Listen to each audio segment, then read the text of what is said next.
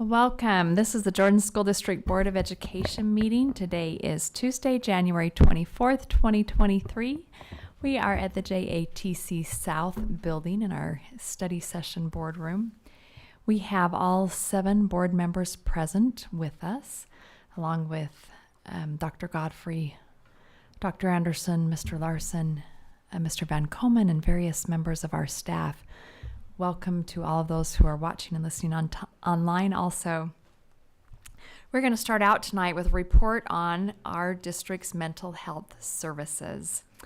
And it's been a while since we've heard from them, so we are glad to have you here and to hear a report on what we are doing within our district. Dr. Anderson, do you have anything to start? Just a simple introduction of this team of extraordinary individuals. We're grateful to have them here tonight, and we're just here to give a brief update and report, if you will, on the mental health services that we provide.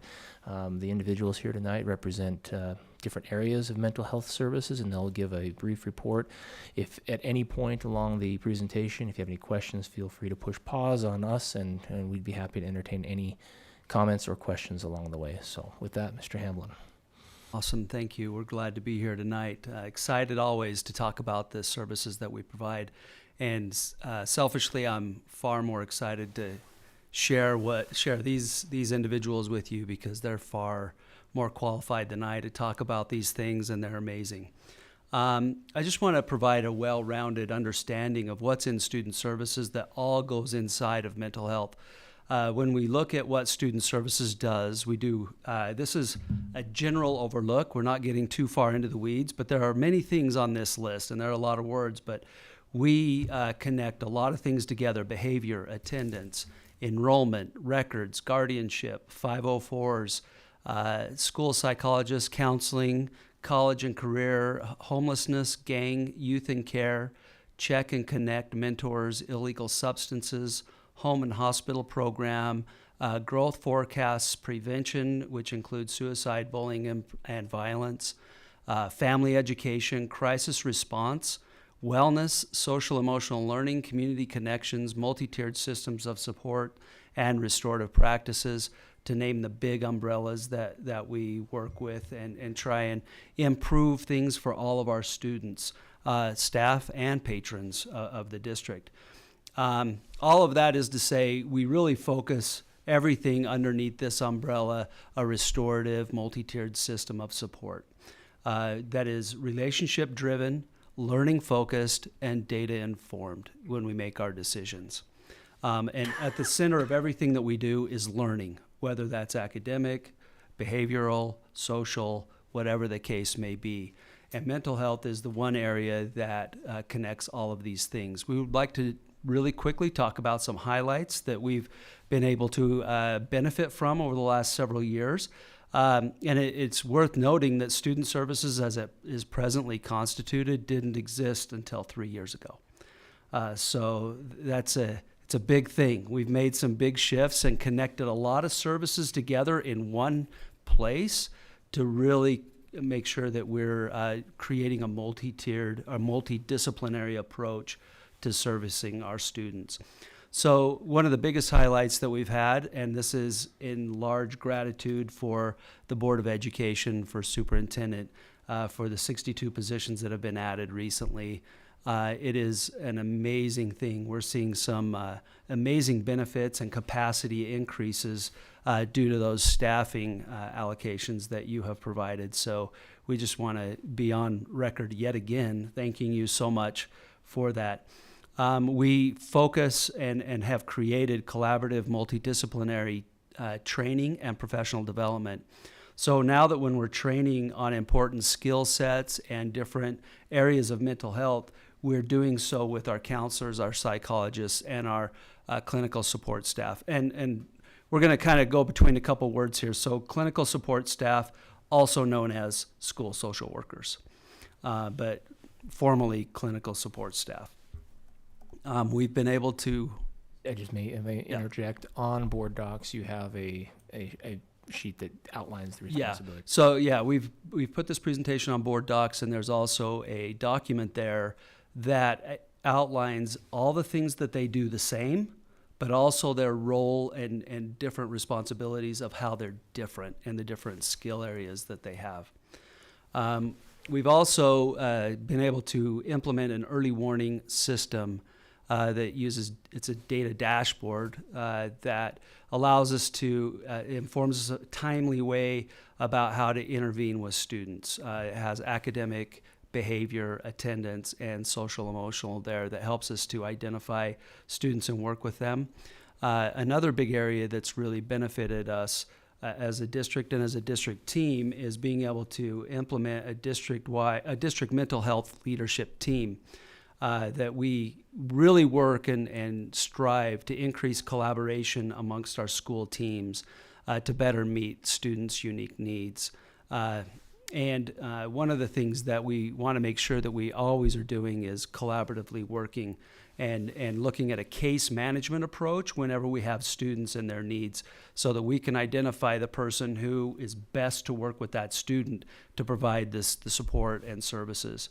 A good way to talk about the school mental health team is to say, look, there are shared goals with unique roles.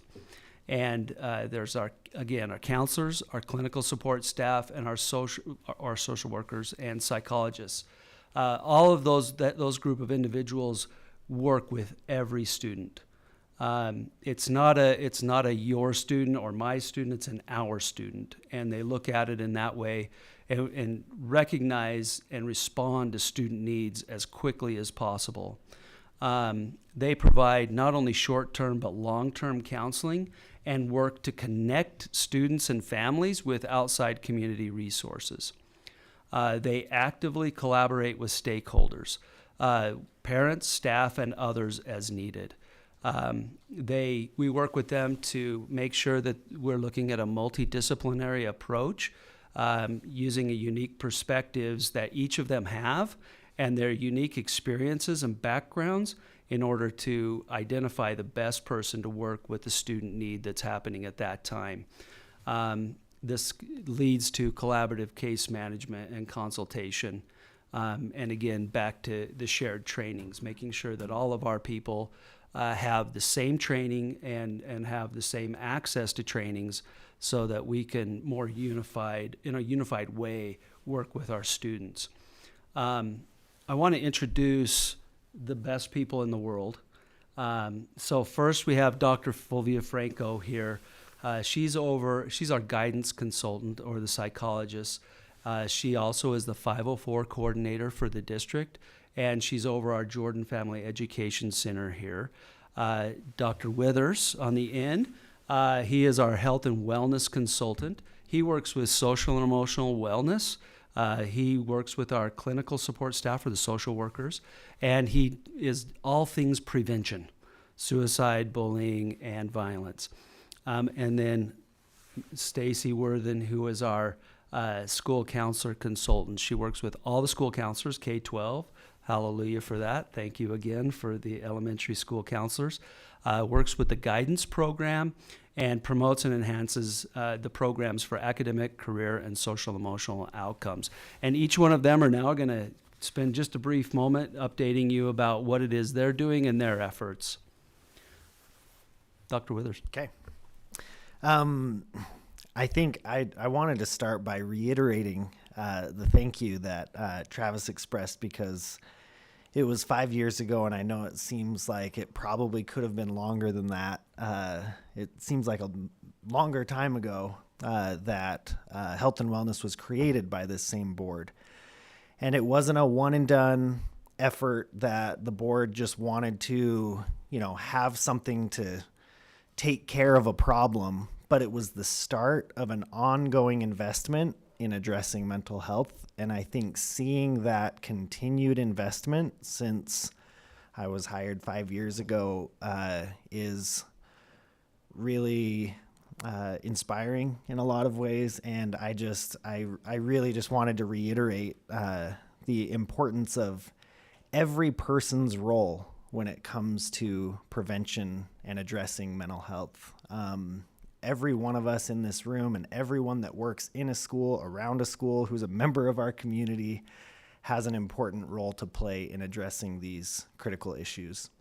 So one of the priorities for us in health and wellness is getting more skills into the hands of the everyday person. So I have 3 slides that identify 3 priorities more broadly that address kind of what we are doing to try and meet those specific goals. So the first one is empowering individuals to enhance social and emotional wellness for their students, themselves, and others. So using some grants and some teacher specialist positions, we've done what we can to prioritize social and emotional learning, which the focus of that is skill building so that students have skills early on to navigate life's challenges, the social and emotional challenges, problem-solving skills that students need to thrive. So within that, there are some curriculum options that have been sponsored by grants. There are social emotional learning specialists that are funded by a grant as well. And then there are groups of classroom teachers that meet I want to say regularly, but as often as you can get classroom teachers. So they meet a few times per year where they applied as social emotional learning teacher leaders to come and support the growth of this, of the skill building content. So those teacher specialists facilitate those teacher leader meetings so that we can continue to enhance all of our staff members' capability in building students' skills for their essential life skills.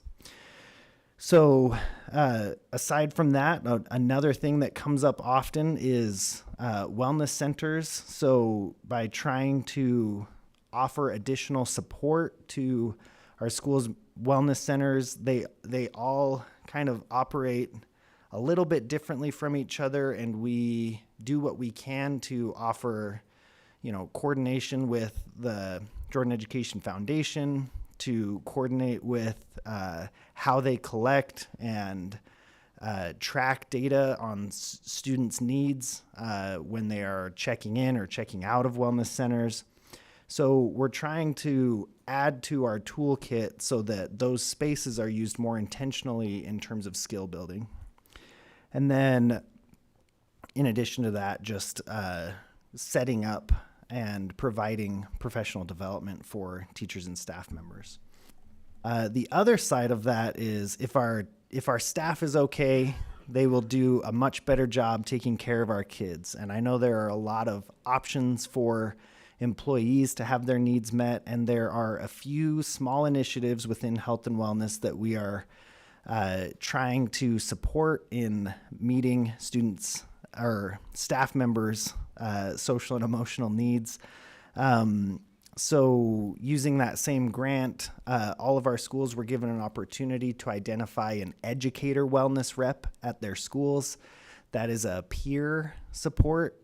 So this is a fellow teacher or colleague who is seen as a leader in their school who meets with our specialists, and we distribute content and challenges through our school-based wellness reps. And then, of course, coming very soon is our annual wellness day, which there's a whole committee of people that support that, and we in health and wellness also try and create some exciting content for Wellness Day. So that's the first of 3 priorities that I was talking through. So should we move on? Okay. So the second is focused on prevention. So a couple of elements that fall within health and wellness related to prevention. The first bullet that you see is how do we better identify students who have needs? Travis already touched on a very important district-wide system, the early warning system of Panorama. And then there's also within health and wellness we monitor and support the Safe UT dashboard that now all of our schools are on Safe UT. So any student or community member that hears, sees, thinks, or is having some kind of a struggle or is concerned about something that they've heard, they can submit a tip through the app and it gets to our schools. And we also provide an on-call rotation for after-hours concerns if a tip needs someone to urgently address it. We have people that will take that call and ensure that whether it's the police have good information so that they can do a welfare check on the child, or the parents are called directly, we support the Safe UT dashboard. And then the second part of identifying students who may have needs is our content monitoring software. So all students' district-owned accounts are monitored by a artificial intelligence that will flag anything concerning, whether it's in a chat, an email, a doc that they're creating, where they might write something concerning about wanting to hurt themselves or others, or other behaviors, substance use, pornography use, that might be of concern.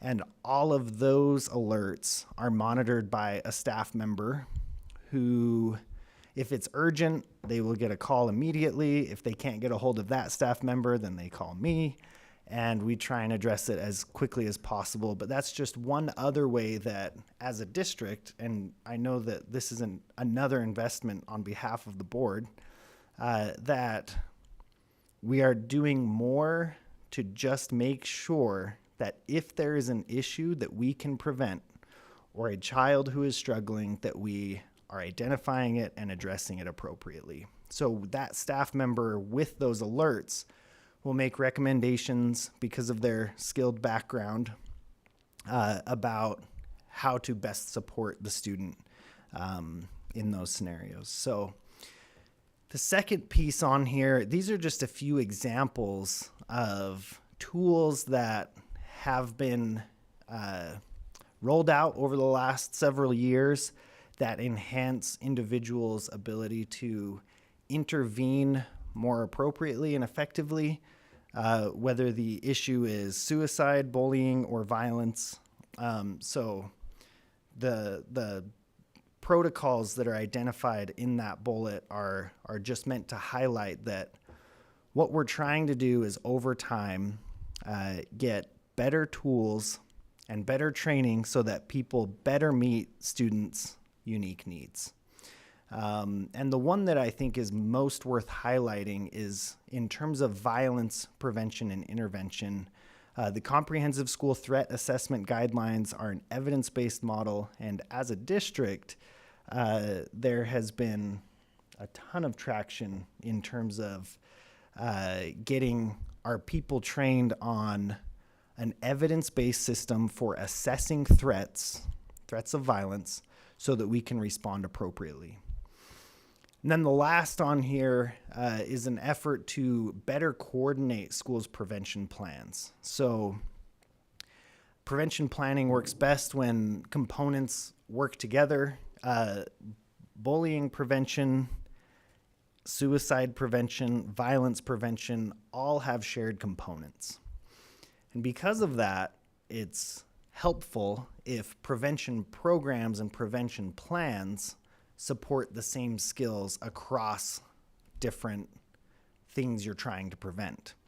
So in an effort to support that, our schools have been through a process of coordinating their prevention plans according to evidence-based models, so that they can better plan their individual school's effort, put their little unique touch on their prevention plans, but still we can acknowledge and know that our schools are meeting this baseline criteria for prevention that is known to be more effective than just every school doing what they think is best.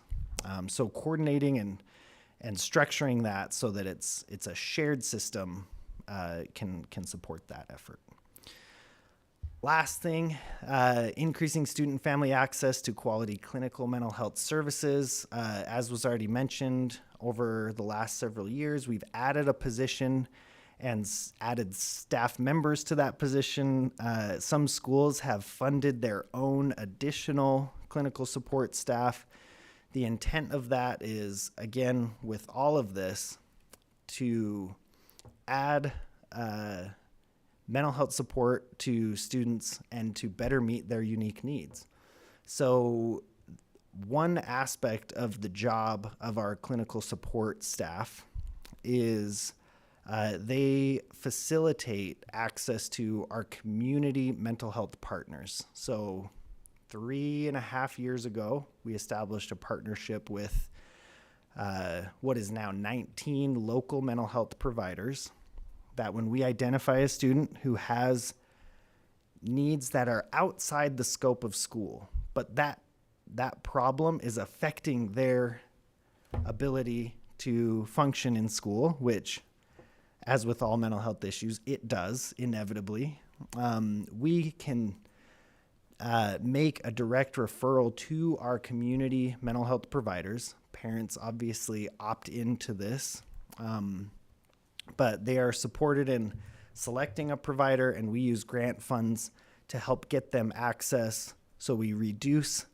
wait times and also cover the cost of the first $800 of their mental health visits. Question. Sorry. Can you give some examples of things that the school district doesn't handle that you'd have to outsource? I mean, what are some examples? Yeah, so essentially it really is hard to draw a really clear line between this is impacting school and this is not impacting school, because school is such a big part of every kid's life. And what the intent of that program is to, I guess a good example is, we know that many students have undertreated mental health needs. So if they have severe depression, severe anxiety, they aren't able to function, or even severe history of childhood trauma, where really school is not the right setting for addressing your long-term mental health needs. That's why there's a mental health system. So our intent is to facilitate access to better meet those needs in the appropriate setting. So those might be, I'm not sure if I answered your question. Well, yeah, I was just curious. It sounded like there were, a list of things that we do take care of with Jordan Student Services, and then there's a list of things we outsource. Curious if Yeah, well, and those lists are. yeah, it comes down to a number of things, and we rely a lot on our school teams to make the best determination to meet the students' needs, because they know their kids best. So there's not necessarily a sweeping district list, but every school team, if they're operating how we hope they are, is collaborating and working with the student and the family to meet that unique set of needs. Because for some, even for many, I should say, for many families where children have severe mental health needs, access is probably one of the biggest barriers. Mr. Barnett. Trying to figure out where to go, how much it costs, who you can see, who you can't, what you even see them about, what kind of specialties you're looking for. So the mental health access program is meant to sort of get them to the right fit and reduce all of those barriers that often come up, so that they can get in the door, get services, and get the support they need. Is it fair to build on what you've said and to address Mr. Barnett's question? Is it fair to say that the clinical support specialists, our social workers as we refer to them most often, serve as a nexus between what the school does provide, but what the community is, the mental health community is specifically designed to provide. And I think of a couple of examples of if a student happens to have an eating disorder, doesn't directly impact their day-to-day operations in the school, but certainly manifests within it's school related, but that's an example of something that can be outsourced and should be handled outside of the school. Major mental health issues, severe depression, schizophrenia, other conditions such as that are other examples where they need outsourced, specialized help that we just aren't equipped or designed to address within the schools. Does that make sense? Those are a couple of examples that would come to mind as something that a social worker can help bridge and create the nexus between the school community and the mental health community. Can I ask a little follow-up on that question? You mentioned the school team. Will you tell me who are we talking about when we say the school team? So depending on the level, it might look a little bit different, and depending on whether or not we've been able to fill all the positions that are open. Ideally, at the secondary level, we're talking about the team of school counselors, the school psychologist, and then our clinical support staff or social worker. And the administrator. And an administrator. We refer to it as the SMHT, not the shaking my head team, but the school mental health team. And it's comprised of the administrative team, the counselors, the psychs, the social workers, clinical mental health, and then there are other team members there as well that would be involved. Often, Administrative team, is it everyone? I think each administrator, depending on how it's. Yeah, because the administrators will have assignments often based on alphabet with the students. Each VP will have a section of the alphabet that they take. Principal, of course, oversees the general operation of it, but each vice principal has purview over a section of the student body. So they are all involved there. And part of that process, as far as deciding, what's the right fit for which student, even with our mental health access program referrals, the first thing on those referral forms is this has been staffed by a school team, so that we're ensuring that there's a multidisciplinary look at what needs can we meet here, what do we need to also meet outside of here. And last year alone, there were 739, we call them MAP referrals, mental health access program, which averages out to about 4 students referred per school day for additional services outside of school. And that was at the recommendation of school teams, which just kind of highlights the growing need for services for our students. And Dr. Withers, to clarify, so those referrals go to the 19 agencies that we partner with in the community that are specialized, that have the counseling, the psychologists, the psychiatrists that are needed. Oftentimes it's a referral, and we don't provide anything after that, but it's a referral as well as a follow-up. And again, just that nexus, that connection, so that somebody can help navigate the system, which is oftentimes very complicated, and parents just don't know where to begin, and the clinical mental health worker can help bridge that. One of the things that we found a great need for too was there were several parents who didn't necessarily want the school team to work with their student on these bigger mental health issues, but having a pathway for them to get the help that they need was really important to us.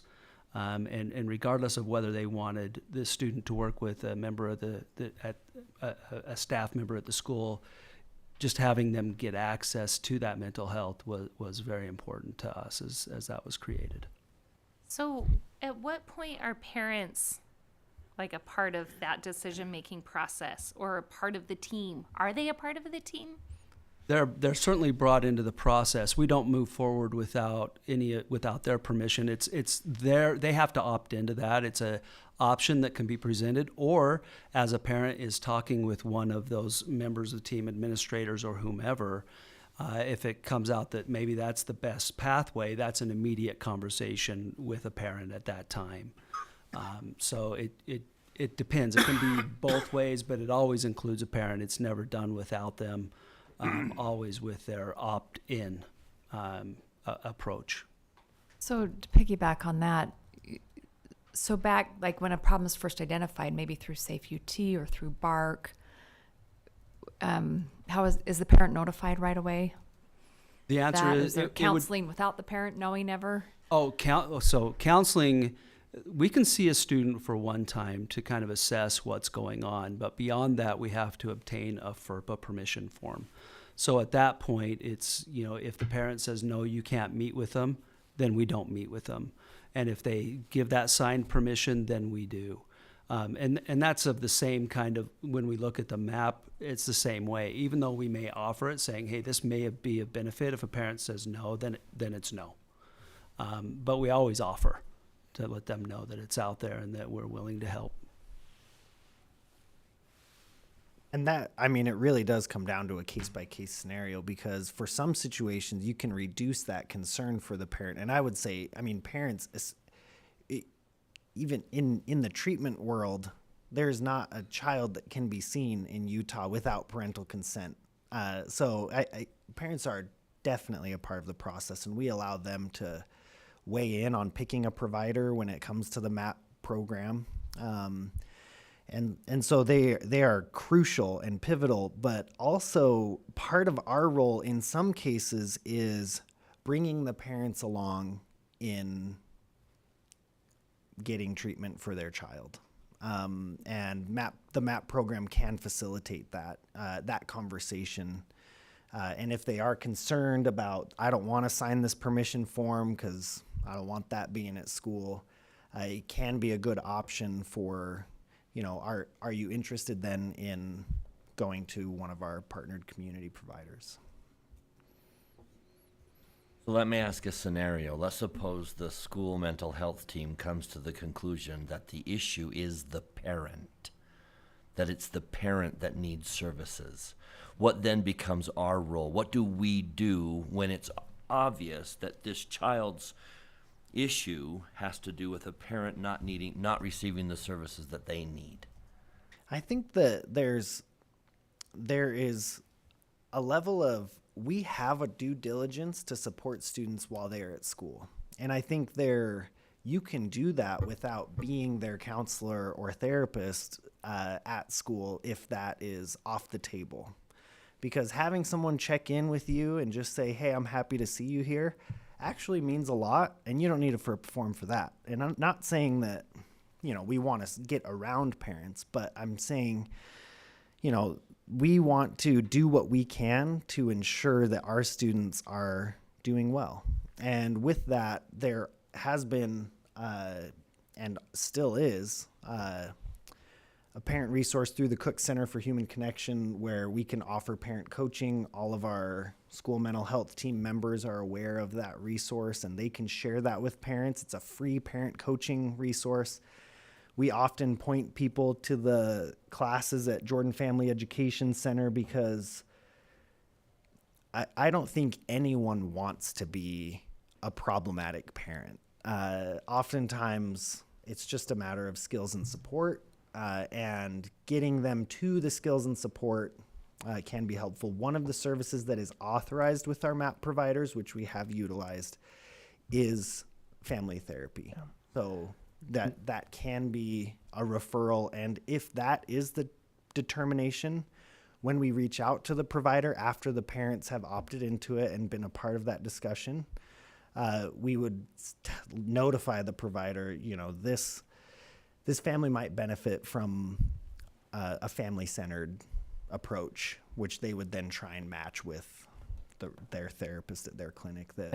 I think it just speaks to the importance of establishing great relationships with parents so that we can have those delicate conversations if and when those do arise. I mean, if a student maybe secondarily or have secondhand trauma as a result of their parents' divorce or whatever, what have you. And that's why the Jordan Family Ed Center is there. That's why the referrals that McKinley mentioned are also available to families. So, can I ask a question? Much of what we're doing came out of a crisis. It came out of Harriman, and I'm really grateful for this board and for your hard work. And I think the statistics really speak for it. I think suicides are down. I think mental health referrals are up, which I think is a healthy thing.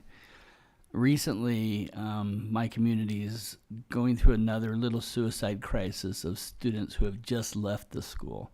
So they're not our students anymore, but they're in those ages of just past where we are. What are we doing to give students transitional help? Obviously, if we find a condition that they need help, we can send them on their way with those referrals and such, but are we preparing our students to be able to deal with these issues? It's such a tough transition for kids to leave a high school when they have all the support of family and friends and everything, and then go into the unknown. And I think that's where we're really struggling now. That's our new struggle, you know. So what are we doing to help those kids leaving our school? I think that question, which I can appreciate that. I mean, even personally, I'm aware of several scenarios where that is the age gap that is of deep concern. And so I can validate that is something to worry about. And I think I come back to priority one that we were just talking to, that if we can become intentional in building students' skills, K through 12, that is the gift that keeps on giving for the rest of life. So whether you call it social emotional learning or you call it something else, giving students skills is, like I said, the one thing that we can do to help them better navigate their lifetime of challenges. So I think there is always room for growth in terms of how we intentionally develop and build those skills. And I think we're just in that beginning stage of really seeing what we can do with developing those skills. So I think a continued investment on building social and emotional skills is the one way to really address that, because that's what they're going to have to lean on. Thank you. That's awesome.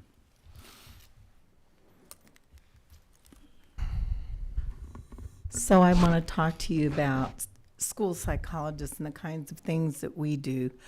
We provide individual and group counseling for students that are in regular and special education.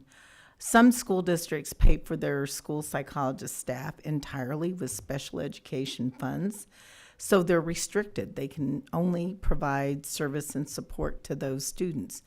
Jordan District has for years, as long as I've known Jordan District, has funded these positions with regular education, general education funding. So that means they're all our students. We can work with anyone. They don't have to be on an IEP for us to provide that kind of support. To kind of piggyback on what McKinley said, when Dr. Scott Poland was here, after we had that crisis at Harriman High, one of the things he did stress to us is that even starting as young as elementary, if we can teach children problem-solving skills, because they will be faced with problems. Part of that is showing them, who can you go to? Who can you turn to? With students, if we're aware of them in high school that they have suicidal ideation, we develop safety plans with them. A safety plan is really clear about how do you know you're starting to spiral down and have these kinds of thoughts? What can you do for yourself to help soothe yourself and help yourself with those feelings? Who can you talk to? Who can you turn to? And then we give them resources in the community, places they can call, including the 988 number. We let them know there's a crisis text line, because youth today want to use texting. So there's a 24/7, 365-day-a-year crisis text line. All of our mental health staff in all our schools have that information that we can share with students. And this applies to all kids. So we share that with the parents. We share that with the students. We tell them, take a copy of your safety plan that we wrote out here in the office with your phone so you have it with you at all times. Because they will have their phone. They may not have this little piece of paper, but they will have their phones. So we do our best to try to let them know where to turn when they need help, and that those services are free. They don't need to have insurance. They can call for help and get some direction. The other things that we do, we work with a lot of behavioral interventions in the schools. When we look to hiring school psychologists, the first thing I let them know is we're an intervention-based district. If you're looking at, number one, you need to like kids, because we want you to roll up your sleeves and you're going to be working with children and students. If what your idea is being in an office somewhere testing, we're not the district for you. We want to support kids in their mental health and any kind of needs that they have. Behavioral interventions, trying to work with teachers, parents, and consulting with them, trying to implement some positive behavioral interventions so that kids can really turn behavior around and, be in a better place to learn. Our school psychologists are also responsible for assessing eligibility for 504. Section 504 is based on the Rehabilitation Act of 1973. It's an anti-discrimination law. It was the very first law that ever came out that said you can't discriminate against anyone on the basis of a disability.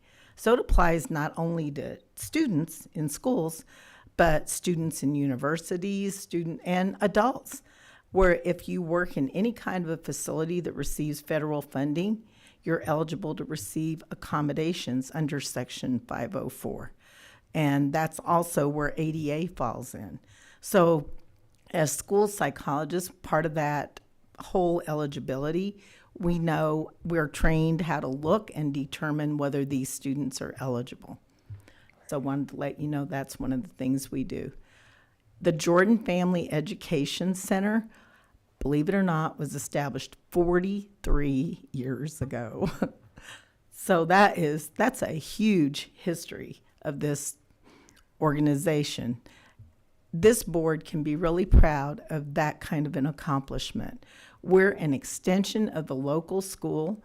We are staffed by employees in the school district, so school psychologists, school counselors, social workers all work there, provide service. School psychologists are required to participate there. The counselors and social workers can participate if they would choose to. We have many of them that do. And we provide parenting classes. We provide classes for students in teaching them social skills. We do anger management from everything from elementary through adults. Sometimes we get adults from the community that maybe courts have told them take an anger management class.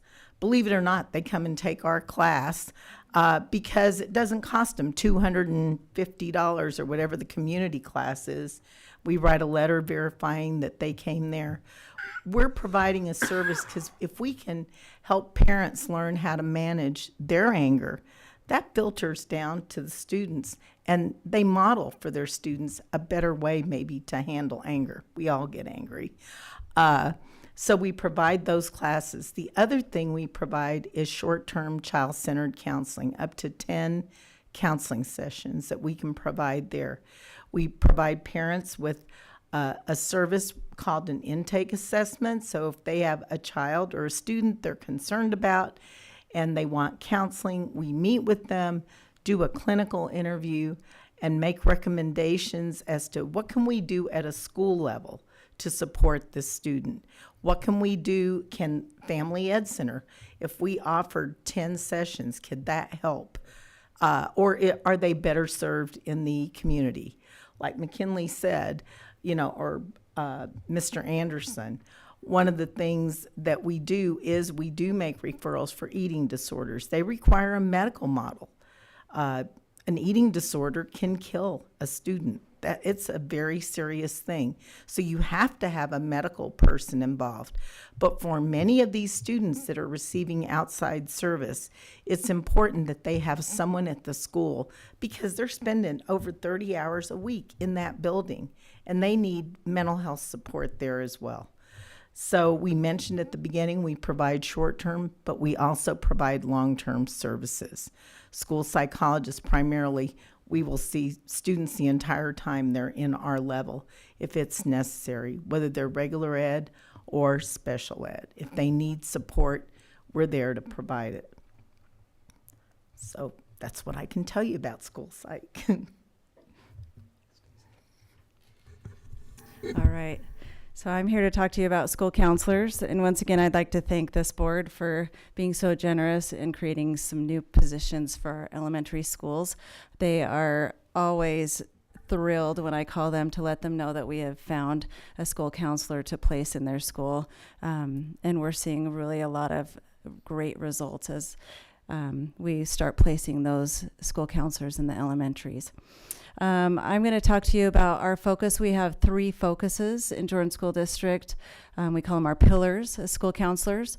The first is social and emotional wellness. So school counselors, we're really working to provide professional assistance during a time of transition. So if you're working with kids who are transitioning from 6th to 7th grade, where they're used to an elementary school where they have one teacher and then they're shifting over and transitioning to a middle school, they now have 7 teachers. So we're there to help support and guide during those times of transition.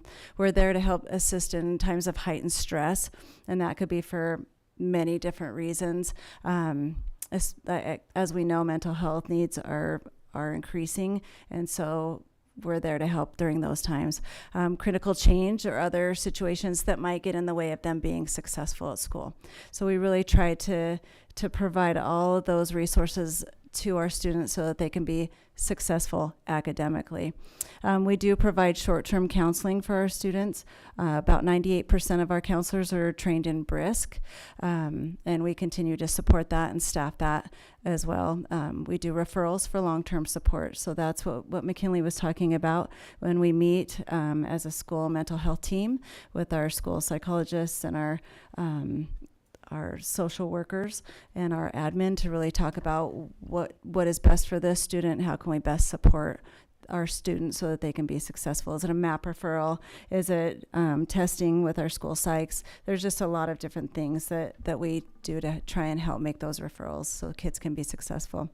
Tell me what BRISC stands for. Brief Responsive Interventions for School Clinicians. That's a good question. We also try to collaborate as much as possible with all stakeholders. That stakeholders include teachers, parents, administrators, and our school mental health team so that our students can be successful. And our goal is to meet with our students 3 to 4 times annually.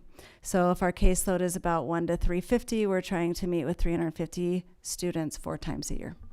Our next pillar is academic achievement. We really are working to try and improve equity, access, and achievement opportunities for all students. So we want to make sure that they have opportunities to take AP classes or concurrent enrollment classes. So those students who might not really think college is an option, maybe that's something that we talk to them about and give them that opportunity to take that concurrent enrollment class at the high school level where they have more support in place so that they can be successful and see that that's a really good option for them.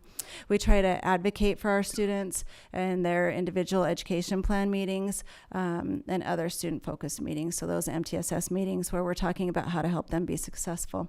We work on providing classroom lessons based on student success standards, and we also do individual academic planning and goal setting, so all related to helping them graduate from high school, and then assessing and applying those student academic abilities so that we can really give them the opportunities that Jordan has available to them. So it could be the JATC programs, those types of things.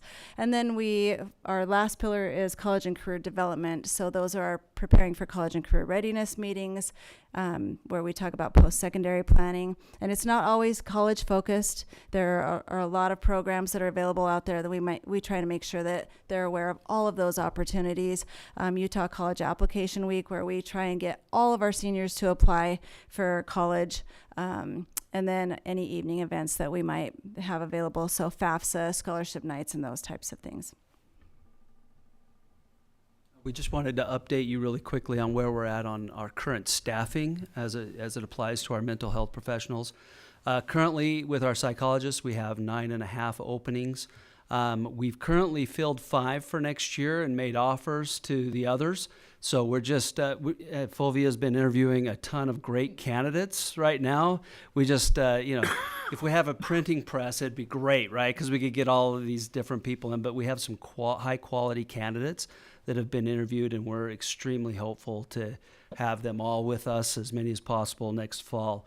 We're currently completely staffed in our clinical social workers, our clinical support staff. Of course, the fall and summer life happens to people, so we anticipate that there'll probably be some openings, even more openings in all of these areas. In our counselors, we currently have 28 open positions of those that have been approved, and 14 were filled in the fall. With all of these positions, it's not just getting someone there, it's the right people. And making sure that, number one, like Fulvia brought up, for me, the priority, do they like kids and does it show? That's got to be number one, and we work and our interviews are designed to get the best people possible. Our middle schools currently have 2 open positions, but we filled 51 positions. Our high schools are currently all staffed, and we filled 48 positions there this year. So we've got a little ways to go, but we've got some awesome things. And again, just thank you for supporting mental health. It is making a massive difference. We can see that in not only in some minor data ways. We don't keep, we're not huge like rooms full of data, but we do have data. We're seeing more students than ever before. We're being able to address behavior issues like never before.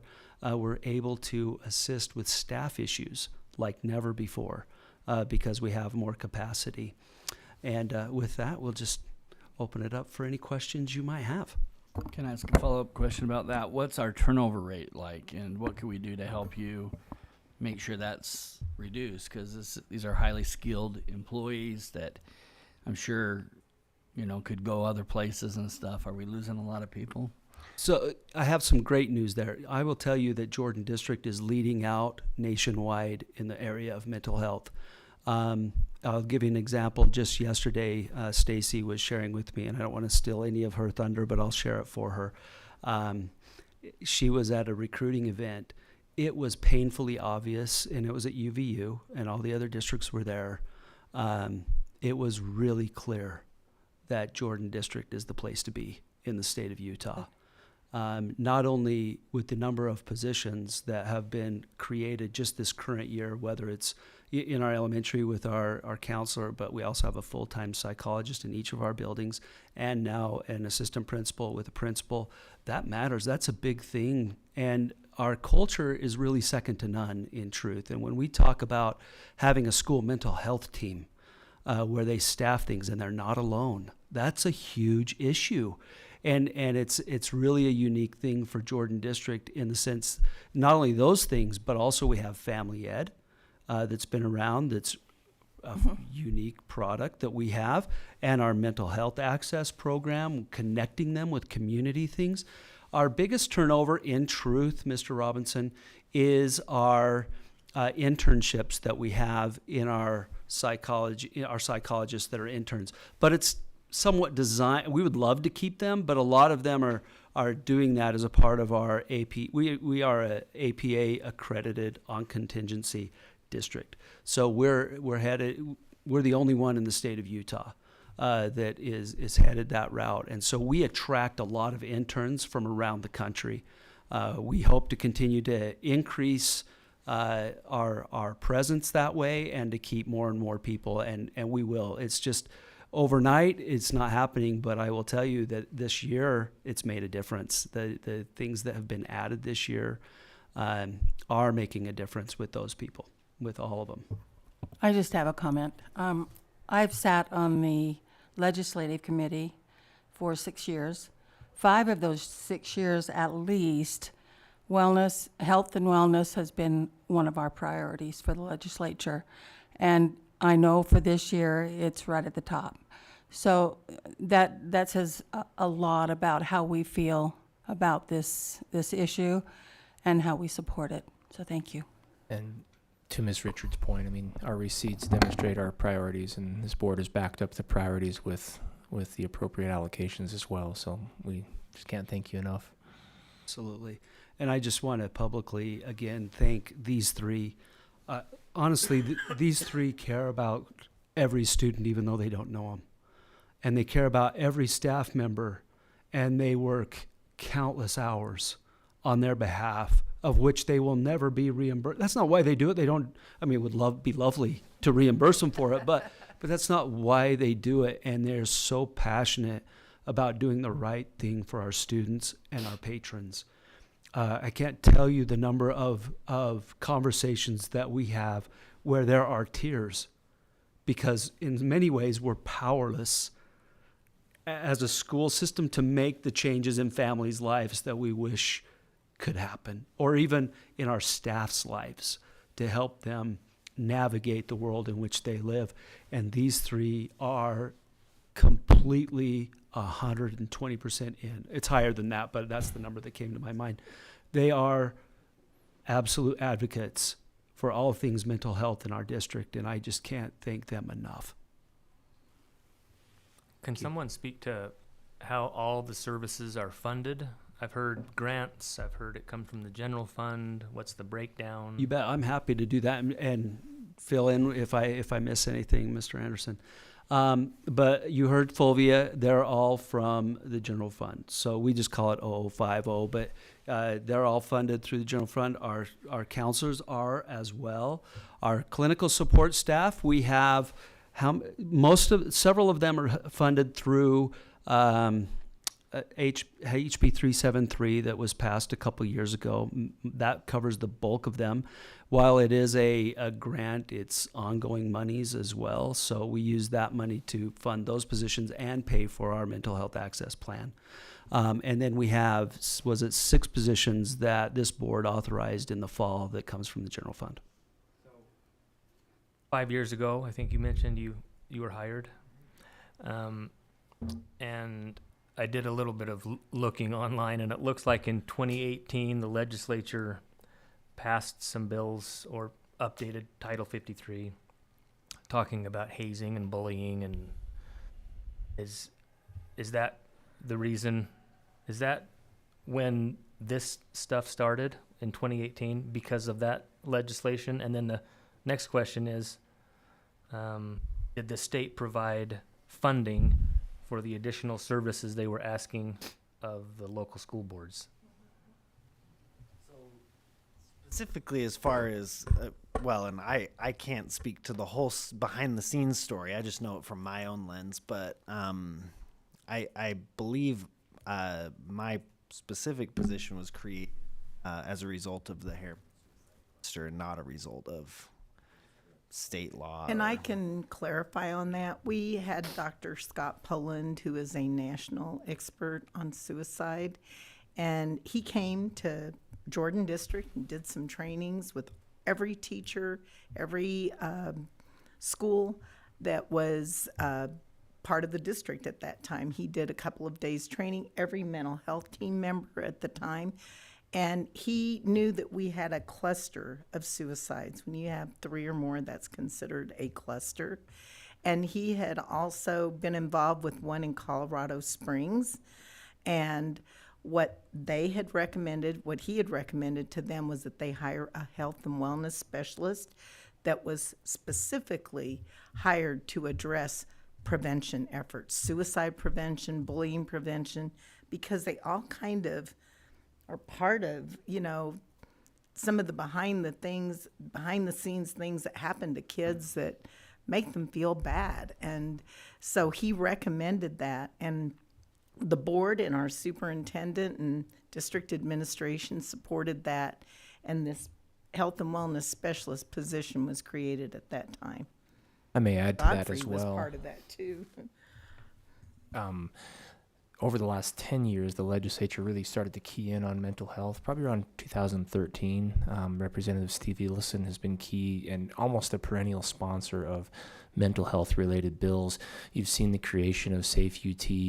You've seen the creation or partnering with the University of Utah Mental Health Services, and they've infused, I think I'm just looking at my notes here, but $90 million over the last 10 years into mental health related services. Not all of them directly going to the schools, but creating services that do impact the schools. Safe UT is a good example. We didn't get the funding for Safe UT, but it directly impacts, and we've had to follow up with that, and so there's been an indirect cost with that, but so we don't get direct funding on everything, but a lot of infusion into the mental health system that has impacted the day-to-day operations in our schools. So apparently back as far as 10 years ago, the state legislature has asked the school boards to take more and more responsibility. I'm generalizing here, but Yeah, I think that's fair, though. yeah, take more and more responsibility for the mental health of the students. And I guess one question I have is, has the state provided funding for those additional responsibilities that they're putting on the schools? Yeah, there's always the question of direct funding and indirect costs that take funding. And so I think the legislature, I think, would argue that, yes, we've increased the WPU in historic proportions, and that's intended to help offset some of it. Again, I'll go back to the Safe UT example. We didn't get direct funding for it, but we've had indirect costs associated with Safe UT and staffing and having somebody on call. Our assistant principals and our principals will testify that they've had increased responsibilities in relation to that. All of which, nobody would argue it's not a good thing, but it's just indirect costs, indirect responsibility as a result of that. And I think the legislature would say, well, yes, we did. We've given you the flexibility, LEAs, to allocate this WPU wherever you feel you need it. And if you feel you need to beef up mental health services, you can. You also have the local control over some funds as well. Is that a fair assessment of that school-based mental health fund? The House Bill 373 has increased since it was originally instated. So there has been added funds that have made a lot of this possible.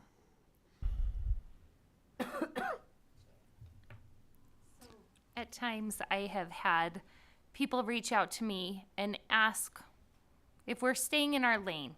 If our lane is to teach academics, why are we putting focus here? So I wanted to give experts an opportunity to answer that. How does a focus on mental health increase academic learning in our schools? Can I go first? So I welcome for this This question. is the moment I've been waiting for.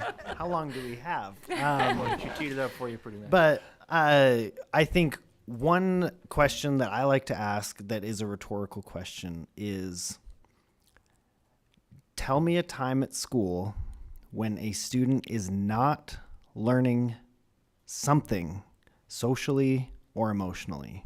Whether they are in the halls, in the cafeteria, or in a classroom, we cannot opt out of developing our own internal competence as far as our emotions go, and it is an ongoing thing that we cannot just say, this isn't happening at school. Social and emotional development happens.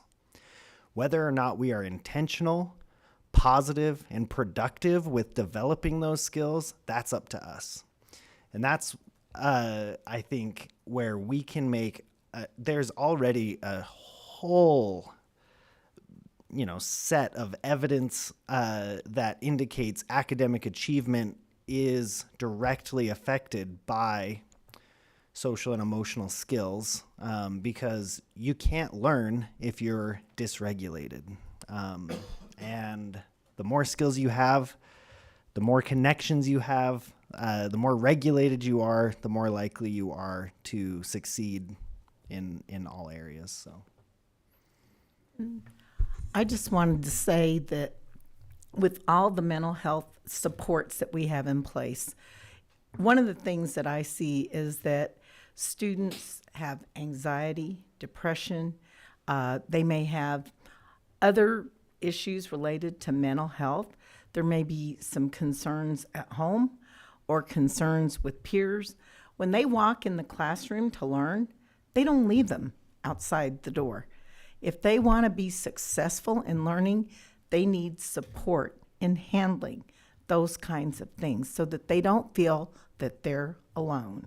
And that's what I see us as being able to do, is to help support them so they can learn. I think what they've demonstrated is we can't untie academic learning from social emotional learning. It's just there's too much of a connection there. And for one, I know I learned the Pythagorean theorem. I don't remember when and I don't remember where, but what I do remember in all of my schooling are the relationships and the moments that were emotionally charged, that were emotionally involved, and those are the moments that I look back on and I remember because those were moments of crystallized learning opportunities, and we do learn other things along the way. We learn to read, we learn to write, of course we do, but I don't recall them as well as those moments of connection and emotion and relationships. And I might add even that I think that there's a demonstrated clear mandate from whether it's the national or state legislature that we're addressing mental health and social emotional. It's no longer just about math and history and language arts. It's the whole child, and you just cannot learn if you're dysregulated, and that's just a physiological fact. It was also the number one priority when we put out a survey to employees and parents for ESSER funding and how it should be spent. And both surveys came back for parents and employees that health and wellness was the number one priority. And then in our JPAC meeting, that was the number one question as well, as you recall, is what are we doing for health and wellness? I also think that academics feed health and wellness. When someone feels successful at school, then that boosts their confidence and boosts their wellness. So it's just a cycle that goes back and forth. And as we support kids to be at their best when they enter the learning environment, to get the most out of that, and they find success, then that in turn impacts their health and wellness in a positive way. And there's a relationship there that just builds momentum, positive momentum in the child. Can I speak as a father for a second? Most of the decisions we board members make don't have a direct correlation to us individually, but your services and your staff services has benefited several of my children, and I'll be eternally grateful for that. One so much that just a change in a personality trait in one day, a teacher noticed it, got him to the counselor and a psychologist, that's just that quick. Another one was a lot more long-term, and we needed the other resources that we have to give her the safety net to save her life. And I just say she's in a wonderful position now. And I always thank good people at our schools. I'm a pretty good father, at least I consider that myself such. I think that we have a pretty good home, but my kids slid through the safety net, and they needed another safety net to catch them. And I'm grateful that you caught my kids. Can I just add to that comment? I am so grateful for the work that you do, and I see that link. It is written on the wall in the face of our students, but I think that sometimes the people listening deserve to hear it from someone who really knows how to answer it well. So thank you for being those people today. Thank you. Any other I want to questions? point out, Nikki, that there's an entire chapter in Utah. The Utah Code, Section 53, governs public education. There's an entire chapter called Health and Wellness in Utah law. It's an interesting read. So the state legislature is certainly recognizing that health and wellness is a part of Pick up your iPad. education. That's a tragedy. It is. Good stuff down the tube. Thank you. Any other questions or comments? Thank you. Thank you so much for being here today. Thank you, and please let all of your staff know how much we appreciate them. There's not a better team out there. And I just did a podcast episode with this group, and we're going to send that out to all parents so they're aware of the resources available. But there truly is not a better group out there. Yeah, great.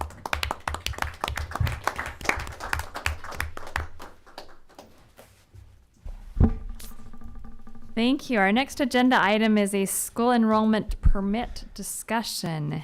Dr. Godfrey. Yes, we have Brad Sorensen here as well, and Caleb Olson that can help answer some questions on the specifics. But we have tiers that were set up for permit approval when we went through Moab a number of years ago, the district-wide boundary changes. And so we have one school that has reached a level where cabinet approval and board discussion are required for the approval of additional permits as requested by the school. So Copper Hills High School is requesting that the 37 permit applications they received by the open enrollment period this year that ended on December 31st be approved. So there are 37 requests. That would take them over 100% of the building capacity, but they have 8 portables at the school. So that would take them to 97% of their capacity with portables if they accepted the additional 37 permits. So all of those are within the window, and it's above the threshold where there's a cabinet approval that's required and board discussion. So we wanted to bring it to you for discussion and answer any questions that you have about that. It's a situation where the school has indicated that they can accommodate students with the programs and the space that they have in place. So they're asking to accommodate those family requests. Those are all sophomores, as I recall. Is that correct? Yep, incoming sophomores. So once once those permits are accepted, then students are able to stay there, barring behavior that rises to the level of requiring a suspension. They would be allowed to stay there for the remaining 3 years. May I request that we update our 2 new board members as to how we arrived at this and why? Part of please add any information you'd like, but Moab was the mother of all boundary changes. That's what we called it. And what it involved is looking at ultimately the boundaries of all but 2 of the schools in our district. And as a part of that process, the board looked at disproportionate permits at certain schools, where permits had been allowed to continue to the point that some schools were on a year-round calendar, a phrase I haven't said out loud for quite some time now. Schools were on a year-round calendar artificially because of the number of permits that had been allowed at certain schools. So we went through a long process that was really quite rewarding because the staff and board worked really closely together to address boundary needs, make some boundary changes that provided space long-term, but also the board revoked some permits based on over-enrollment at certain schools. And that's something that's in code that the board has authority to do. And I think it really reset as a district how permits are distributed and allowed for us to make the best use of the space in our schools. There were some painful changes, but they've proven to be very useful in, as I said, making the most of the buildings and resources that we have. As a part of that, the board created priorities for awarding permits, created a lottery window for permits, and allowed for electronic application to be submitted rather than having people sleeping outside of certain middle schools to get a permit overnight.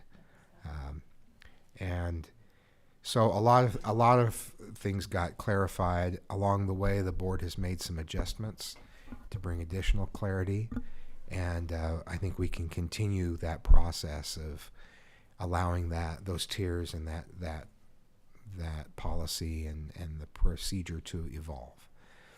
But Mr. Olson has administered that in the Planning and Student Services Department, and administrators of schools work with their schools on permits and have those conversations.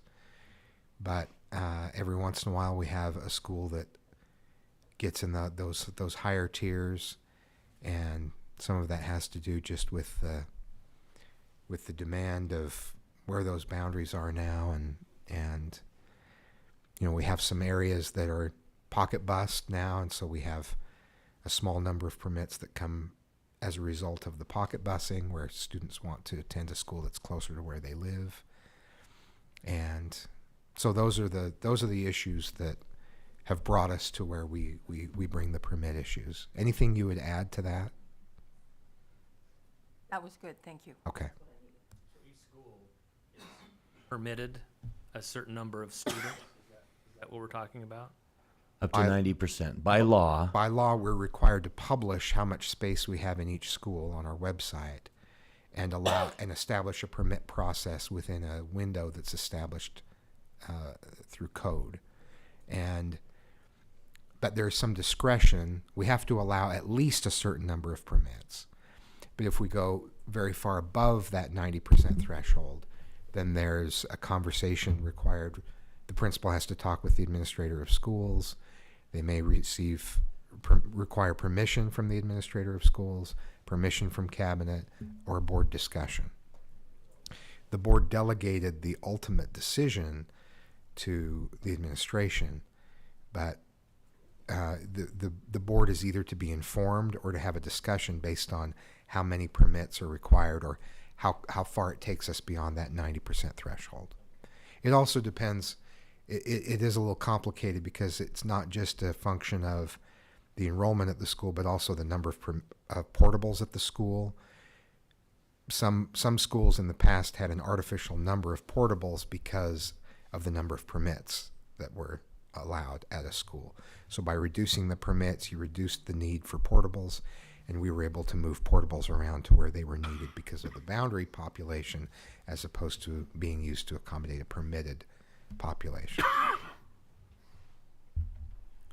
So if I can just take a minute to remind everyone here that this is one of the schools that we're pocket busing students to West Jordan High School because we do not have room for the growth in the area because we're behind in our building. So it makes me nervous to make exceptions, knowing that the number of requests that come are going to continue to grow over the years. How many permits did they receive? What were the numbers? They've had 37 permit requests. Of the 37, how many are in West Jordan pocket busing boundaries? That's what I'm question. So 2 of the 37 are pocket bust. About 6 That's right. going to Jill Peter now. Well, as of starting in next year. So 2 of those would have been pocket bus to West Jordan if this doesn't get approved. That's correct. And Their- is their that boundary 2 to total? West Jordan. Are there other students being pocket bused to West Jordan who did not apply? I don't know that. It's a very small number. We don't have a lot of middle or high school students in that pocket bus area as of yet. So where are the majority of the 37 coming from? So Mr. Veazey is also on us with Google Connect. So Brian, if you know and can answer any of these questions as well, that'd be helpful. But it looks like Caleb's looking that up.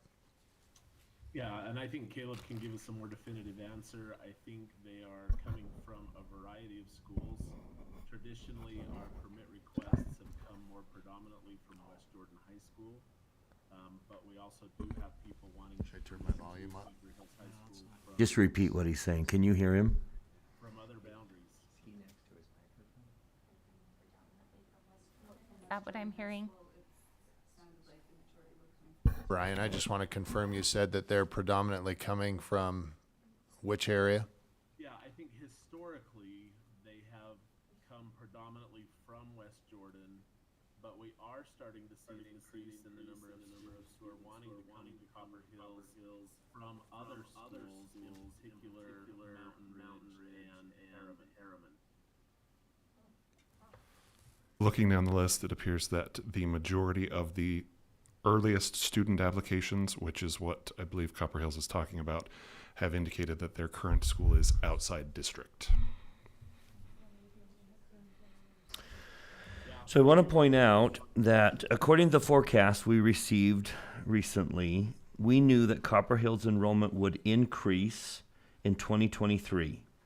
76 students was the anticipation. And then the following year, it's anticipated that they would decrease by 90 students. The following year, decrease by 85. The following year, decrease by 74. The following year, decrease by 112. So this is the most crowded we anticipate Copper Hills being this year. Every year from here on out, we anticipate they drop by more than 70 students each year. So just want to bring that up. If they're asking for 37 permits, next year we increase an estimated 90 seats. While you're there, Mr. Dunford, can you talk to me a little about how West Jordan is projected to grow during that same time frame? West Jordan, I didn't do the math, so I can just tell you the numbers. West Jordan is supposed to decrease from now till next year. And then decrease again, and then decrease again, and then increase in 27. So West Jordan is looking at 3 straight years of decreases with a year of increase in 27. And that is including their boundary west of 111, or west of wherever we drew the boundary. And then eventually they come to our schools to watch list. I don't know what year it is though. So remind me, if we accept them and they're a sophomore, we've accepted them for 3 years. Is the golden ticket still available where we accept them, then all their siblings come too? No. They have to request. They have to request. They have that to on request their a own. permit. That's an important question. There is not an automatic permit for siblings, and it's a decision, excuse me, that we make each year. So next year, no one can say, but you let them last year, because the numbers change every year, and it's a new lottery, and it's a new process each year. But they don't have to request it year after year once we accept them, right? Once we accept them, and like I said, unless they're suspended, then it's only for suspendable behaviors that you can, or serious behavior problems that you can. Or we all have revoke to a permit. revoke it, right? We have to go through and like we did before. Well, the board has to revoke permits based on over enrollment. Yeah. Administration can revoke, the school administration can revoke a permit if behavior has met certain thresholds described in the law. Thank you.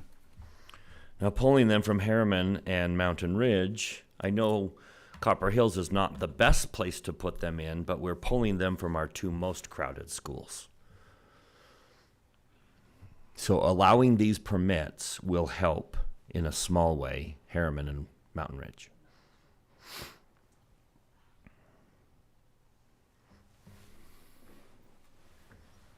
So I have a question. So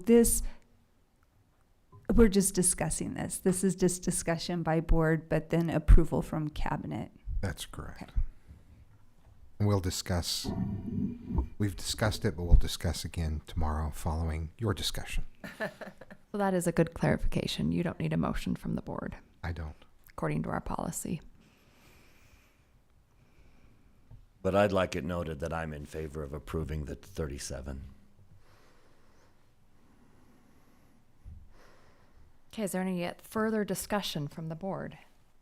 I I'm sorry to put you on the spot, Mr. Olson, but so you said there are a few students who are being pocket bus to West Jordan who will not be eligible to be permitted in. Is that right? If they realize, what, you got to go to Copper Hills, and how do I get that So, same privilege? Let's split that statement in half. There are a small number of pocket bus students. I can't immediately right now tell you how many of those pocket bus students have applied for a permit. I would have to dig in a little bit. Because if we were to accept the first 37, whatever, I believe they're talking about the ones who applied before December 31st, the lottery system would have randomly sorted them based on the previously established board priorities. So some of those students may be on that list and some may not, and some may not have chosen to apply for a permit at all. Be careful that we're not making a hard situation for our administrators in future years. Okay, further discussion? I've had to put Mr. Veazey on a speaker. Sorry, he couldn't hear. So, And does he have anything else to add? Or anyone have any questions for him, or we're good? I appreciate being updated as a board member, and I don't understand all the ins and outs of this issue, but I trust that Superintendent Godfrey and his staff will make a good decision. So. Thank you. We know what it feels like at Copper Hills to be crowded. There's no question. Yeah. And for them to consider this, they know what a crowded school looks like and feels like. They know the positives, they know the negatives. So, I'm in favor. If I could second Mr. Dunford, when I first took this position, I was very black and white on rules are rules and you shouldn't get seats when you shouldn't get seats. But Mr. Veazey, in part, has helped me to develop much more trust in our administrators. And if they feel like they can accommodate something, I need to rely on their feet on the ground view more than my black and white view. I hope you're hearing that, Mr. Veazey. Shake your head if you are. He is. Can I just ask a question about not Copper Hills, but where it has a number available permits to the 90%? I know of at least one school that has a waiting list. So why do they have a waiting list if there's available spots? They would have a waiting list if they received more applications than they have available spots. I believe all of our schools have offered seats when they had available seats. We have a few where they've been a little slower in offering those, but if there are seats available, they shouldn't still have a wait list unless the number of applications exceeded the number of seats available. So it's a good possibility we'll admit 68 more people at Bingham High School, say, and Yes. 195 at Riverton. Yes, that's an important question as well, and I would. You guys have experienced this, but Mr. Olson does a great job of navigating all of that, and he's really become a very effective clearinghouse for those requests and helping schools through that. Because in the past, it was a physical form filled out, in triplicate and stacked in an office where we're trying to manage that and kind of leaving schools on their own. And it's really nice to have Caleb helping at the district level coordinate that effort so that there's fair access for everyone. And just helping support the schools through that process, because it's been a complicated process over the years, and it's great to have that support. And our schools work really hard at providing those opportunities. It's parents and students who want access to the school that they think is going to best meet the needs of their child, and we want to accommodate that. So schools have worked really hard at that as well and done a great job. And it's not lost on me that we're able to have these specific discussions because of the great numbers and the projections that Mr. Olson and Mr. Feston give to us. Thank you. Can you speak to Westland yet? Are we starting to see the rush? Are they starting to pile in and people realize, I better get a permit request in now? Second to load over. I predict there's going to be a deluge Westland coming. at this point had originally had 20 seats. I believe they took a few additional on top of what their original allocation was. All 20 have been filled. They have a wait list of 67 students. That's what I thought.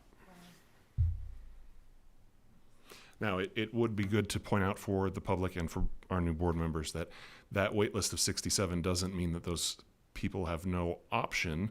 It means that when we close the open enrollment window on the first Friday in February, we issue a 2.0 or a teacher allocation to these schools, and they will make staffing decisions. And then we shift to looking at things by grade space availability at the elementary level. So Westland may hit April or May, and fifth grade is significantly under what we thought it would be. So Westland may go to their list and say, we're going to take fifth grade seats to pull those numbers up. It's not a prediction, a prophecy, or a commitment that fifth graders will get seats. Let's just be clear on that. But there is still a possibility, and that wait list will stay in effect through the end of June 2024. So as long as next school year exists, that wait list will exist, and people will stay in the order that they are on the wait list. Okay, thank you. Our next agenda item is a discussion on the calendar committee. We have parents from each feeder system on our calendar committee that do a lot of the deep dive in order to bring us as board members calendar options in order to choose from for our public. So Mr. Anderson has got some new calendar committee members that is bringing forward. Yes, in accordance with policy D207, the board delegates to the administration the responsibility of creating the calendar and has set forth the makeup of the calendar committee. It's comprised of administrators, support professionals, and of course teachers and other licensed employees, as well as parents. Parents from each feeder system, high school feeder system, are selected, and they're selected after we consult with the parent-teacher PTA, and we have these terms are also staggered. They're 4-year terms, so we stagger them so as to leave some institutional knowledge from one year to the next when Mr. Olson and his committee do their magic. And so we have the need to fill two slots here. And one of them is in the Bingham area, and the other one is in the Harriman area. PTA, in consultation with them, have recommended the two names. They are on your board docs list in your executive content. Mr. Olson's reached out to these parents, and they are willing to accept the position there. So, in following policy, we're just informing you of that, and that's who we'd like to have you approve. If you have any questions, we're open to that. Volunteer positions? Yes, yes. Although the cabinet has graciously given them lunch in the past when we have held our... Very good.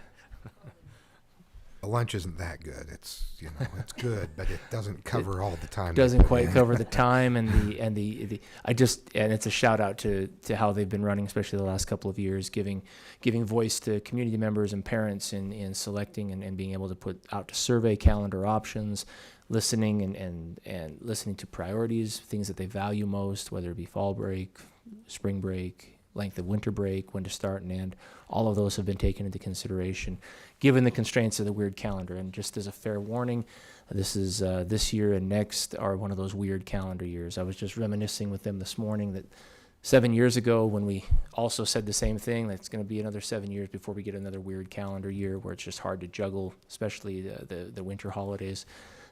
We are in the midst of that again. So just be aware of that. It's tough to juggle those. We have repeatedly asked Cabinet for permission to reschedule Christmas, and they have yet to add us as an agenda item, but we do our best nonetheless. Well, we're trying. Let's start with Halloween. Let's make Halloween on a Saturday or a Friday every single year. It's worth noting that legislation is out there to make Halloween the last Saturday of the month. There is a bill for that this year, so maybe It's Friday, we could get isn't the it? Not same Saturday? legislator Friday? to take up Maybe it's Christmas. Friday, yeah. How do we support that bill? Have these two been interviewed about their thoughts on the solar eclipse day in 2024? Mr. Larson has done a background check, and I would say I really love the process. I think the policy, we worked really hard on this. The policy is great. I think this is a step in continuing with the policy, and I just really appreciate what's come from the calendaring committee and the innovative calendars. And That was our original intent, though, is continue to push the edge. Don't get complacent and bringing new people on. Hopefully they'll speak up and look at the calendar different and say, is there another option we haven't been thinking about? Because I think it's an easy committee to get complacent on, just plug in days.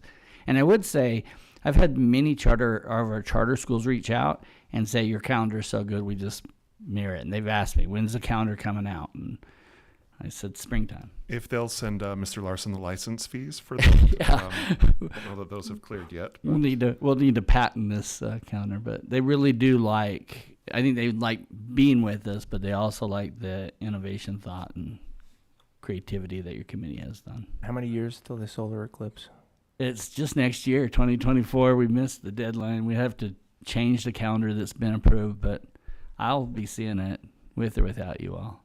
And I will just say, we've had absolutely fantastic parents on the committee. I have just absolutely enjoyed associating with them, and their engagement is second to none. They are committed and involved, and it's awesome. And sometimes those committed, involved parents love it so much they run for school board. Nikki George. Occasionally. Blame Travis for all of it. Tutoring ground. With that, yeah, we just would seek an approval from the board on that. Okay, can I get a motion to approve those names? President Miller, I move that we approve the 2 recommended names presented to us on board docs for positions on the calendaring committee. Okay, motion by Mr. Dunford, second by Mr. Robinson. Is there any discussion to that motion? All in favor, please say aye. Aye. Opposed? Okay, great. So you're going to let them know and then let us know that they've been approved? Yes. Okay. Yeah, we'll let them know. Thank you. They both indicated they wanted to serve. We told them we just had to get board approval, so I'll just communicate with them tomorrow that receive that, and then the committee will meet in February to develop 24-25 calendar options that we will hopefully bring to the board in March for review, survey, and approval. So I recommend we state their names now for the public record. You made the motion. We approved from the Harriman area, Whitney Douglas, and from the Bingham area, Shannon Bird.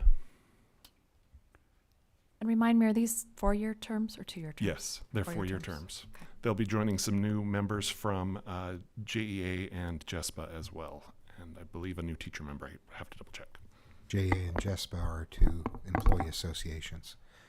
So our education support professionals and our licensed employees. So they each have representation on that committee. Okay, great. Thank you so much. And good luck with the calendar. Our next agenda item is a review of the bid for the multi-use school, or the flex building as we call it. This is on the agenda for our business meeting later this evening that we will be voting the bids in, and we'll be voting on it, but we wanted to spend some time in study session. If you have any questions about that. Mr. Thomas, do you have anything to start out with?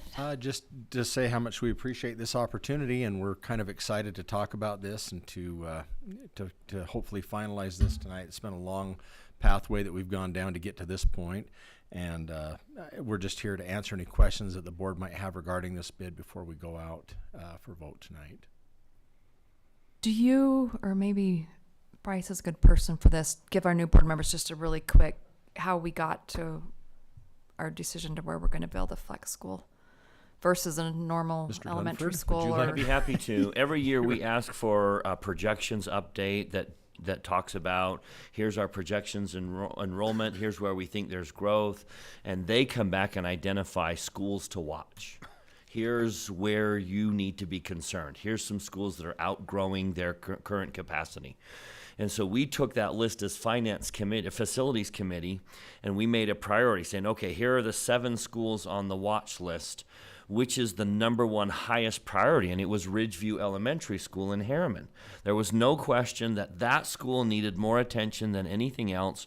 We were going to have a dramatic overcrowding situation there. So facilities committee tackled each one of those one by one. And so when it came to Ridgeview, after months of preparation, we came to the conclusion that we own property near the current Ridgeview Elementary School. It had been designated as a middle school, but it didn't necessarily have to be a middle school. It was a good site for a middle school. So the thought occurred to Facilities Committee, what if we made a multi-use building on that property that could be anything we need it to be? It's kind of the shape of a middle school, but it will certainly work as an elementary school. So we've designated this as a flex building because it can be an elementary school. It could eventually be turned into a middle school or a facility that, it's just kind of a multi-used, let's see how the growth in this area pans out. Right now we need an elementary school. We do own property in Harriman up on the hill, but it will take a number of years before it flattens out and it's accessible so that we could build a school. That will clearly help alleviate some of the growth in this area, but in the temporary, we had to have a place to put them. So we have proposed building what we call a flex building on property that we had previously kind of earmarked as a middle school. It looks very much like a middle school building. It's a 2-story building, very unlike our typical elementary layout.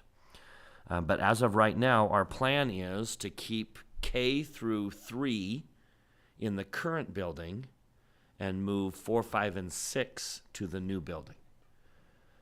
Initially, we thought we would need this building to open in 23, but after recent projections, we anticipate we won't need this building until 2024.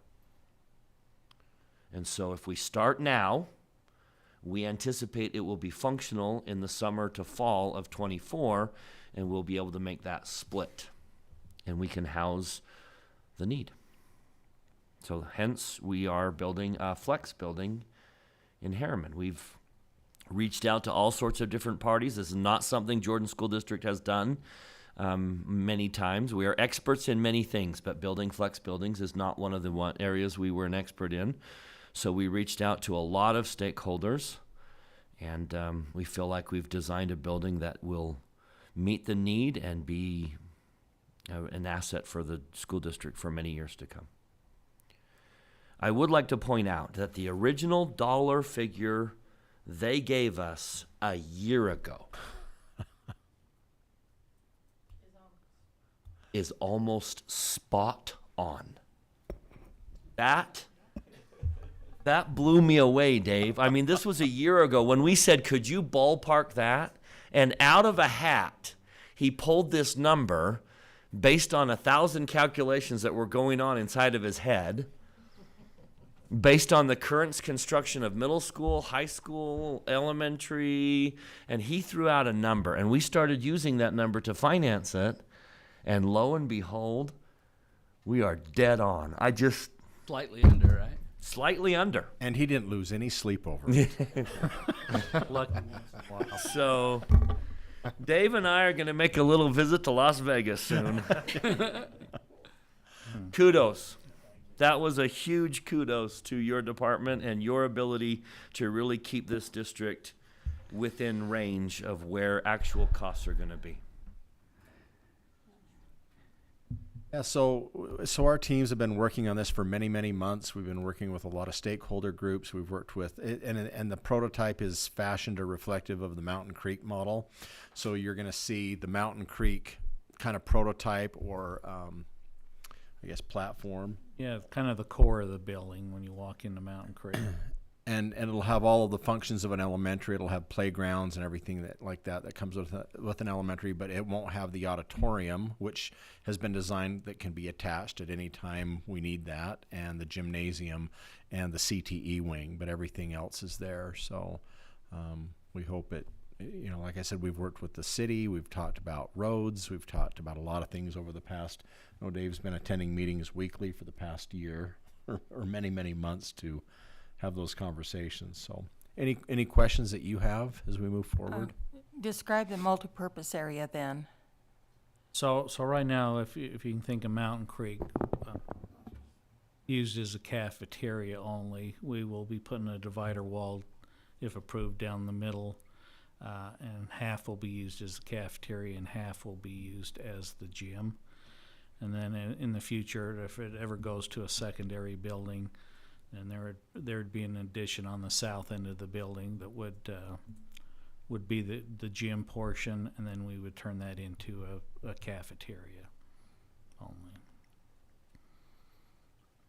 Allowed to discuss items in the letter of justification? Sure, you bet. Unless it gets approved, so. It talks about some additional fees outside of the contractor's bid, right? One of those is city impact fees. Can you talk to me about that? I thought that school districts didn't pay cities things, or just to clarify how that works. I'm just gonna rub his head and the innocence. Welcome to the Love board. the innocence. Welcome to the school board, Brian. Cities are allowed to charge impact fees, and some of our cities do and others don't. It just kind of depends on the municipality. But Harriman has historically been a city that does charge impact fees for stormwater, traffic. What was the other? Yeah, we'll see traffic impact fees, and stormwater is one of the main ones. We'll also have, connections hooking into the city culinary system. This is the first time we've ever been charged traffic impact fees, isn't it? We've had impact fees in Bluffdale as well, and For traffic? For traffic. Yeah. But we didn't pay Bluffdale's, right? We traded out negotiated some different features with use, them. Yeah. building use. It's been a source of sore It feelings is. in the past. You can't collect them, but we can get charged them. So sometimes we get charged them and we give them, and they somehow spent on other things, and then when we need them spent on our project, haven't been spent on our projects.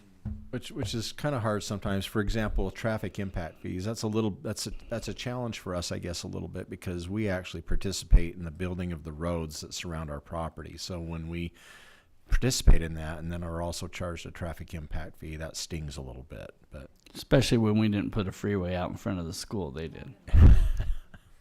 So, Scott, is there a legal limit to what they can charge in impact fees, or do they just have the ability to charge whatever they want? I mean, at what point do we say you're overcharging us? yeah, Mr. Van Komen, I know you've studied this quite a bit. You and I have had many conversations about that question. Yeah, I think it depends on the circumstances and what they actually put forward. Sometimes I think there's an overextension by cities because they treat a school district like they treat anybody, and that may not be accurate. Mm-hmm. So that may be something to look at. That's a great question. At what point? I mean, is there a ceiling or a limit on those? A lot of it's based on the hard surfaces of the property. So when you turn it in, from a agricultural field, and now all of a sudden we've got rooftops and blacktop and areas now where water's going to run instead of seep into the ground. So a lot of it's based on the hardscapes of the site. Do you two anticipate running into the same problems we ran into with a previous property, or given the fact that this is a pretty well-established area, we're going to avoid that? We feel much better about it today than we did maybe 8 months ago, because the developers continued to put the roads and infrastructure in. So Dave, can you answer that question more completely? Yeah, we don't anticipate any issues Okay. with utility connections on this one. You don't think there's something we should do to get ahead of that, to reach out in addition? I mean, should we do something beyond what we've planned on doing to avoid any potential issues? That's a good question. We've submitted all of our plans to the city, to the engineering department for quite a while now, and so they've been able to review those plans, and to date haven't really have any concerns. Haven't responded yet or voiced any concerns with it, but utility connections, and will be responsible for the road tie-ins. And so I don't anticipate there to be issues that way. Probably my biggest concern right now is just some of the lead time for Some of the material, we're still seeing some long. We're still dealing with supply issues. We are, especially the trusses over the steel trusses, the web trusses that goes over the gym and cafeteria. We're looking at over a year before we can even receive these, if we get the orders in, here in the next week or two. Wow. Some of the mechanical HVAC systems, the chillers and that, we're seeing 15, 16 months out before we can get some of that. Steel equipment. seems to be an issue still. Glass, surprisingly, glass is very hard to come by.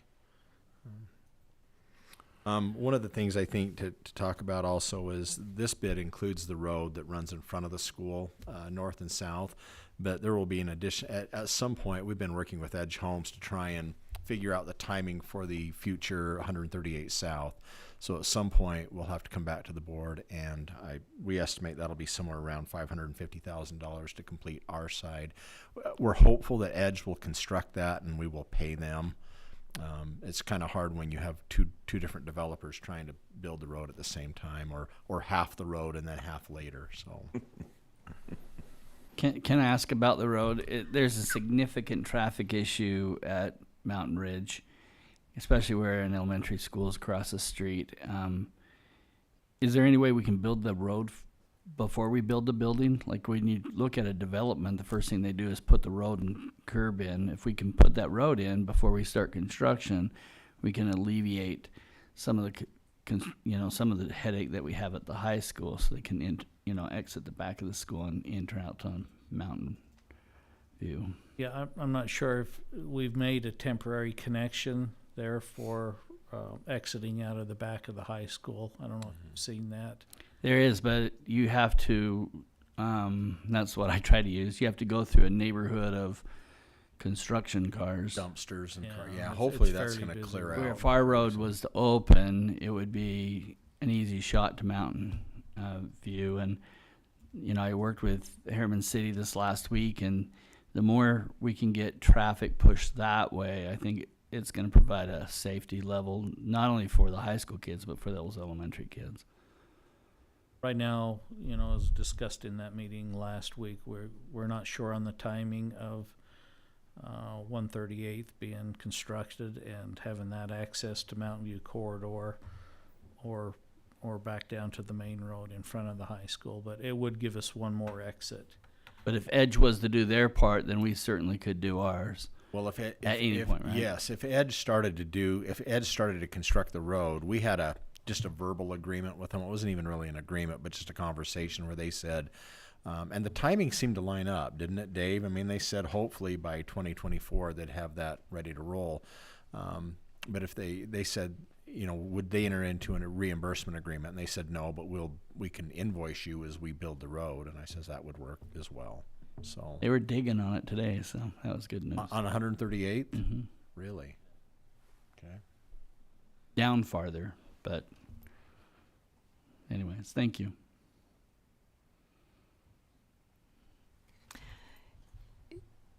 Do we anticipate, have we talked about, is this school going to have a different name and mascot and all of that, or if it's just going to be part of Ridgeview? Or are those still decisions to be made? Those are decisions to be made. We'll talk with the board about that. And have you already started to consider start times? And we've talked about that, but we haven't locked anything down. Harriman City would like to be included with that when we know, just so they can make their plans. When do you anticipate naming a principal or a building administrator? I don't know. December. Okay. So less than a year. Is it your vision to have two separate principals? Yes. Or is it your vision to have one administrator and then two assistants? I would anticipate, a principal and assistant at each of the schools. The numbers will be there. There will be a number of schools smaller than those two schools with that level of staffing. So I think that would be the most effective. That's been our plan, but we can take board direction on any of that. But we would plan on naming in December, and then they would start in January, which is we give a semester for a principal to prepare to open an elementary or a middle school. We talked about that the other day. Is this the same situation? And we feel like it is. There's still all the ordering and hiring and the planning of, and there may be some additional planning because it's a unique type of school.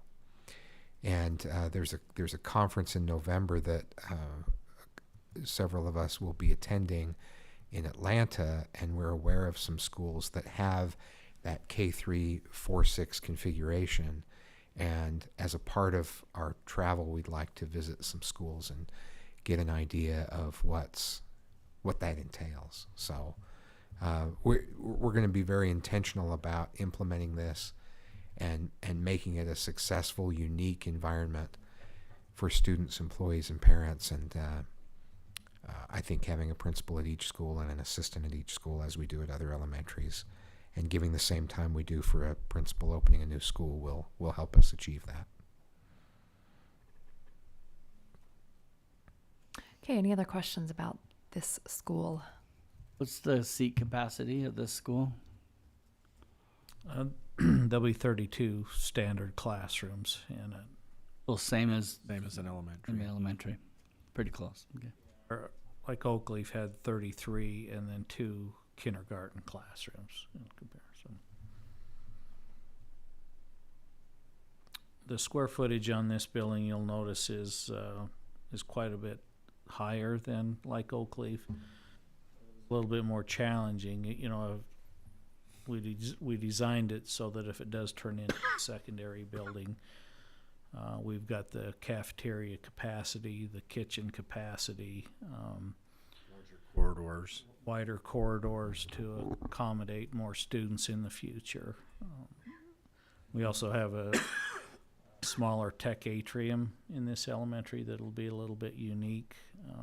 We don't have the collaboration areas in the individual wings, but this tech atrium will be a fantastic spot for a collaboration area. So if this was turned into a middle school, what percentage of the school will be built? Does that make sense? Yeah, so Square just footage over and stuff. Square footage wise, so we're at about 93. Our typical middle schools are just under 200, so A little less have than about half. half of it. But some of the most expensive, right? What 'Cause we you- would be building is larger. Correct, yeah. You've got the auditorium, which takes up quite a bit of space, and also the gymnasium, which would, is a little bit cheaper real estate to build than the core building that we'll already have done. The office suite on this one is larger than our typical elementary schools, just to be able to accommodate, if it does turn into a secondary school as well. There's a lot of planning and forethought that went into this with your support. So Great, thank you. So this will be on the agenda later this evening, and you're welcome to ask additional questions at that time too. And we can You have can something? mention numbers during that. It's already posted on Board Docs publicly, so yes. Hey, thank you. thank you. Our next item is the Board of Education meeting calendar for the 2023-24 school year. So right now we have our meetings scheduled through June, and this is our proposal for meetings for the next year. There's a couple things noted in red on this that we want to discuss and decide whether or not we want to tweak some dates. So our dates are study session on the second Tuesday, board meeting on the fourth Tuesday. The first in red is that July 25th is the fourth Tuesday in July, and it's the day after Pioneer Day. Is everyone okay with that? It's the only meeting we hold in July. There's no magic in holding it on the fourth week. It's the only meeting we hold. I would prefer moving it.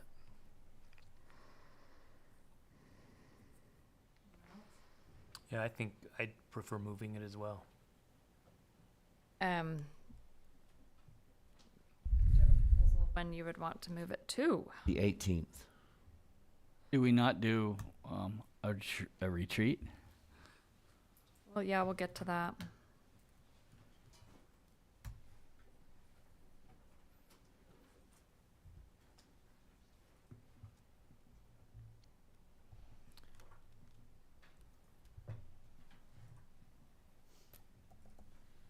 What do board members' calendars look like on the 18th?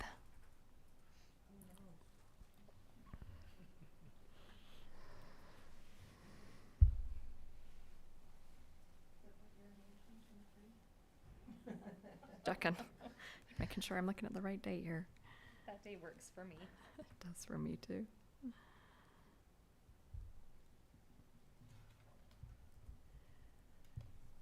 Dr. Godfrey. Like the 18th. A lot better Larson? than the 25th. Works much better for me. You're good. I think I'm all right. That could change. 18th good with everybody? Okay. Our first change is to change July 25th to July 18th. Great. Okay, next item, August 22nd is the first day of elementary school. And 8th and 9th grade? Are we okay holding a board meeting then, or is that a conflict? So I still have kids in, I'll have a daughter in 9th grade and a daughter in 5th grade, and I would just like to be home when they get home from school on the first day of school. But I can miss it. So this would be just our normal meeting starting at 4. Yeah. Yeah. So the elementary school student, she just gets home at like 4. Yeah. Yeah. Could push it back later that day too. So what do you think, By Nikki? 4, I Would have you to want leave early.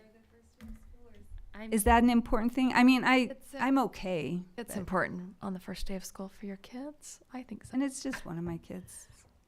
But I don't. What do And you we, think, Nikki? we could start it later that day. I will probably be late if we keep it on this day, but I think it's okay if I'm a little. Okay, then I'm fine with the day too. If But solidarity that's with the rest Nikki. of you, so I'll definitely. I'm gonna put my kids. I'm gonna celebrate their first day together. Right. We have started later before. We could start at 5. What about you and members of cabinet first day of school? Is that a problem? No. So leave it and we'll consider a later start time. Okay, next one, October 24th is the 4th Tuesday in October, happens to fall on fall recess. I'd rather not come during Yeah, fall we recess. we have typically changed it. The problem is the following Tuesday is Halloween. Because there's 5 Tuesdays, so it would be an easy change except for Halloween. But if this legislation passes, will Halloween not be on October 31st? All more confusing. The legislature can be thrilled to hear from me about a different topic. John has been waiting to wear his costume to board meeting for a long time. I wear my Ozzy costume Osbourne. Oh, every that's week. totally worth it. We are having board meeting on Halloween. We could move it up to October 17th and just have 2 weeks in a row of board meetings. We could also wait to see what happens with legislation.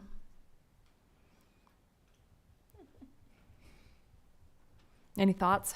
If we move it up, we go 4 weeks between October 17th and November 14th. And October is a busy time.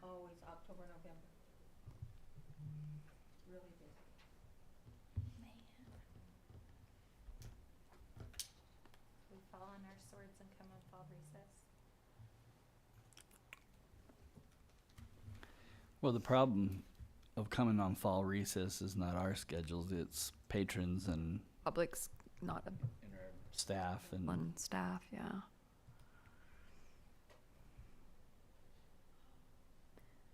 And we could move the we could move November up to the 7th, although that's election night. Doesn't affect any of us this year. I wouldn't, well, We're getting a small dose of what the calendar committee goes through. When you said this was a weird calendar year, you're right. Strange. The elections do affect the patrons. Does it have to be on a Tuesday? Can we do it November 1st? Not have to be on a Tuesday. It's just that that's what our patrons are used to. It may conflict with some cities because cities try to do Wednesdays, but Some of them do the opposite Tuesday that we do, yeah, that's true. and some of them do the same night we do. So Can't be perfect. November 1st, I can't. I work on Wednesday nights. Wednesday nights. Okay.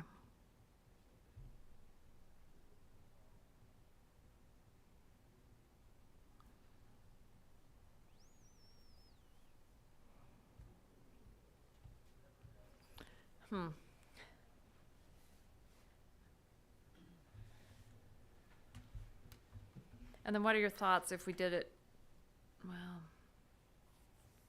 What about a Monday?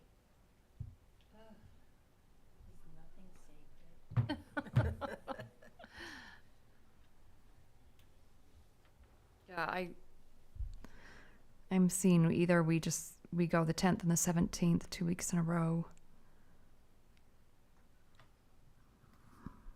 And then we've got a gap of almost a month to the 14th, or we move the 14th one up to the 7th, which is election night.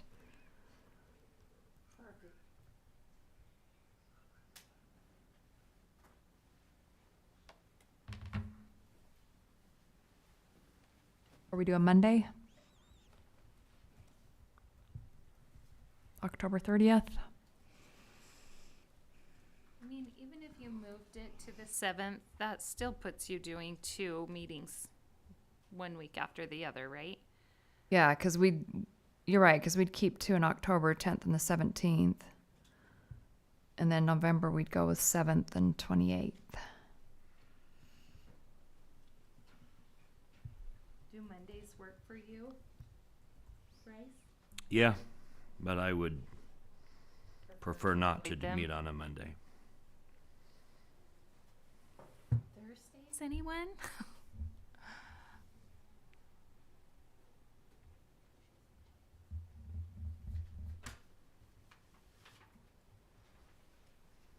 Thursday, November 2nd.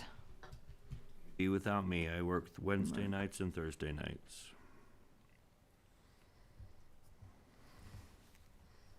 I work Thursdays. Okay, I think our options are to go with in October the 10th and 17th in October, and then in November we could switch to the 7th and 28th, or we could just leave November the 14th and the 28th, knowing that there will be a 4-week gap without a meeting. The world will not come crashing down if we don't meet. If there's an emergency, we can call one. It's true. Dr. Godfrey, any thoughts, preferences? You could also call a virtual meeting if needed, or a brief meeting just to, I mean, bids are the only thing that really worry me on that, if there's a bid that needs to go through. But the way you've written policy, we can do that virtually, and there's not generally public comment on a bid. So I feel comfortable with the 4-week period, just knowing that we could call a brief meeting virtually if needed to approve something that's time sensitive. I think it's better to have a gap between meetings than to schedule it on a night that patrons aren't expecting and that board members haven't planned for.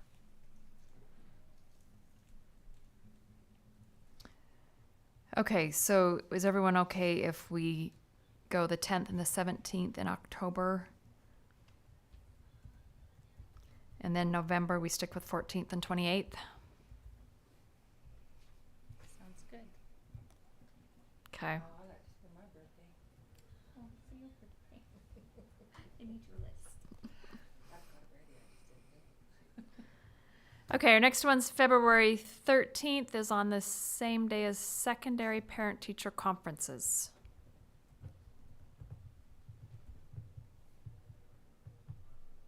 Which probably isn't a conflict for us necessarily, but maybe staff or maybe our patrons, because they can't listen to this and go to teacher conferences. Any thoughts on that? Is that a conflict or not? I always want to be a mom first. But, you know, in secondary parent-teacher conferences, they usually have a day of where you can do a Zoom or an electronic conference, and the other day is in person. I mean, it's pretty flexible, and teachers are willing to set up a conference at any time a parent wants to talk to him. So I don't think that's a huge conflict. And is there a daytime option available that day? How does it work for No, secondary? it's not a daytime option, but there would be one day of virtual and one day of in person. Okay, so enough flexibility that board members could go to conferences and come to board meeting? Yes. Okay. Is everyone okay if we just leave it then? May mean that you don't have in person, depending on the night, but we'll see if we can make. I don't think we've established that yet, so we'll look at whether we can have the in person on a night other than board meeting. Okay. The next one, March 26th, is spring break. Boy, we really are having bad luck this year. You're Told you- now in 2024. Told you we need to go with that other calendar.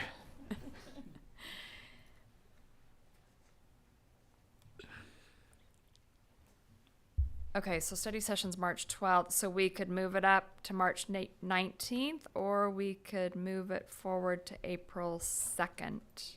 Not April 2nd. That would be that's his birthday. And at probably the national It convention. is not. The convention is April 6th through the 8th. They timed it with a solar eclipse, just so you know. And then Does the it go through 9th, Indianapolis? Yes, it goes right over Indianapolis. It's dead center. So so the 9th, when our study session is scheduled, would be the day after we get back. Yeah. Those that are going. Okay, recommendations for spring break. Someone make a proposal. The 19th or 2nd. 19th. Okay, March 19th. All in favor? Yes? That's Okay. fine. March 19th. Better than April 2nd. May 28th is the day after Memorial Day. When's graduation? It's that week. What In day? 2024 is the 30th. So we have to come back from Memorial Day anyway to be at graduation. Yes, but we're excited about May being the end of the school year. No June. Long time. No school in June. Okay, is everyone okay with May 28th I say, yeah, let's leave it. for that meeting? Okay, we'll leave that one. Will you send out an updated list? Somebody? Yes, I'm Dr. texting Godfrey. Roxanne in real time. Okay. Graduation is on May 30th of May 2024. May 30th of 2024. Yep. Last day of school is May 31st, so Okay, this is on our consent agenda for a few minutes from now. So we will approve the calendar with the changes that have been noted. Does that work? Great. Okay. All right, let's take a break. We will start our general session at 6:30. Really, really briefly that I had invited Jordan to come. Is that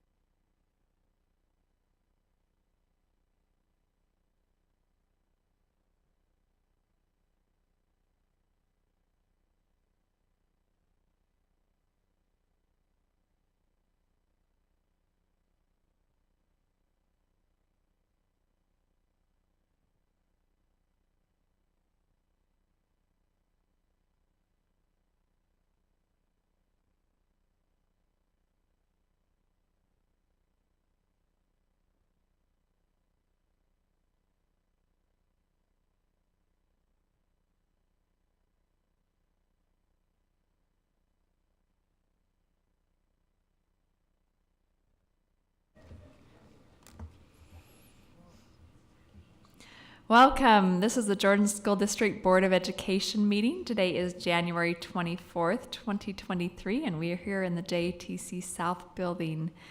And welcome all of those who are in attendance with us, both in person and watching online. With us, we've got, starting down on the end, our board attorney, Mr. Van Komen, and then board member Bryce Dunford, Lisa Dean, Marilyn Richards, Nikki George. I'm Tracy Miller. This is Daryl Robinson, Brian Barnett, our superintendent, Dr. Godfrey, our associate superintendent, Dr. Anderson, and our business administrator, John Larson.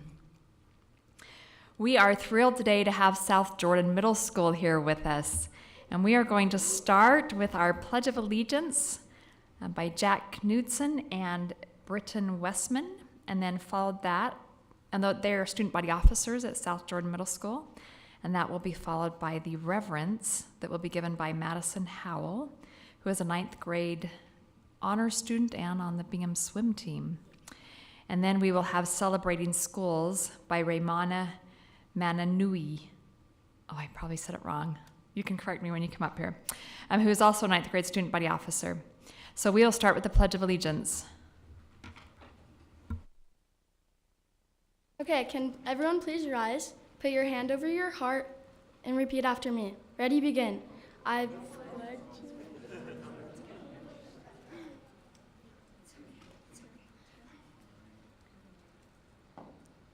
Ready, begin.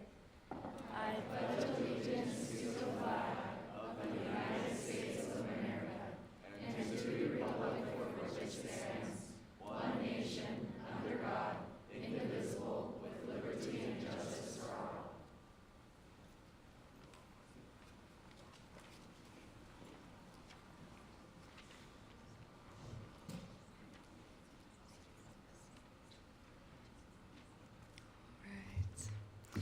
Hi, I'm Maddie Howell, and this is my original poem called The Outside In. On the outside, you see a building just like any other. On the inside, you see a home, a place you're always welcome. On the outside, you see a teacher there to make you behave. On the inside, you see a person who loves you enough to stay. On the outside, you see bricks stacked high and tall. On the inside, you see a place to keep you safe within its walls. On the outside, you see a paper empty for you to fill. On the inside, you see plans dedicated to help you learn. On the outside, you see bodies crowded in the hall. On the inside, you see friends who want to talk and learn. On the outside, you see numbers and percentages that build. On the inside, you see all the skill and hard work that you earned. On the outside, you see a counselor, someone there to talk. On the inside, you see a person who loves and cares for you a lot. On the outside, I am a girl who fills her plate to the max. On the inside, I am a student who wants to learn. I have Sojo to thank for that. Looking from the outside in can be so very bland. If you look from the outside in, you hold the truth in your hand. Everyone wants love and guidance. Everyone wants something reliable. So look from the outside in. It's always quite remarkable. Sojo is a building, yes, but on the inside, it is a community of people wanting to support and help each other. Thank you.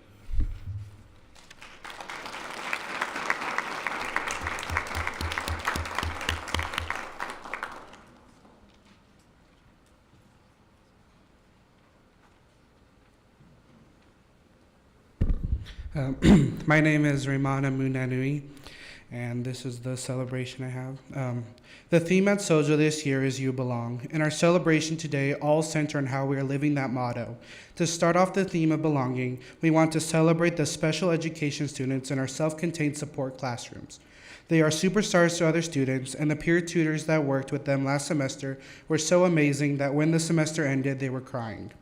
The culture of serving others, especially as it relates to students with special needs, is truly one of belonging. Students know our cafeteria staff by name and often talk with them during lunch. This may have something to do with the amazing cinnamon rolls and calzones, but it's still pretty cool. And speaking of lunches, our SBOs, student ambassadors, and jazz band have all hosted a ton of activities during lunches and have been one of the highlights of the school year. This has included spirit weeks, a food drive, dance-offs, and live music. In the next few weeks, our ambassadors will be hosting Hope Week to encourage mental health awareness, and our Multicultural Club will be hosting a cultural celebration week to celebrate our diverse backgrounds and what brings us together. Clubs are new to Sojo this year, and students have been able to find a place to belong when exploding pumpkins in our Hooked on Science Club, building snowman structures with the Random Club, or expressing and developing themselves in Scribble Society after school. Many students were involved in the Broadway quality musical of Newsies Jr., and we've enjoyed incredible performances in dance, band, choir, and orchestra. Our counselors, clinical support specialists, and school psychologists run a wide range of student groups teaching students self-esteem, how to cope with anxiety, and how to plan for their future lives. 23 Sojo teachers, led by our instructional coaches, have voluntarily created the Sojo Book Club and are reading the book, Teach Like a Champion. These lifelong learners are sharing positive strategies they use in the classroom. Participants are creating bonds across all disciplines and levels of experience. Students are involved in the classroom as well. In ELA, math, and science, our students had some of the highest scores in the district. For example, 97% of our 8th grade science students showed growth from their 7th grade RISE science score last year. In language arts, our students discuss global issues like propaganda and censorship while developing their research skills and ability to effectively communicate with their peers. Our media specialist has met with every single Sojo student to find out what they love to read and how our school can help foster a love of reading and learning. They've even been able to get New York Times best-selling author Neil Shusterman to visit and talk with our 9th graders. We could go on, and we kind of have, but about how great we think South Jordan Middle School is, but we will just leave it at this. We want everyone that attends our school to feel like they belong. And as board members, we hope that you know you're also a part of that.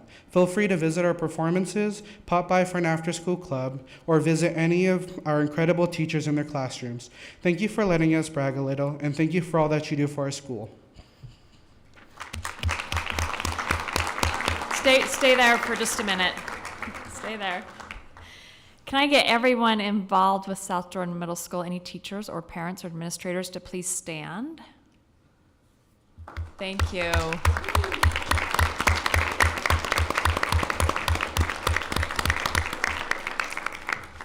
Students, we have a pin for you, so we want you to start down on this end, and we will shake your hand. Marilyn?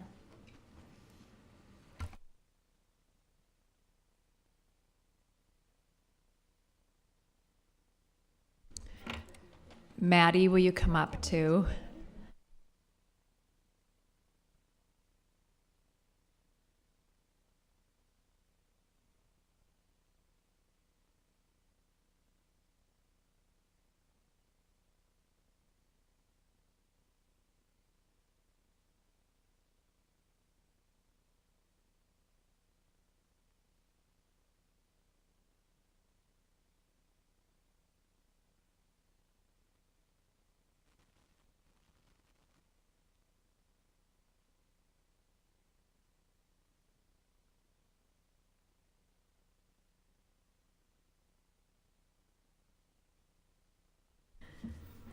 There's a couple of us with ties to South Jordan Middle School that have had kids go there, both of us.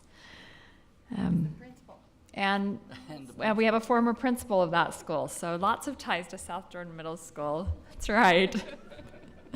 Some of my kids' favorite teachers are there. Thank you.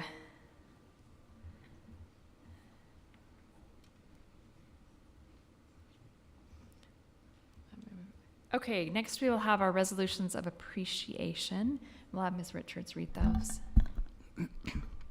Whereas dedicated service to Jordan School District was faithfully and effectively performed, whereas they consistently and conscientiously executed their responsibilities with integrity, honesty, and loyalty, be it therefore resolved that the Jordan School District Board of Education and District Administration declare appreciation for the outstanding service that was performed in the cause of public education, and hereby express our sorrow at the death of these valued friends: Sandra, Jean, Perry, Adams, Transportation. Donald Edward Barrett, Jordan Technical Center.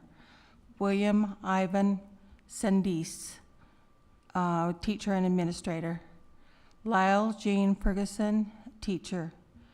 And Eulalia Leila Romero Pando, bilingual instructional assistant. Thank you. Next, we have board member recognitions. And I know we have a couple of planned recognitions, and then we'll get to other board member ones. Do you want to start, Ms. George? Sure.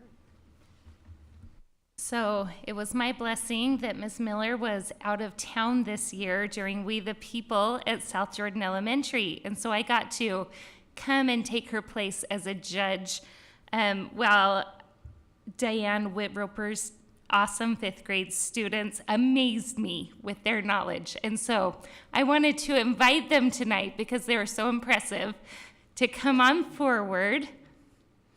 So as they walk up, the We the People event is something that gives children an opportunity to have an in-depth knowledge of, Mr. Erdley, you better come up too. He was a judge right next to me. An opportunity for them to gain a truly in-depth knowledge of our Constitution. And the thing that amazed me was not only did they have memorized speeches that they had prepared and practiced, obviously, but that they had enough real understanding of the Constitution that they were asked questions on the fly. They represented themselves amazingly, and what a cool experience that was for me to be there. So we wanted to congratulate you and thank you for going the extra mile. It was so fun to be a part of that. I know, Miss Miller, you've been there many, many times, so if you want to jump in. We the People is a great program. And so the students are so impressive. And it's one of those where, you know, they internalize it. They really do learn and understand government and are able to answer your questions. And it's a really cool experience. I'm glad you got that experience also. It was so fun. Yeah. Well, thank you. Let's give them a round of applause. And then we'd like to shake your hand. I do have more than one student. Her entire class participates in it. Yes.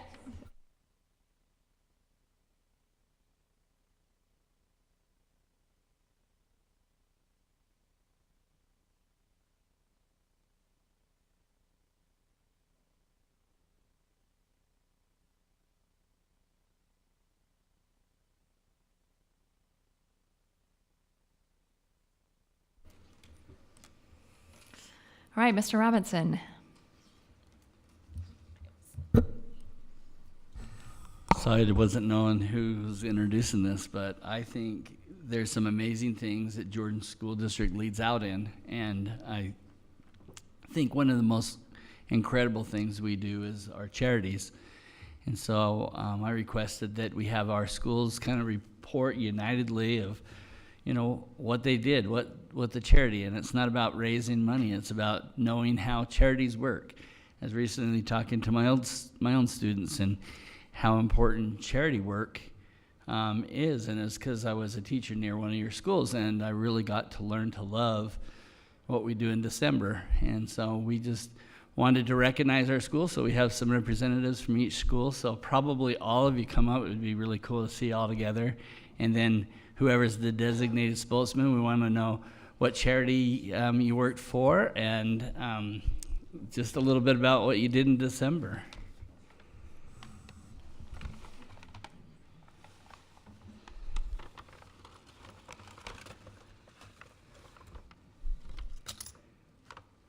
And we'll just go in order of the best school goes first.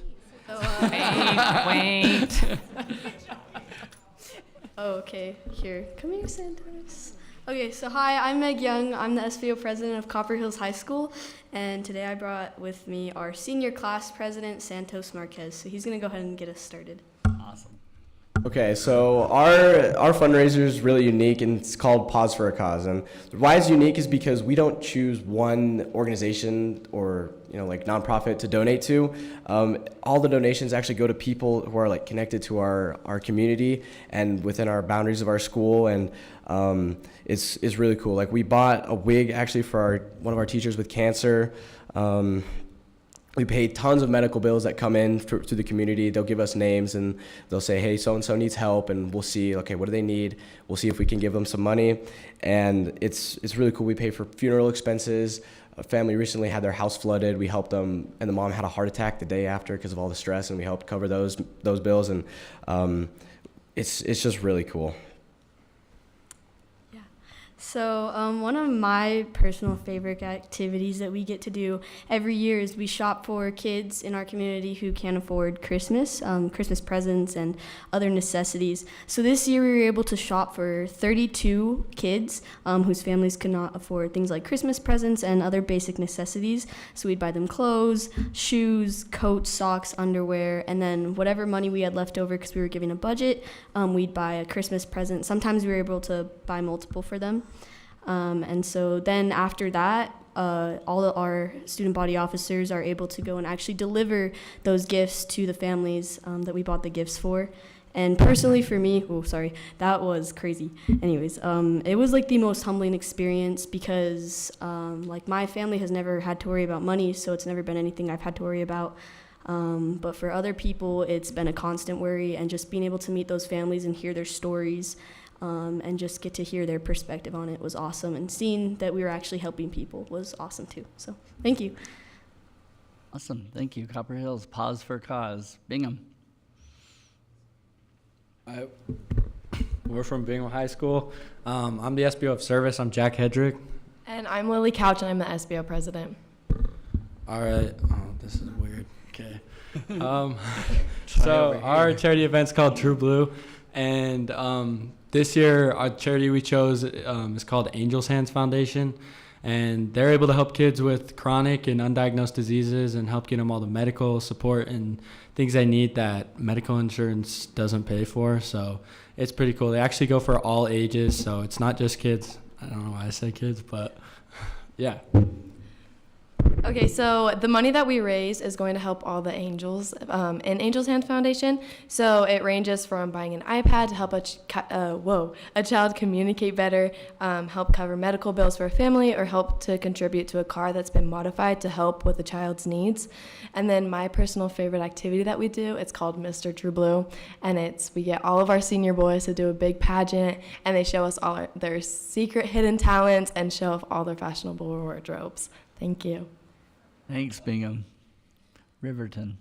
Good evening, board members. I'm Skylar Anderson, the SBO president at Riverton High School. And I'm Ellie Gillespie, and I'm the senior class president. This year for Silver Rush, our charity event during December, we chose the Children's Justice Center as our charity. And the Children's Justice Center helps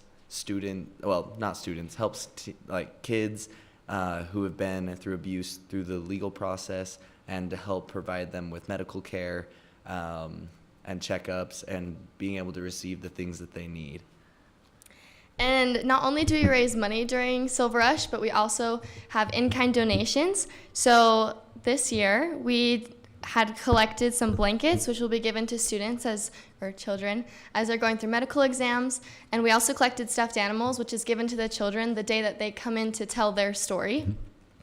And the funds that we use are going to be helping families get the different supplies they need, resources like therapy or just any of their other needs.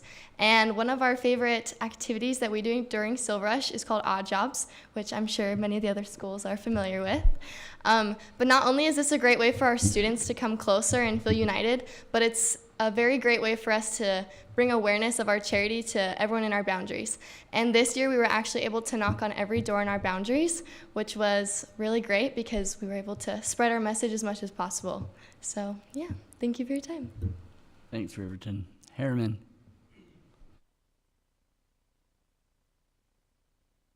Okay. Good evening. My name is Zach Vigil, and I'm the SBO service at Harriman High School. And I'm Elena Wardle, and I'm the junior service officer at Harriman. And then just a little bit about our role as service officers at Harriman High School is we organize our event that's called Hearts of Gold, or our fundraiser event. And then the charity that we decided to donate to this year is called the Now I Can Foundation. And they help kids with physical disabilities go through an intensive physical therapy program that's offered down at this foundation. And they help with disabilities like cerebral palsy. And then one of our biggest events that student government holds is called Buy-in Day. And throughout this event, we put on multiple activities throughout our school. And then the way it works is we have, it's required for students to stay in class for the first 30 minutes. And then after that, the teacher sets a certain amount that we try to reach during every period. And if they reach that, they're able to go throughout our school and play different activities. And then this involves the student body just because we are all able to interact with one another. With student involvement, we additionally had the opportunity to participate in odd jobs. And as we got student body involved with having like various clubs and different sports sign up for multiple days, it progressively became our biggest source of revenue. And student government and the student body were able to go to almost every night, door to door, to raise money for Hearts of Gold by presenting the charity and doing service for houses, and also raising awareness with our community. We're grateful for the opportunity to be here today and give you a glimpse into the efforts that we're putting into raising money for Hearts of Gold. Thank you. Thank you, Harriman Hearts of Gold. Mountain Ridge. Good evening. My name is Olivia Haslam, and I'm the student body vice president at Mountain Ridge High School. And my name is Makai Johnson, and I'm the junior class president at Mountain Ridge. The charity we chose for our 2022 season of Scarlet is called Hearts Knit Together. Hearts Knit Together is a nonprofit local to the Salt Lake Valley organization that makes kits like these for victims of domestic violence who have fled their homes for shelters, refugees who seek refuge along our beautiful Wasatch Front, and fill our local emergency rooms with kits for victims of abuse. We were lucky enough to win an Instagram giveaway from Shields this year, so we worked closely with them to provide our charity with monetary and physical good donations. A story that stuck out from this experience was when one of our workers was a child, his mother's friend and her son stayed with them for a while. He did not know why, but he always knew that their situation was hard. The son, who was living with them, always brought around a small felt heart, and he brought it everywhere. And he was always confused on why he brought this heart with him. And he didn't realize until he came to the donation center that it was a heart from Hearts Knit Together. Even 12 years ago, Hearts Knit Together was helping people within our community. So this year we put on 22 major events between November 29th and December 21st. And then our season of Scarlet this year was a huge success after taking time to create traditions during our first few rocky years of being open. And we are grateful for all the help and support we received from our community, faculty, students, board members, and other organizations. So thank you for your time and support. Thanks, Mountain Ridge. West Jordan. Okay, hi. We have a whole squad of us. So also, first of all, no pressure. We're following up these amazing people. It's so cool to listen to what all of you guys are doing. And it makes me proud to know that we're all doing such cool things. So I'll start. My name is Macy Blair. I'm West Jordan's SBO president. My name's Emma Mitchell, and I'm junior class spirit. My name is Joshua Peters, and I'm SBO Community Outreach. My name is Leah Larson, and I'm junior class historian. This year, we really tried to focus on service as we were raising money and trying to get the entire student body involved in our charity. So as a school, by the end of charity season, we had about 2,457 hours total. So at West Jordan, our charity season is called Mad Jags. This year we raised money for 3 different charities. We're indecisive, I suppose, which included Pennies by the Inch, Quarters for Christmas, and Tiny Tim's Foundation. Tiny Tim's Foundation was our main charity. And they are all about, they make toys for children in need. It's super cool. They hand make the toys out of blocks of wood. And that was our main focus, is getting the community involved to make those toys. So one of those things we did is we had a community night. Tiny Tim's came out. We had such good support from our community. And we made a lot of toys, like a lot. It was such a special moment to look at the buckets and buckets we filled with these toy cars that are gonna go all around the world to help kids. I want to kind of keep this short and sweet because we're at the tail end. You know, we've heard about all of this, so I won't touch on it too much more. But we also did odd jobs like most schools do, which is also super special. It's another amazing way to get the clubs involved and go walk around, and nothing tests you quite like that cold. Let me tell you, you go out and you knock, and you bond. That's for sure. It is a bonding experience. But honestly, that is kind of what it all comes back to, is having a shared goal in mind and having a charity and as a school and as a community and just working together to fulfill that goal. And that's what always, rings true for me and makes it so special. So overall, we were so happy with the support and the success and the memories and the bonds we made. So we're just very happy about it. Thank you for your time. Thank you. Stay there. We want to just, as a board, thank you, and if you could pass that on to your whole student body, because it's incredible what you have all done. And I think that it's so cool to work next to our schools and just watch the excitement that you've sent the excitement not only to other schools, but your feeder schools, your middle schools are catching the vision of this. And as a father in this district that's gone through our schools, to see the excitement continues even after you leave high school. This is an amazing thing that our district does, and it all really began as your program. I'm interested to know, do we have a collective number of what everyone, it's not about the money, it's not a competition, but I would love to hear a collective number. Hundreds of thousands of dollars. Hundreds of thousands of dollars, which is amazing, We would like to have you come and meet the board and grab a pen, and then we'd like to make just one more request. Can we just get a picture of the board and you guys? Would that be all right? So after you're done grabbing your pen, if you can come back over here and line up, and we'll come grab a picture real fast. Thank you. Thanks, you guys.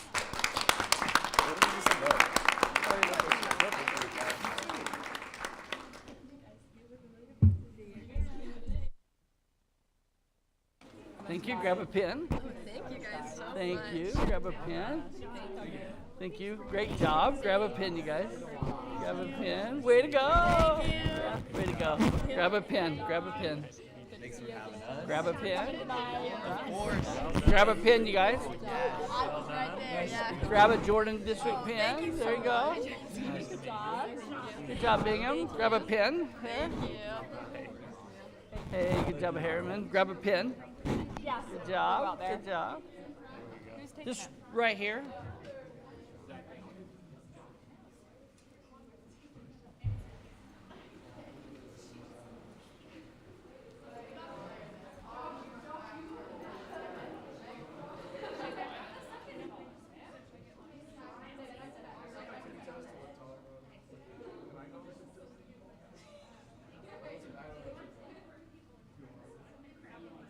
Sure. Yeah, I'm happy to. If you want to take his, I'm happy to share one too with you. Or you could do both. I'll do both. Okay. 3, 2, 1. Okay. Now this one. 3, 2, 1. Smile. Okay. Oh, wait.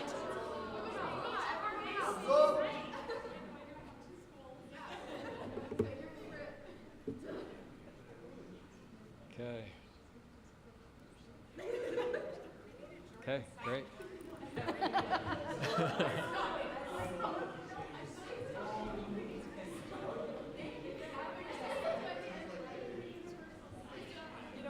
Adam, you're not the only one who bullied me here.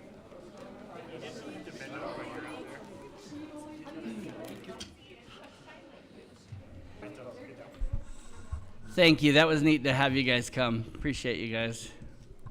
Well done. Okay, do other board members have some recognitions? I have some recognitions. I would like to first just recognize the Jordan Ethnic Advisory Committee, GIAC. I don't even know how to say it correctly yet, but they put on an outstanding conference last Tuesday. The first part was for employees of the district, and bus drivers specifically were invited, and that was outstanding. And then in the evening, there was a meeting open to parents, and Principal Barudi Kafele spoke about equity, and he took questions and comments, and it was outstanding. Also, I would like to recognize Mandy Truscott. She was the Utah Jazz and Instructures MVE at last night's Jazz game. She's a reading teacher at Joel P. Jensen Middle School. She works very hard, and on average, her students in 1 year rise 3 years worth of reading levels. Excuse me. And then last, I would like to recognize the Oker Hills Middle School Grand Concert. And this was their first ever grand concert, and it featured performances by all of their advanced performing arts classes. So the symphony orchestra, symphonic band, concert choir, the drama independence, and the dance company. And it was obvious how much these students adored their teachers, and their performances were fantastic. So I want to shout out to their teachers too. The orchestra teacher is Sarah Marshall, the band teacher, Eric Perkins, the choir teacher, Ellen Battenfield, the drama teacher, Crystal De Jesus, and the dance teacher, Rochelle Thorpe. And I also want to shout out to Donna Hunter. This is the first year that they've done this kind of concert showcasing their advanced performing arts students, and I just appreciate people trying new things, and I feel like it was very successful. It was just great. Thank you. Other board members? Okay. I was able to attend the region drill competition last week, and I'm just amazed at how much work and how hard these girls work in drill team. A lot of people say that drill is not an athletic event. I beg to differ. They work very, very hard, and all of our high schools represented us very well. So thank you. Bingham did take region. Thank you. Thank you. Others? Okay, I've got a few also. First of all, happy Chinese New Year to everyone. We have several schools in our district that have Chinese DLI programs, and are planning festivities for this week to celebrate the new year.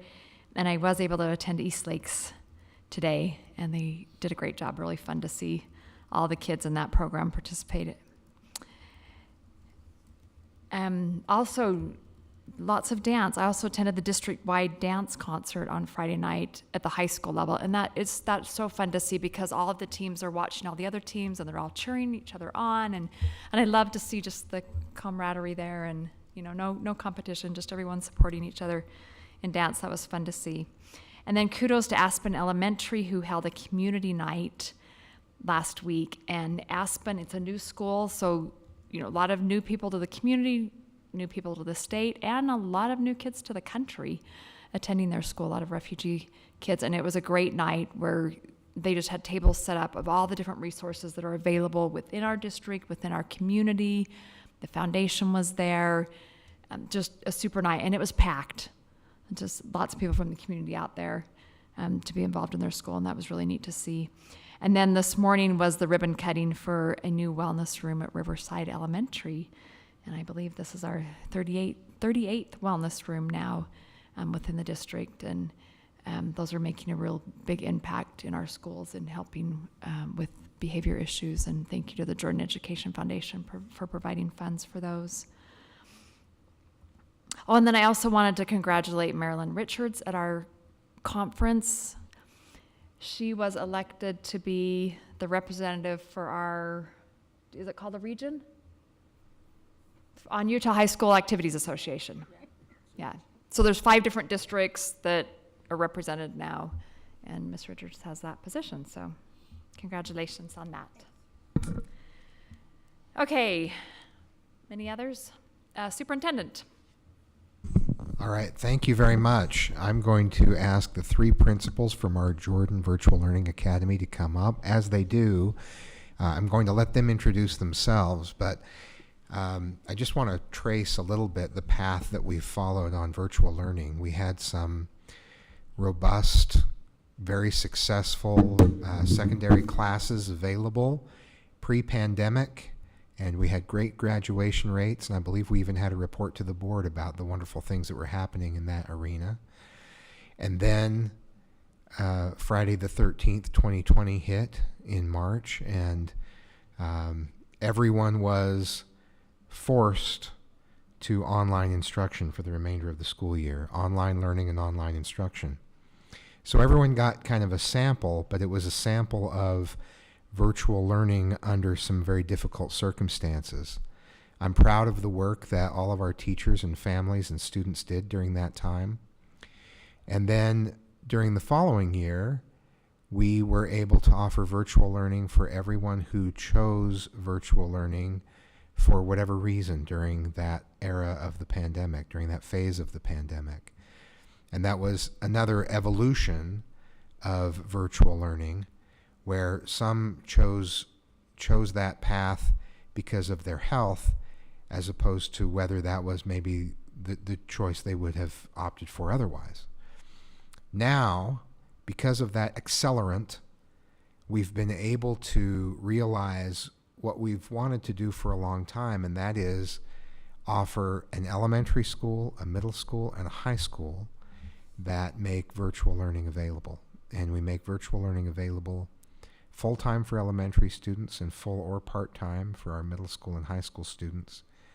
And this has been one of the things I've bragged most about over the last few years.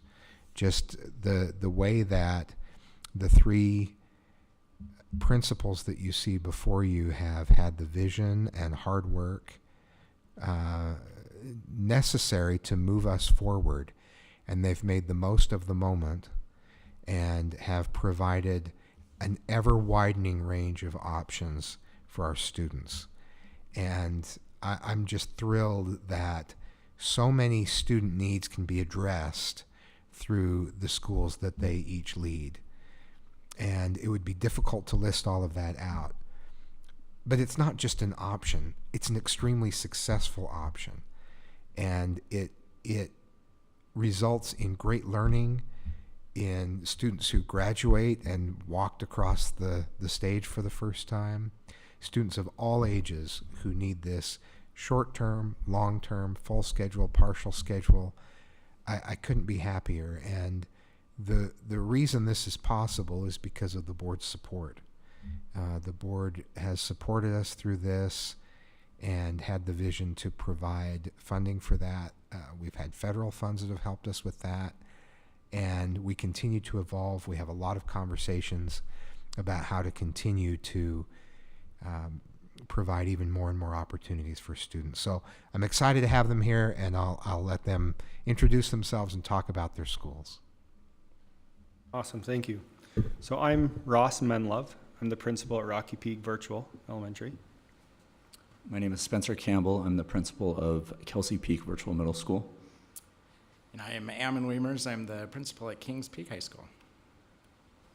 Hopefully you can see kind of the play on the names, right? All of us are Peak names, and it kind of builds into who we are and what we do.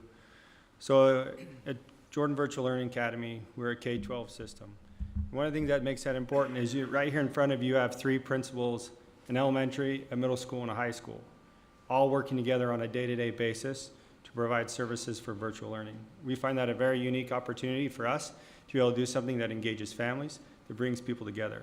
And one of the great things that we've done, so for our academy, we actually have two physical locations. So one of our locations, and we're in the portables behind Majestic Elementary, and we service students on that end of our school district. We share a pod of classrooms with Hidden Valley Middle School, and so we service students on the other side of the district. But what that does is it gives us the opportunity to offer not only virtual learning, but also in-person options, and we'll talk about as we get going through this presentation. One of the things that we wanted to put in place when we kind of created this idea at the very beginning was to have something for all families. So if you have a kindergartner, a seventh grader, and a high schooler, that we have events where the whole family can come. So when we plan events, we plan quarterly events where families can come together, whether that's a trunk or treat or a day of service, which we had recently. We had entire families come in and do school events together, which is something that we haven't seen before. At the beginning, before our schools opened, we had a chance to kind of catch lightning in a bottle. We, K-12, thought about how could we do this differently? What is going to make us different than other schools? And one of those things is that we had a chance to apply for a state grant called the PCBL grant, the Personalized and Competency-Based Learning Grant, and we were awarded that. The first year, last year, was the planning grant, and that was a grant of $100,000. And what we were able to do was think institutionally, how are we going to answer the question of personalization for our students? And the question that kind of guided our thoughts is, what if we could build a system that kind of flip the switch on those things that we think are constant and those things that we think are variable? What if we could make variable things like place and time, and then make constant the learning? And so a student can learn on their own time in their own place. They don't have to be where we are to learn at the same time that we're learning. And so we thought about how can we in a real way personalize their learning. And that's kind of what our schools have attempted to do through virtual learning. So we're each going to go through and kind of highlight our schools. So our elementary school is a kindergarten to sixth grade program. Right now we have 251 students that are currently enrolled. One of the great things about our program is it provides choice for families.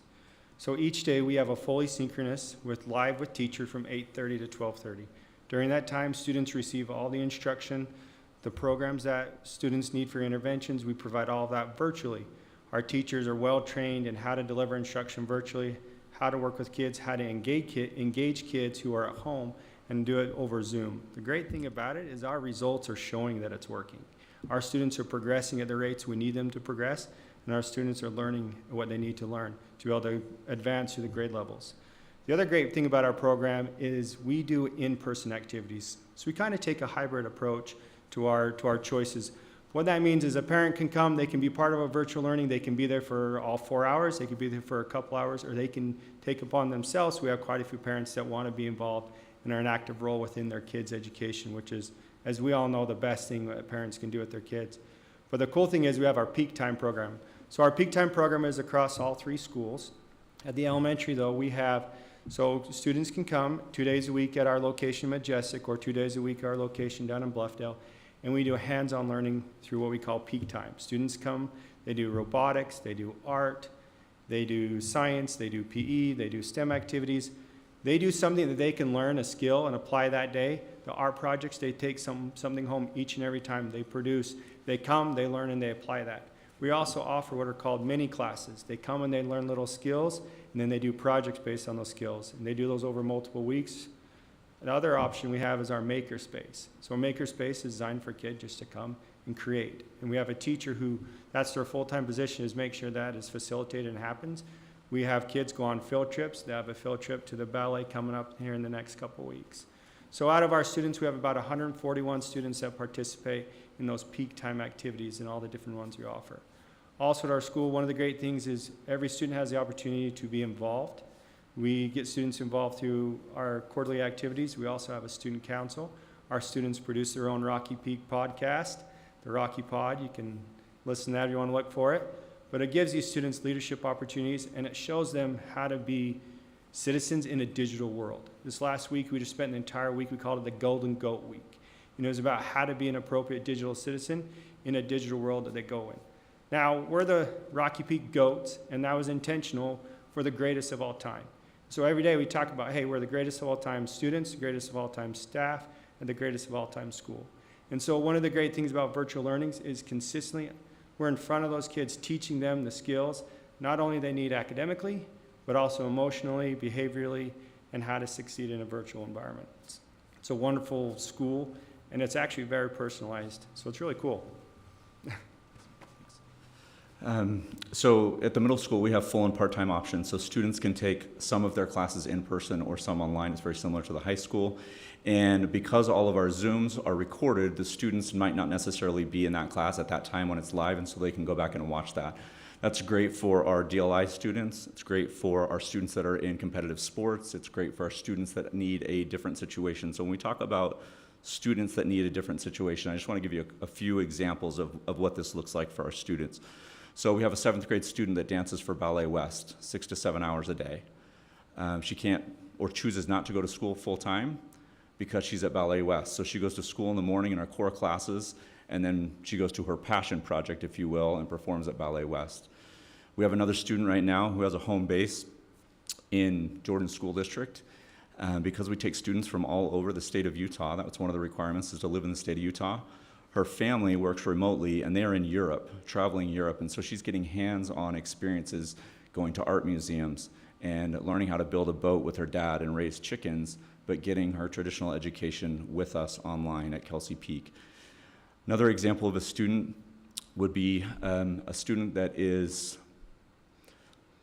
sorry, it gets personal, but that is coming back from maybe a treatment facility or an inpatient care, and they're not quite ready for a school with 1,200 kids and lunch and all of that stuff. So this is a great opportunity for them to kind of be a halfway house as they transition back into full-time school.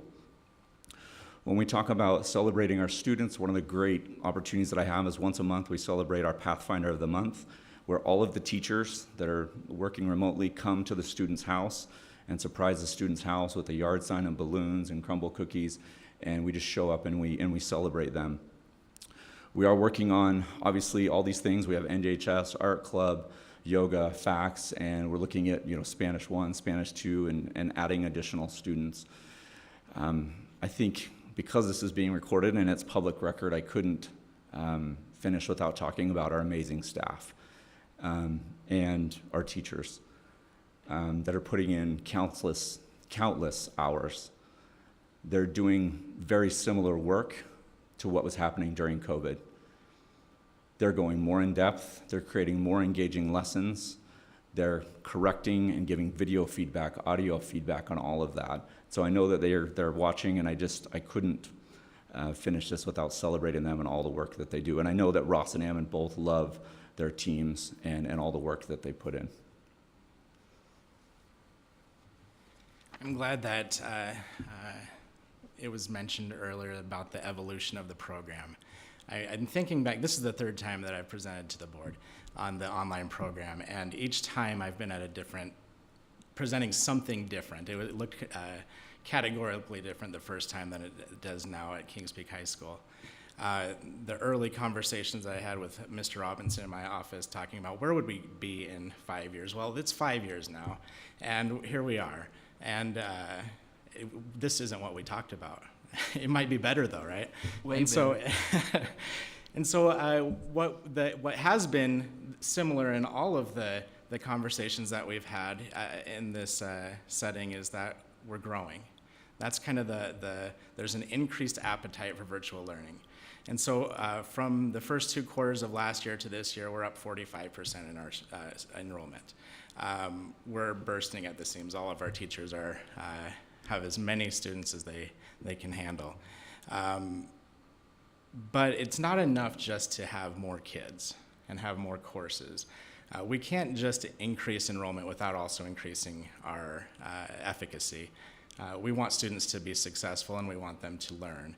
And so our goal last year was having conversations with our teachers. What would make the students more successful? And we think that if students are more engaged in their learning, making more intentional choices about their own learning, they'll be more successful. And so that has been our primary focus this year. Is our teachers are doing whatever they can. They're communicating constantly with their students. They know their students virtually better than they ever did in the classroom. I hear that all the time from our teachers. They know their kids and they love them, and I hear that all the time. These teachers have a passion for their students and passion for learning. We just ended second quarter, and we got an email from a parent that said, my student didn't pass the class. Is there something I can do? I went to the teacher and said, what would be your criteria? He said, if they want to learn, I'm going to work with them. That was the answer. And I hear that from all of our teachers. They want to work with their students. They want them to learn, and they'll do what it takes. They go to their houses. They drop things off. We don't know all they do because they don't tell us, but they're amazing. They really are, and they care about their students. And because of that, our students are more successful. We were successful in our goal.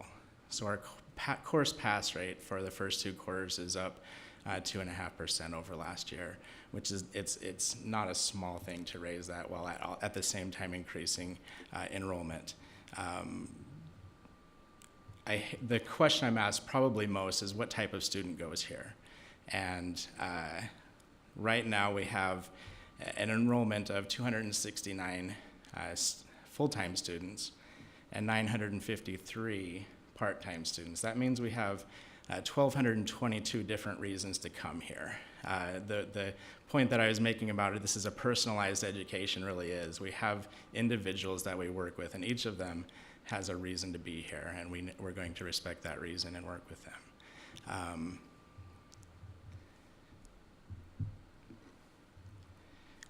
We have a passion for this, the virtual learning. We reach kids that we never reached before, and we're successful with kids that wouldn't be successful anywhere else. And Spencer got me thinking about individuals, and once we go down that road, there's a lot of stories that could be told. But the overarching theme is there's a reason that we're here, and the students are successful here, and that's in a large part the work that our teachers are doing to personalize the education for them. So I think moving forward, we have a few things that we have in mind. One of them is continued growth, and what that looks like is a little bit different as far as putting the word out there, right? And advertising for schools has never really happened before. You just go to the school that you're there, and so we've worked with the district to advertise for school, whether that's on school buses or online, to attract more students. We know that we have students around the state that want to come to us. We have students from Logan, we have students from Santaquin, we have students that are coming to us. And another part of that is other districts have already chosen not to continue their virtual learning. And we do see that they're coming to us from those districts. And so we're super excited about that growth and just spreading the awareness of the options for students that need us and that fit into what we're doing. One of the great things about our schools is choice. You hear a lot about choice these days, right, in education. Here in Jordan District, a parent can come, a kid can come, and they can have all the choices that they desire. At the elementary, we're excited. We're going to be offering a homeschool curriculum next year. What that means is a parent can come, we'll provide them with the curriculum, but also we'll provide them with the expertise and the resources that are available to them. They can come, they can do their own, like Anna mentioned, their own path, their own place. We got kids that are currently in our school all around the world. Kids that wake up at 4 or 5 in the morning to join their classes, and kids who are joining class at 7, 8 o'clock at night. So you can kind of do the time zones on that one. But the cool thing about it is parents have a choice in what their kids are learning. They have a choice, and they can see everything that their kid is going to learn. They can listen to everything that is being said, but they can also be involved. They can supplement with what they feel is the most appropriate, but also they can come and take part of our hands-on learning, the resources, the social experiences, the makerspace, those things that I told you before. Those are so fun for kids to come and be able to do that in an environment that's chock full of learning, that's not going to be tested or going to have an assignment that's required at the end. It's just a chance to have some pure learning. But also the great thing is we keep growing, we get bigger, we're going to be able to offer more courses. At the secondary level, we're already looking at how can we expand and provide those courses. And it's just the opportunity to provide choice. There's no reason for a parent to not be here and part of our Jordan School District, because we have the choices that they want here. So our early conversations, the three of us, one of the first ones we had was not a small goal. We said, what would it take to make the best virtual learning school academy in the state? And then I think Spencer said, well, why would we stop there, right? Why would we stop the best in the state? And that really is our goal, is to do things that haven't been done before to make it better for students in this. A lot of people say you can't learn virtually, and that we've heard that all over, and there's plenty of places. We're proving that wrong all the time, every day. Kids are learning, they are doing very well, it's just a different type of learning. So it still remains our goal to be the very best and have people call us and ask us how to do it. And it's already happening. We're doing a lot of good things. We still have some things to work out in year 2, but we're in the right direction. We have the right people to get there. And thank you.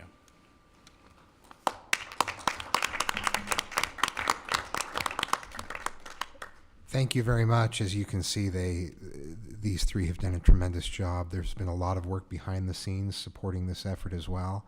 And I will echo what they said about the passion of the teachers that are involved here. Everything we do comes down to the interaction between teacher and student. And every time I've had the opportunity to interact with our virtual teachers, and I've been able to on a number of occasions, I'm just struck by how united they are, how much how closely they work together, and how passionate they are about their students and how excited they are to be doing this. So thank you for your support of this program, and thanks to everyone involved.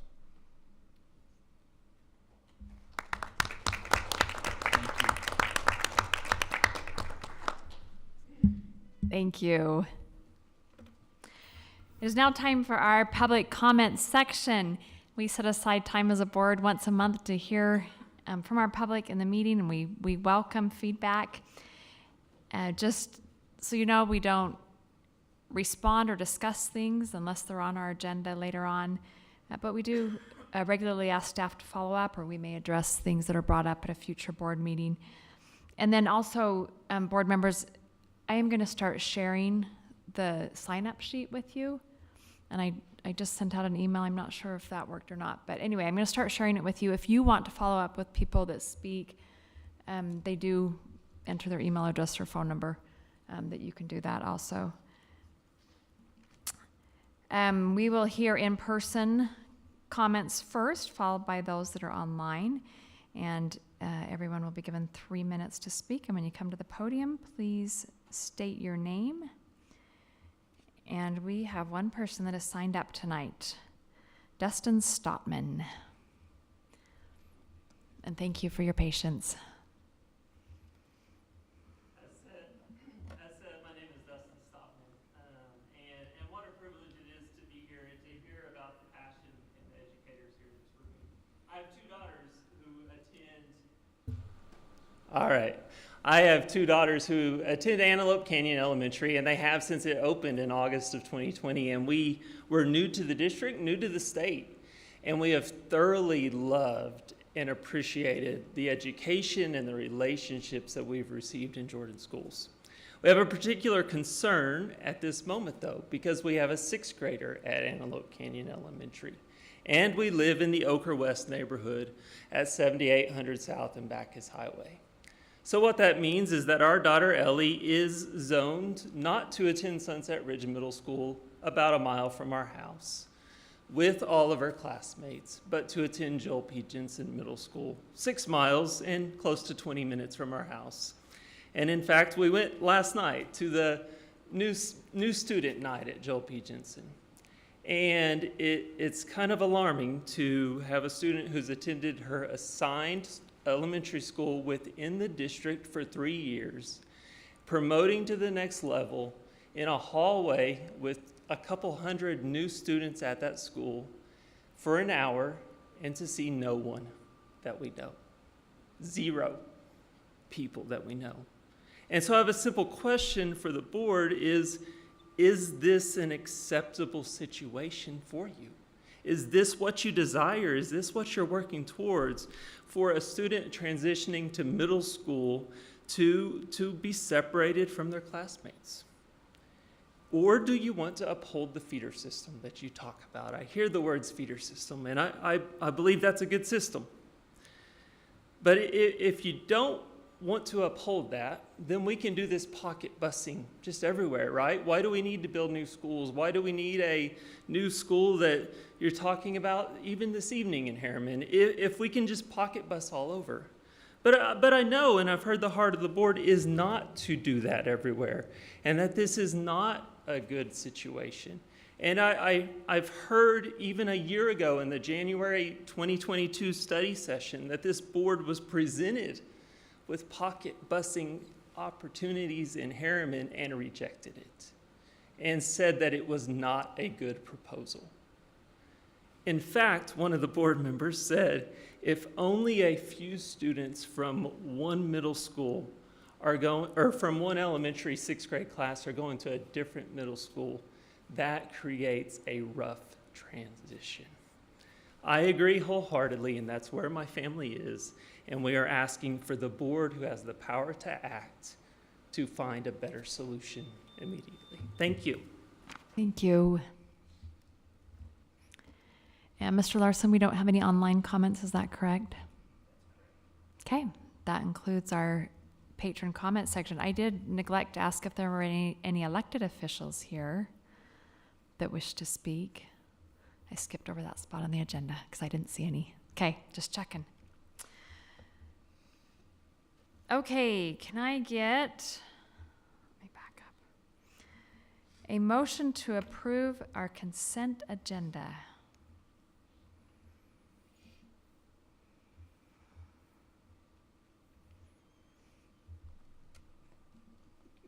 Anyone?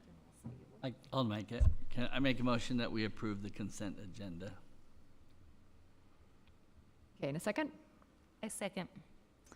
Okay, we have a motion by Mr. Robinson, second by Ms. Richards to approve the consent, sorry, Ms. George, to approve the consent agenda. I just want to note that on there is the Board of Education meeting calendar. Board members, we made some changes to that in our study session. Those changes are on board docs now. So we are voting on the updated version. Thank you, Dr. Godfrey, for facilitating that for us. Also want to note that we have an evaluation of the superintendent of schools and a business administrator that we are voting on also. And that evaluation was done in December by the previous board. So that's why you don't see the two new board members' names on there. But this is our opportunity to vote on that. And we are pleased to report that our business administrator and superintendent are compliant in all areas and very pleased with the work that they are doing.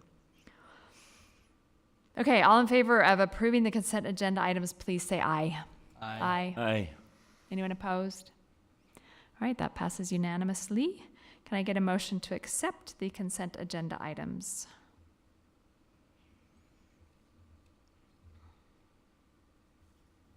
I'll make a motion to accept the consent agenda items A through E. I'll second. Okay, motion by Ms. George, second by Ms. Richards to accept the consent agenda items. All in favor, please say aye. Aye. Aye. Anyone opposed, say nay. That motion passes unanimously. We are now on to our bids. Can I get a motion for the first bid?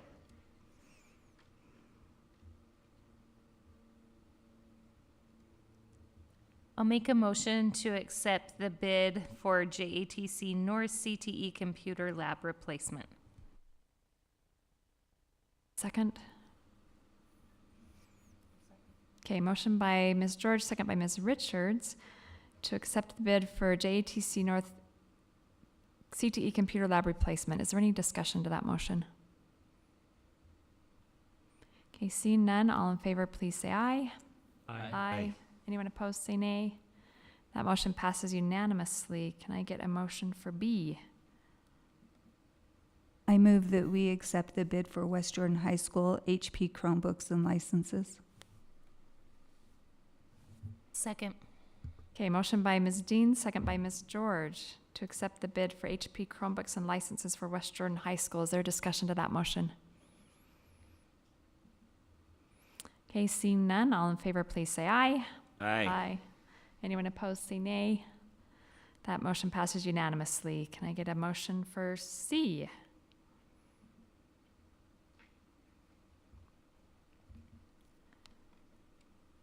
Make a motion to approve item C, instructional support services and piano tuning district-wide. I'll second. A motion by Mr. Robinson, second by Ms. Dean. Is there any discussion to that motion? Yeah, so we have several pianos throughout the district, right? And they need to be tuned yearly or twice a year. I think that's what I was reading. And it's a 5-year contract. Did I understand that properly? And so there's an individual or a company that we've asked to, over the next 5 years, just go service all those pianos just one at a time until they get to the end, and then after that 5 years, we'll start over again. Okay, I just wanted to make sure I understood that. Is that correct, Mr. Prusi? Okay. Sometimes he goes twice to a particular piano if there's a need. Okay. Just Any if your idea how piano's many- out of tune, you let him know and he comes in and he tunes it. Any idea how many pianos we have? I'm sure you didn't bring that number, but Kurt Prusi, Director of Purchasing. Secondary schools get their pianos tuned twice a year. Elementary schools once a year. We get a lot of pianos nowadays through surplus. Our elementary schools typically they don't have people that play piano anymore, but we still have several. I would say in the district at least 200, 250 pianos. So he'll tune those throughout the year, and there's on a schedule. And then also if there's any repairs that need to happen, he's pre-authorized to make small changes, and I think the department that's over that, the instructional support services, will pay for the tuning and very small repairs, and then the schools will actually, if it's a larger repair, they'll have to pay for that. So Majestic has a large number of pianos, right? Because it's the art school. it's a good question. I don't know. I have not been in the school recently. Are they electric? So would these not include the electric pianos? No. And was there only one company that bid? Yeah, it's been a little more difficult over the last few years. Pianos are not as popular as they used to be. So in the past, we've had a couple different tuners, and the incumbent chose not to piano or to tune for us this year. So this is a brand new one that we're going to be working with. So we can always change. It's not just 5 years, and we're stuck with a tuner that might not work for us for 5 years. We'll renew it every year, and so maybe a year down the road, we're not happy with what the services we've had, and we'll be able to go out for bid again for that. So we're committing to an amount tonight, not necessarily to Right. a company for the next 5 years. Right. It's basically the amount over the 5 years gets over to $80,000, and so that's why we come to you. So that expenditure is approved, but it doesn't necessarily guarantee that we'll spend that much money. Okay, thank you. Any further discussion? Right, all in favor of the motion, please say aye. Aye. Anyone opposed, say nay. That motion passes unanimously. Can I get a motion for D? I'll make the motion to accept the bid for instructional support services for music instruments for middle schools. I'll second. Motion by Ms. Richards, second by Ms. George. Is there any discussion to that motion?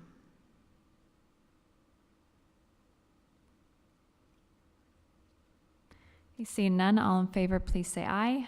Aye. Is there anyone opposed? That motion passes unanimously. Can I get a motion for E?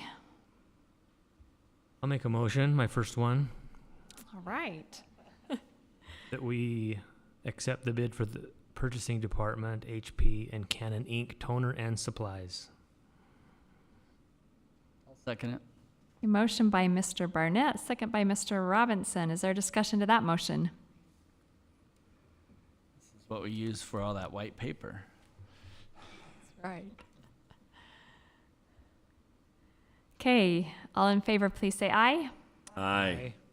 Aye. Anyone opposed? That motion passes unanimously. And now a motion for our last one, the big one. I would like to make a motion that we build a new school. That we accept the bid for item F, facility for services, to construct a new multi-use or flex building in Harriman. I'll second it. Motion by Mr. Dunford, second by Mr. Robinson, to approve the bid for the new multi-use flex school in Harriman. Is there discussion to that motion?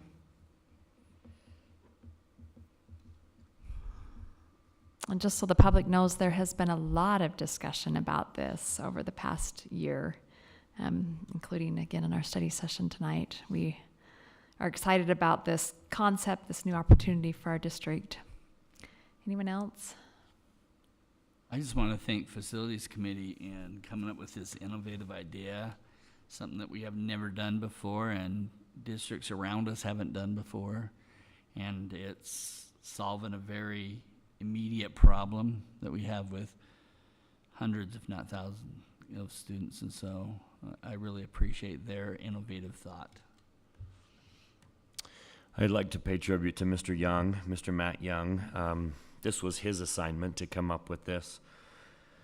And this was a brilliant solution. It was something we talked about a great deal, and because the way we approve it, his name will not appear on the dedication marker.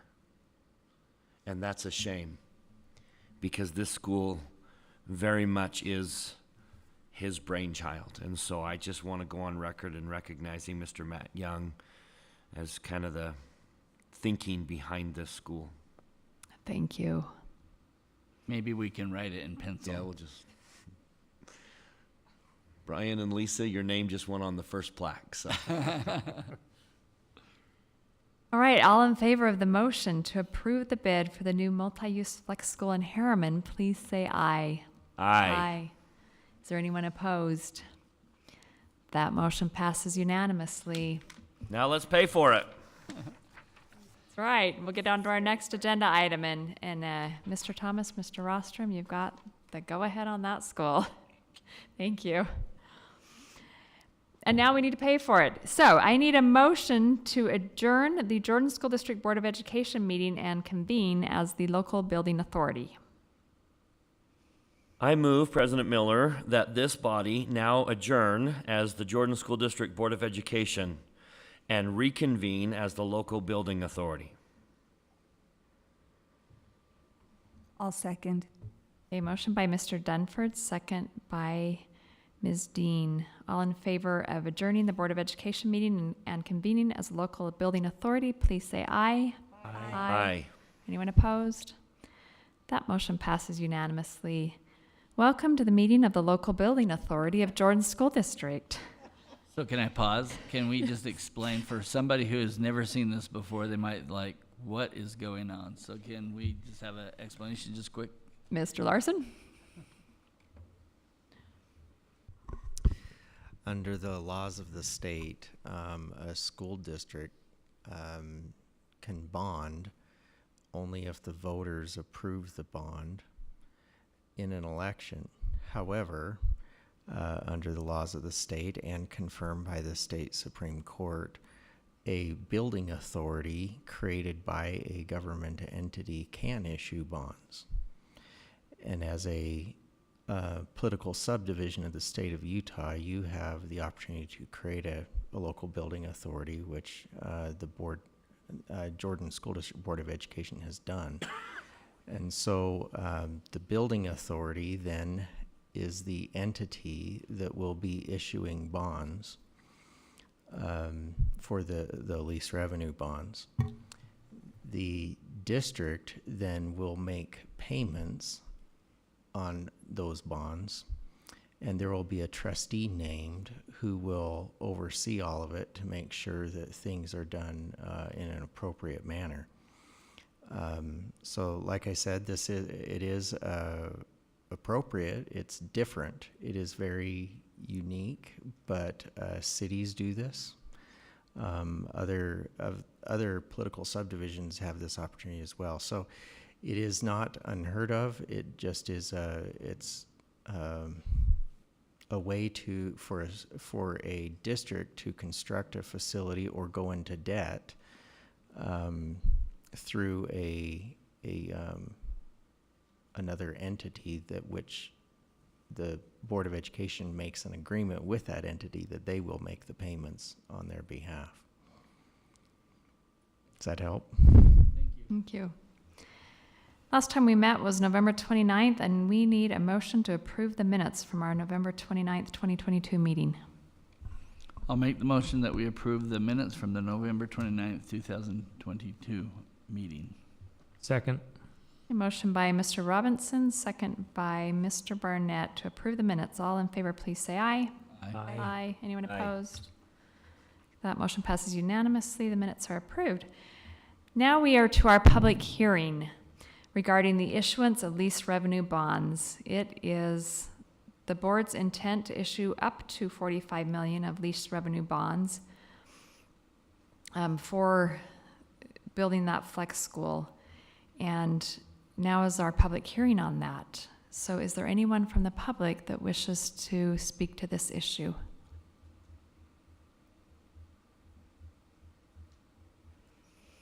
All right, seeing none, that concludes our public hearing. I will now take a motion to adjourn our local building authority and reconvene as the Jordan School District Board of Education. President Miller, I motion that we adjourn the local building authority meeting, which was fantastic, and reconvene as the Jordan School District Board of Education, which is also fantastic. I second that. A motion by Mr. Dunford, second by Ms. Richards. All in favor of that motion, please say aye. Aye. Aye. Anyone opposed? That motion passes unanimously. Welcome back to the Board of Education meeting. And now it's time for our superintendent's report. Dr. Godfrey. Thank you. Lots of great things going on in our district, but I will focus on this. Tomorrow night, we're doing something for the first time. We have what we call our Grow With Us Job Fair. That is tomorrow night from 6 to 8 p.m., Oker Hills Middle School. There will be all kinds of jobs available, part-time, full-time, daytime, evening. If you're looking for a job of any sort for any length of time, stop by. I appreciate the efforts that have gone into this, our Human Resources Department, our Communications Department. Many people have worked together to make this possible. We sent a postcard to every mailbox in the district. Got it. And we're really hoping to be able to fill some of the hundreds of positions that we have open. We're doing some other things to make those positions even more attractive, because I think it is attractive to come and work for Jordan District. But we're working and doing a lot of different things. There's going to be media coverage on this as well. So we hope we'll see a lot of people out. It's our first time doing this, but we hope to find some more great people to work in Jordan District and help our students. So y'all come. Thank you. Is that tomorrow night? Yes, that's tomorrow night. Let me just get my dates right. Yep. January 25th, tomorrow night, 6 to 8, Oker Hills Middle School. Great. Okay, now we are on to committee reports and comments by board members. We're kind of in transition on our committees, but does anyone have any committee reports or comments?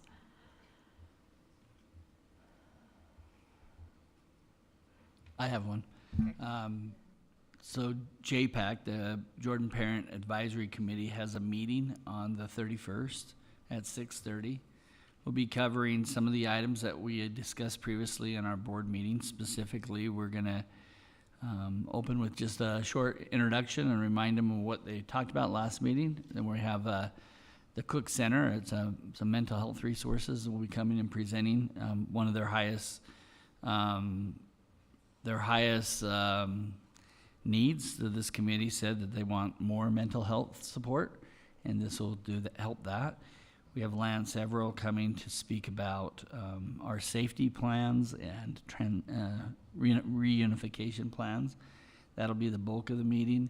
And then Mike Anderson will be sharing with them some legislative issues that are going on and how to get involved in legislators. So we'll move forward and report to the board. At the end of that, we can cover this now or later. I think Nikki George would be appropriate to come to that meeting since she's been doing this, but I think the development of this committee will be a chair, then rotating board members come. So is there a board member that would like to attend this one? Okay, Lisa. Sorry, Brian, if you raised your hand at the same time. So, Lisa, and then our intent is to continue to rotate that. So at 6:30 here at the JATC South on my mother's birthday and my mother-in-law's birthday. But being with you all is more important than being with those wonderful ladies. They're not listening, right? My mom doesn't have the internet yet, so I think I'm safe.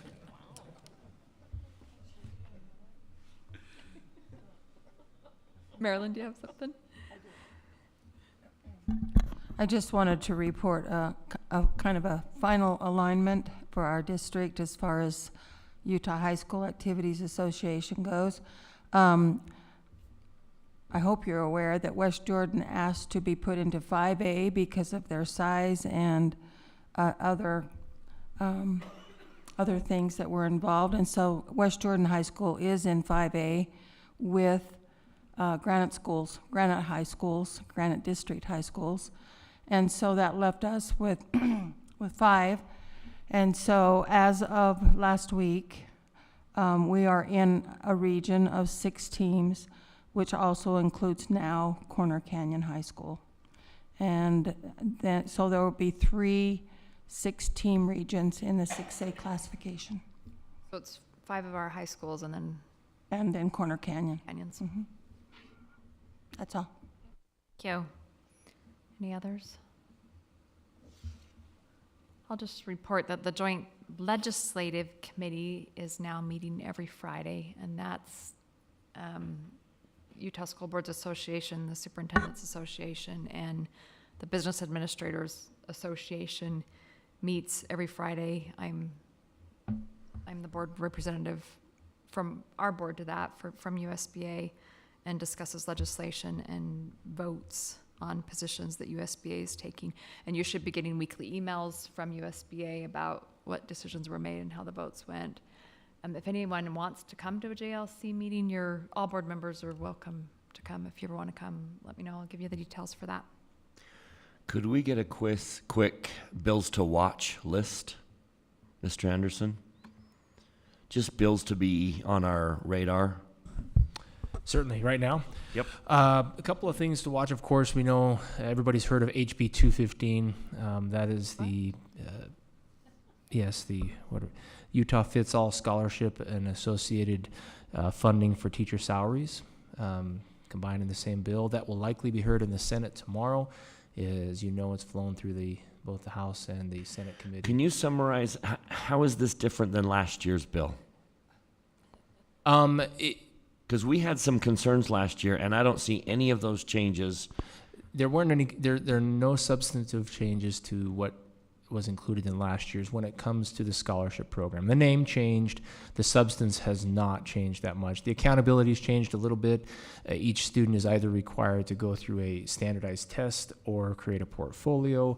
The sponsor tweaked the qualifications for the income levels a little bit, but in substance it remains largely the same. The major difference, of course, is that the bill is now coupled with the salary increase. And one thing to keep in mind with this is that you hear often that it's a $6,000 salary increase. Well, that includes benefits, and so in reality it's on the TSSP. If you look at our salary schedule, our TSSP is $4,200.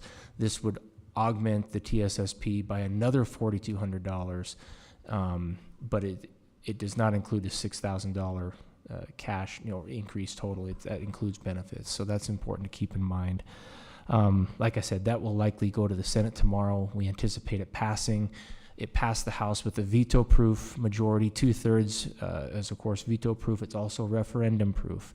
If it passes the Senate tomorrow and perhaps the next day on the third reading, then it would all, by 20 or more yay votes, it would be veto-proof, referendum-proof of note.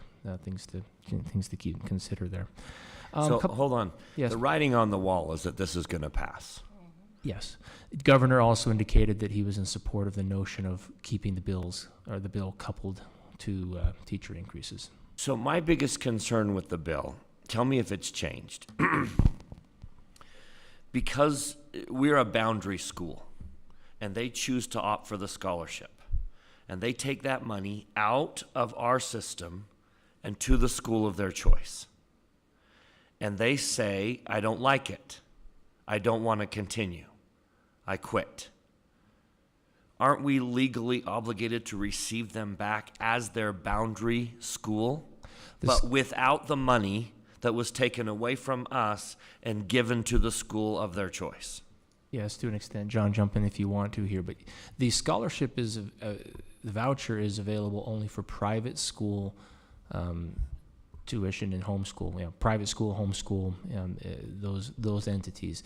So if a student chooses to leave our system, which several do, they qualify under the stipulations of this scholarship voucher program, then they would receive up to $8,000 for qualified education expenses. I think the sponsor of the bill would argue that it doesn't take the money directly from the system. If they were to return to our system, they would be counted as part of the average daily membership, and we would be getting a proportional WPU for the time they spent in our system. The monies are diverted out of the education fund system and to go to this. The other major modification that I think was made in this bill is that instead of indexing the fund to fund the voucher program against inflation and other things, they've now capped it, so it can't continue to grow at this point unless the bill was amended. So that's of note as well. So we wouldn't lose the money directly because they're not in our system, and if they came back, they would be part of the way we count our average daily membership. But it is money that is being diverted from public funds that are being diverted to private purposes, and that's been the major rub against this. Not to mention the process that has gone into this. It's been very hurried, and they've suspended rules in order to hear it. It's clear that this was a very well strategically calculated plan in place with the right people in the right places to get this through rather quickly. They can come back and take some classes from us, right? How are we compensated for those classes if they choose to take like choir? Yeah, that was the other change in the bill is that there is an exception now for students who want to come back and take a class or two in our system. We would receive funding for them just as we do other students who are partially enrolled. But we just get a partial reimbursement on that? Correct, yeah. It's part of their partial enrollment there. So that's HB 215 in a nutshell. It's a very complex, very emotional bill as well, as you've seen. It's been all over the news.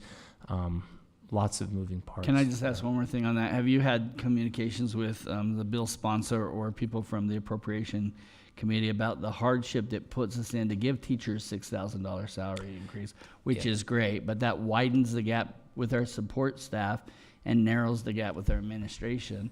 Or is the funding going to be there that we can help all employees? Because it would be really good. I really appreciate helping our teachers. I was a little offended when they said boards have not helped teachers, where this board has raised somewhere around $20,000 in the 6 years I've been on the board. But what are they doing to address all educators? It's one of the concerns we've brought up several times. In fact, Dr. Godfrey was just had this conversation last Friday as well. When they infuse this amount of money, we have an equilibrium that we try to establish and balance amongst our employee groups between administrators, teachers, and support professionals, where this could throw that out of whack a little bit. And if you raise one group, we would like to raise all groups in a commensurate fashion. This kind of narrows it just throws out of whack the distance and the equilibrium that we've established with these groups that we've tried to But they're tried to aware of address. that, right? We've mentioned that, and that's been a concern. We would hope that the increase to the WP was substantial enough to address everything we just talked about, right? Thank you. So yeah, HB 215 in a nutshell. Another one just to keep in mind, there is a student graduation attire amendment from Representative Elison. What's the number? HB 191. It would basically codify, make law what we've done already in our district with our policy. That's just something of note. Remember last year they passed the bill that pertained only to Native American students. This bill would expand it to mirror kind of what we've already done with our policy. There is a bill that's being watched by several of our associations. HB 241, Jordan Tusher, is sponsoring the bill that the bill addresses governing public employers and labor organizations. Basically would prohibit labor organizations from using public entities, such as buildings, such as payroll with deductions and so forth. They couldn't do that in a public school setting.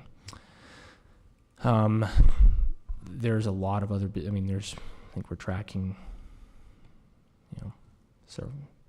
almost 100 education bills. But those are the ones that are on there right now. Other ones that we want to just keep in mind, Senator Fillmore is running SB 83. It's a equalization bill. He's also running, I don't have it right in front of me. John, do you remember there it is, SB 55. Senator Fillmore is running the bill that would require the school board to approve materials to formally adopt curriculum that would be used district-wide and to create a policy regarding that adoption that would require some levels of transparency. Only if it was being adopted district-wide. Representative Tusher has a bill as well that it's a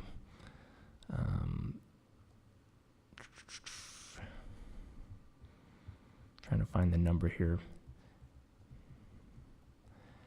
His bill would be a little more specific with classroom instructional materials that would require LEAs to create a policy governing the adoption of classroom instructional materials, how to address it, how to notify parents, if there is a change, when and how to notify, how do we approve a curriculum materials in the district. It doesn't necessarily tell LEAs how to do or what to do. It just requires them to address certain components of curriculum if and when that gets adopted. Anything on library materials? Nothing that's been out and numbered as of yet. We've been meeting with Representative Ivory on a few ideas, but nothing that's out or no language on anything like that just yet.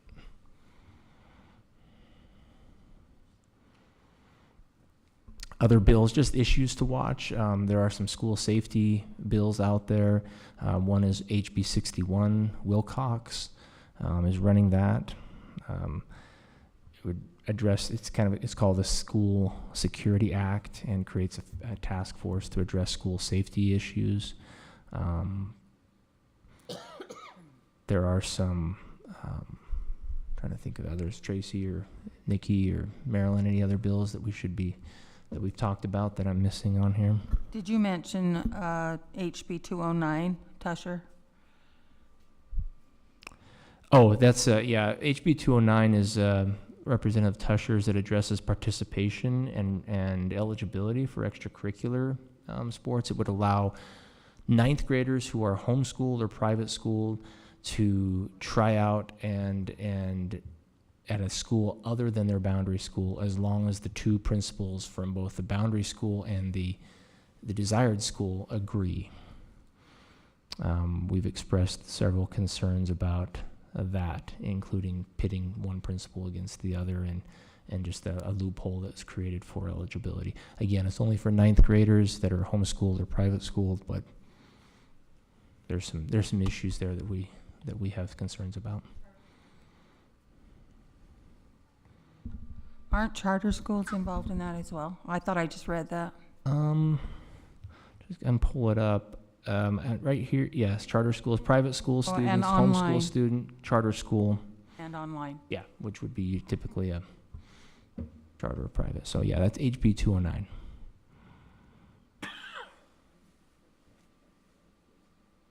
There's a bill out there as well that would address, I don't know if it's numbered at this point, but it would address referendums on School truth and board school board truth and decisions. taxations. So Anything on transgender athletes yet?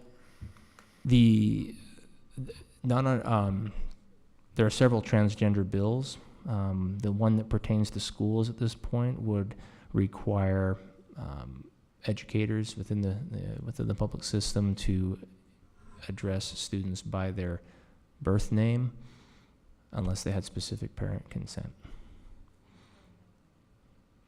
Yeah, birth name and birth pronoun. Yes. Thank you. Yep. Yeah.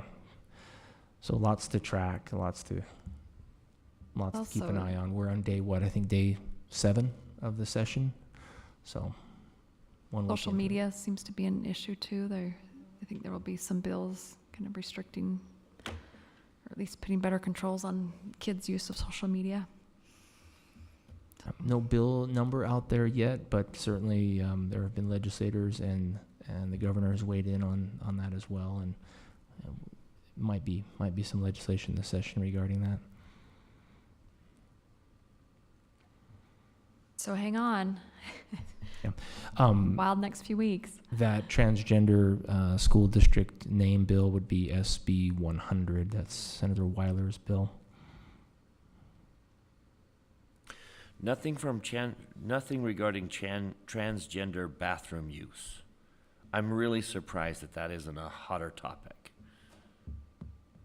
Not yet. Thank you for that update. That's helpful. Okay, does anyone else have anything for board comments? Okay, one last thing. Last year in January, we started having a discussion about what were the challenges, what are the priorities of board members this year, things that you want to tackle, or things that we should be doing as a board. So I want to have that on our next study session. Just want to give you the heads up to start thinking about what are some things that you think we need to tackle this year. And we'll come, kind of get those ideas out on the board and decide, is that the board's responsibility or is that superintendent's responsibility? And maybe decide if there's some things as a board we need to make sure that we make a priority this year and get on our agendas to tackle. So be thinking about that, and we'll have that at the next study session. We have a couple of study session items to finish up, but we will take a break for 15 minutes and we'll reconvene in the study session room.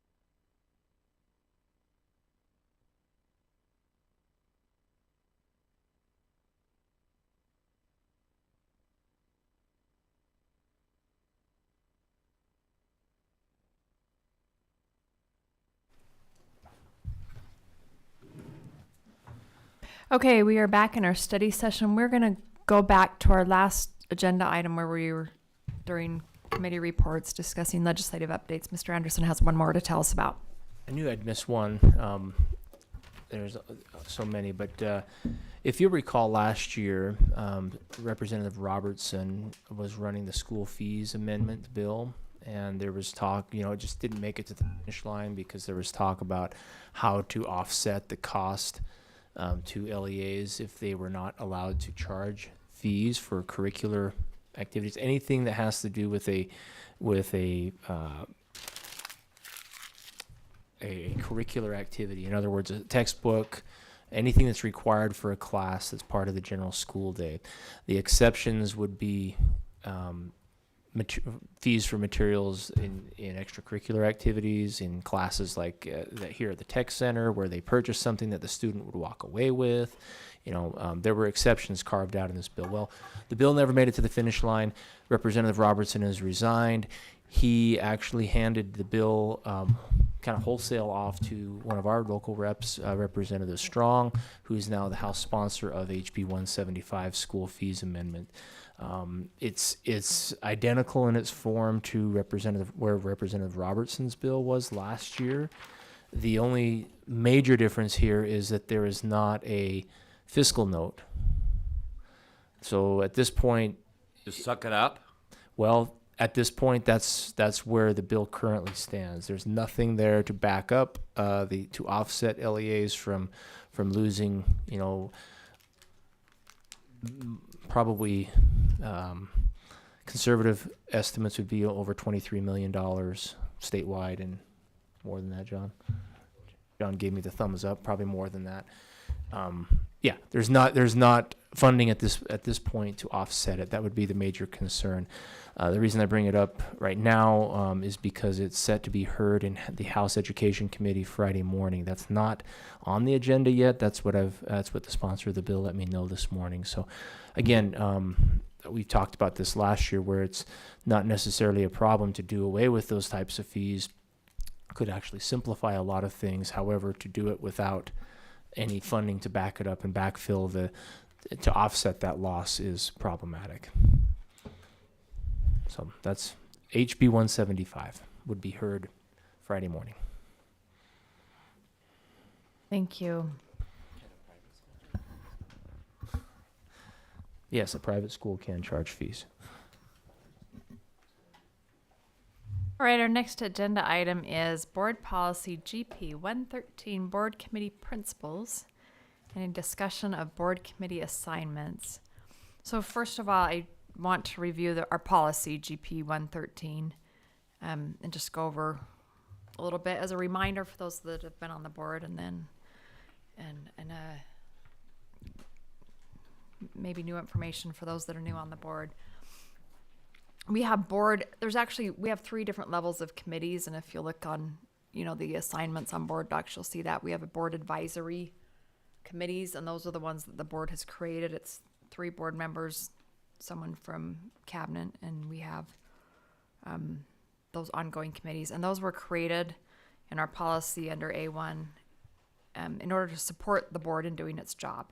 So if the board is discussing an issue where it's going to take hours of gathering information and studying, we can have a committee do that and then bring back recommendations and implications, maybe a synopsis, in order to have a more focused board discussion. And so that is the purpose of our board committees. Back in number 1, another thing that's in there is a committee shall obtain board approval when requests for information of assistance from staff require a material amount of staff time or funds to fulfill. So if the committee's like, ooh, we really want staff to do a study on that, and it's going to take a material amount of time, there's no definition for that. I guess that's your best judgment. But it should come back and make sure the whole board wants that. Because, three people don't constitute being able to make a decision of the board. So that should come back to the board before having staff move forward with that. Committees also can't speak or act on behalf of the board. They can just make recommendations to the board, but it always comes back to the board for the full vote. Number 3, committees can't exercise authority over staff, and because the superintendent works for the full board, he or she will not be required to obtain approval of a board committee before taking executive action. And I think we've run into that a few times where staff felt like they couldn't move forward until a committee had heard something, and just want to note that that's in our policy, that executive action can be taken. Also, committees shouldn't be gatekeepers for what comes to the board. If staff needs to bring something to the full board, it doesn't have to go through a committee before it comes to the whole board. Tracy? Yeah. Back on number 1. Okay. Is it, do we typically prefer the staff? Like if we do want some kind of a deeper dive or something in a particular issue, do we prefer staff do it, or is it okay for the board members? Do we have better Yes. confidence in the staff doing it than in the Yes. board members doing it, or? I think the majority of the time it is staff doing that, like going out and researching, gathering the information, then presenting it to the committee, and then the committee discusses it and maybe asks for something more, and kind of, and then brings it all back to the board. I think that's how it works most of the time. Would you guys agree? Or sometimes board members may do some deep dives and bring information, but I'd say the vast majority of the time we rely on staff to do that. They're the ones that have the expertise and the information. Yeah, good question.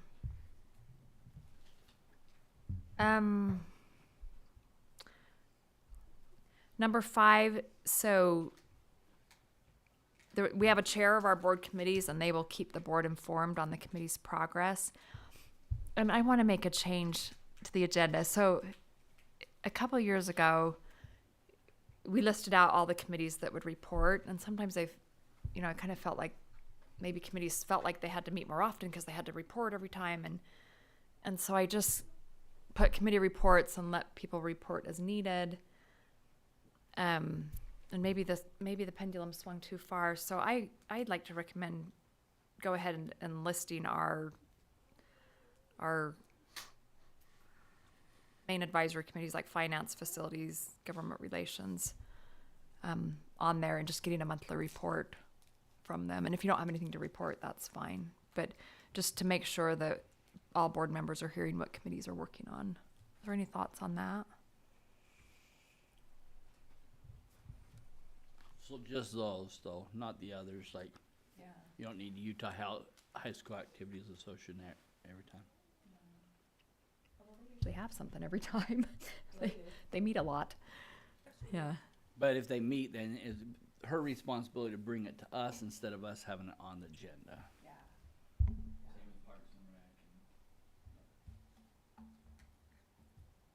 Okay, and this is a work in process. We can change things as needed if we go along. Let's see. C, any board member can serve as an alternate. So, and we've had that at times, particularly facilities committee, if they're discussing something that involves one board member's area, they may have a board member step out and have a different board member in, and that's acceptable on all committees. There needs to be at least 2 board members to meet, no more than 3. And then recommendations. So committees can provide recommendations during committee reports or on the agenda. And generally, if it's just an update about what your committee is working on, it will be during committee reports. But if the committee has something that the board needs to vote or take action on, we'll want to list that as an agenda item. Does anyone have any questions on committees and how they're supposed to work? Hey, does anyone have any questions? Oops. Does anyone have any questions on the committee assignments?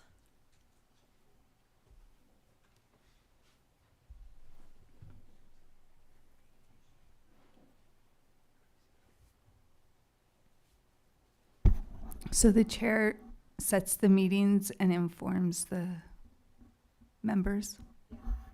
Yeah.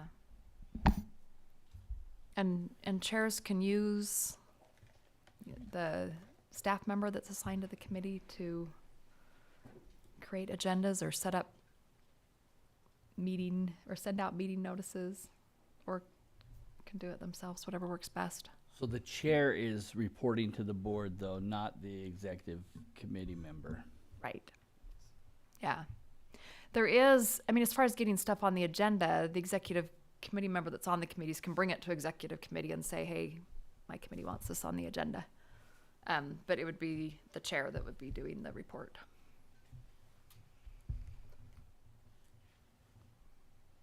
Okay, everyone okay with committees? So easy, all those lost nights of sleep worked. There is one thing. Yeah. You're welcome. Were you He hoping for a requested change it. this year? We were gonna change it, but you did a good job. I have on Real Salt Lake Academy Board, that needs to be changed. Real needs to be taken off. We can't use that anymore. Oh. It should say Salt Lake Academy. Mm-hmm.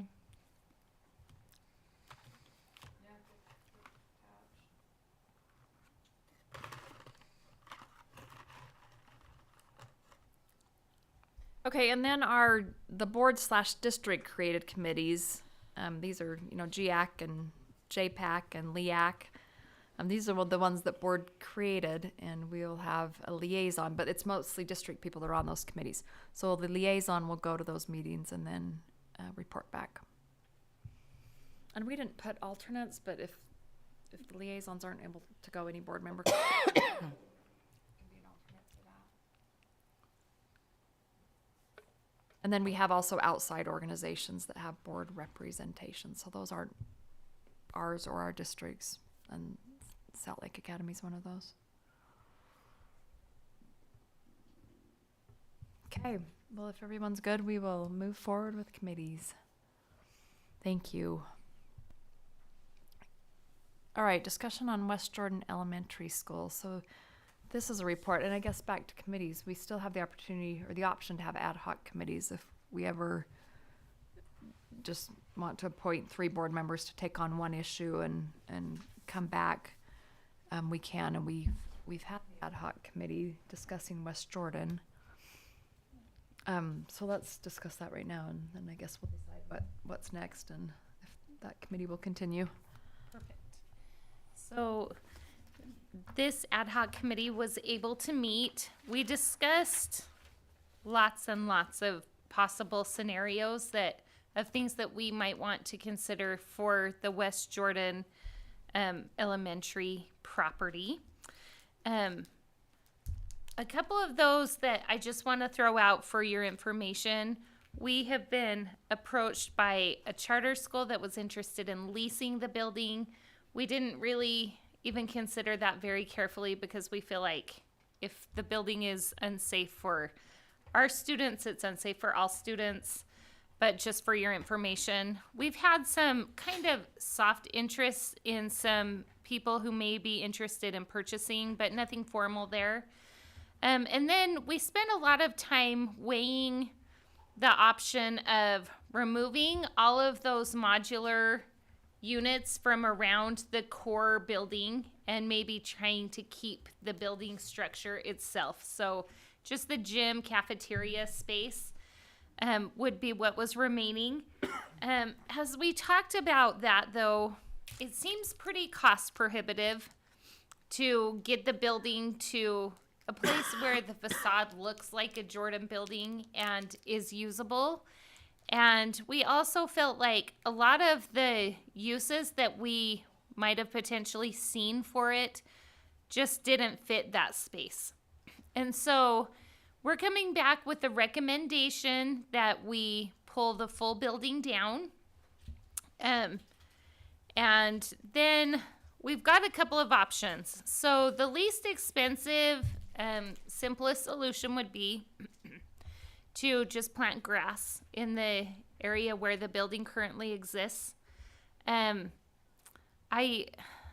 We talked about a couple of other uses, and just to put out there kind of some of the considerations that our committee thought about were when if we create this into some sort of park and then later decide, oh, actually we want to use this for another district purpose, it's hard when it feels like then we're taking something away from that community again.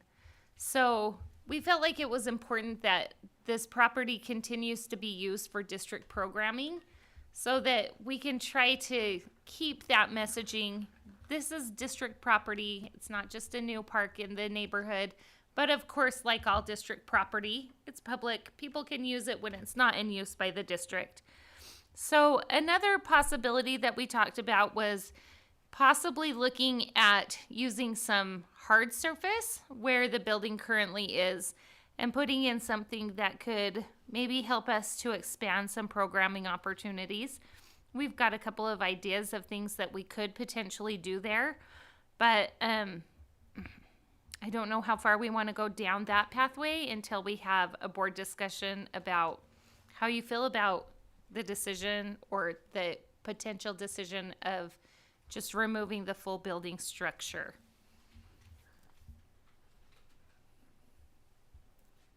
Is everybody comfortable with that pathway? Conversation there? Remind me who is on your committee?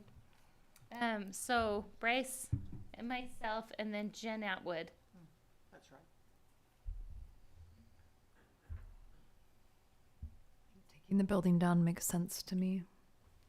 And that would happen when this summer? Well, if we want it to happen this summer, we need to decide and go out to bid on that right away. Is And that correct, Mr. Thomas? As I talked to Mr. Thomas and his team, they feel like it would be easiest if he could loop into that bidding process what we want to put there. And that's why we're, do we want to put grass in sort of as a placeholder? Do we want to look at some other options? It would be nice to know that when they go to bid. So the final date, we would have to have a decision made by March, but it would be nice if we didn't push them to the last possible second that they can. So I have a hard problem deciding what we're going to do with it until the seismic studies all come back and find out what our long-term plan with building in that area. Do we have a timeline on that? On the seismic study? Good question.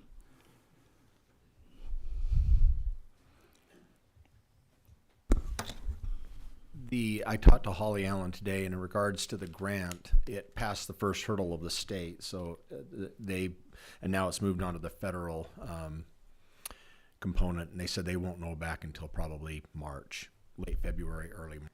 It's going to be a while before we find out if we did get the grant. But in the meantime, we're prepared to start the study at the direction of the board. Didn't we give direction? I thought we gave direction. Pending the grant. Oh, pending the grant? We want to pay for it if they're going to pay for it, but we think the likelihood of them paying for it is small. So we could take the decision, let's just go ahead and pay for it. But if there's a chance we could receive the grant, then they'll pay for the study. Do we feel like, I know it's a long shot if we get it at all, but if we got it, would it cover the full cost of these studies? It was supposed to. My memory was the grant had a matching component on it of, what was the percentage? I can't remember. Yeah. It was, I want to say it was 2/3, 1/3, but I can't remember. There was a bit of a matching component. They won't cover the whole cost. It was something around 70% they would pay for, but we have to pay for 30% no matter what. So we're kind of on hold. We're ready to go, though. As soon as we have the information, we're ready to get. If we just start the seismic study on our own, do we become ineligible for the grant? Yeah, there's no reimbursement. We checked into that. Yeah. Most grants are prospectively. That's unfortunate. But There's always the option of laying sod. And then if we decided to do something else later, we can always rip it up. for me, that feels frustrating when I see things like that. Like, why are they ripping up the sod that they just laid and the irrigation system they just laid? Just from the outside perspective. But I think grass is definitely, from what I've learned, is the least expensive option. Yeah, I would hate to invest in something else and then decide to tear that up. So I feel better about putting grass down and while we're waiting. Do we recycle our sod? We have before. That's certainly an option as part of the bid. Usually what happens is when you take grass out, for example, when we did the parking lot at Elk Meadows this summer, the contractor actually had salvage rights on that grass, so then he relocated it. But you can put anything into the bid. For example, if the district wanted to repurpose that, they would just state that in the bid process. So it wouldn't be too hard to take the building down, put grass where the building was, leave everything else, playground, everything intact. Yeah, I think the idea was probably to plant grass over where the building is and also the hardscape in the back. So the parking lot, the idea was the parking lot would stay grass and then the play pits would stay in place. So they're Mostly talking about the hole where the building is. and the back play, the asphalt play area. So why does that need to have grass on it? It doesn't have to. It's just if you don't, you're just going to have grass and then right in the middle just an asphalt pad that would probably be in the middle of fields. Does that make sense? Because you'd have all the grass. Pretend where like the they're building was. pickleball courts. Yeah, you could paint pickleball. I would just courts on 'em. like what I'm saying is, can we just take the easiest, cheapest option until we decide the long-term use? Because I just think it's premature for us to decide long-term what we're doing with this until other things are been taking place. But that's just me.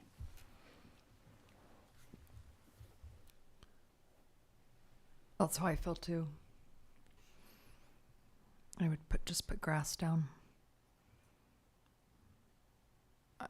I'm okay if we leave the back hardscape though. Throw up a basketball hoop.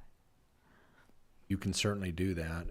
The way we went out and looked at it today, I guess the concern would be you'd put grass down where the school is. If you wanted to have programmable fields, I just don't know if it would be large enough for like a soccer field or something like that.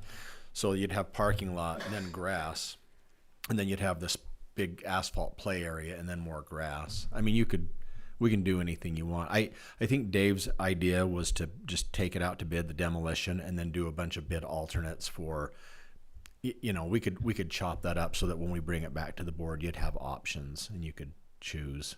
That makes And with sense for prices, programming. Then we'd know exactly what, okay, let's grass that, it would be this much. If we don't, it's this much.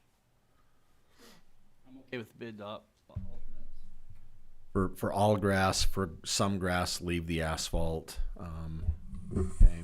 Would you like Grass the school area, right? Like at the very minimum, we have to do something. Not only just take the building down, but restore it to something. I mean, the first one was just to take the building down and you just throw dirt and road base on where the hole is and be done. But, then the next level up is grass and sprinklers there, and then grass and sprinklers where the asphalt is. There's some ideas, if you wanted tennis courts, Dave threw some numbers at that as well. Tennis, yeah, you can put 4 pickleball courts on 1 tennis court. So, but they're kind of expensive.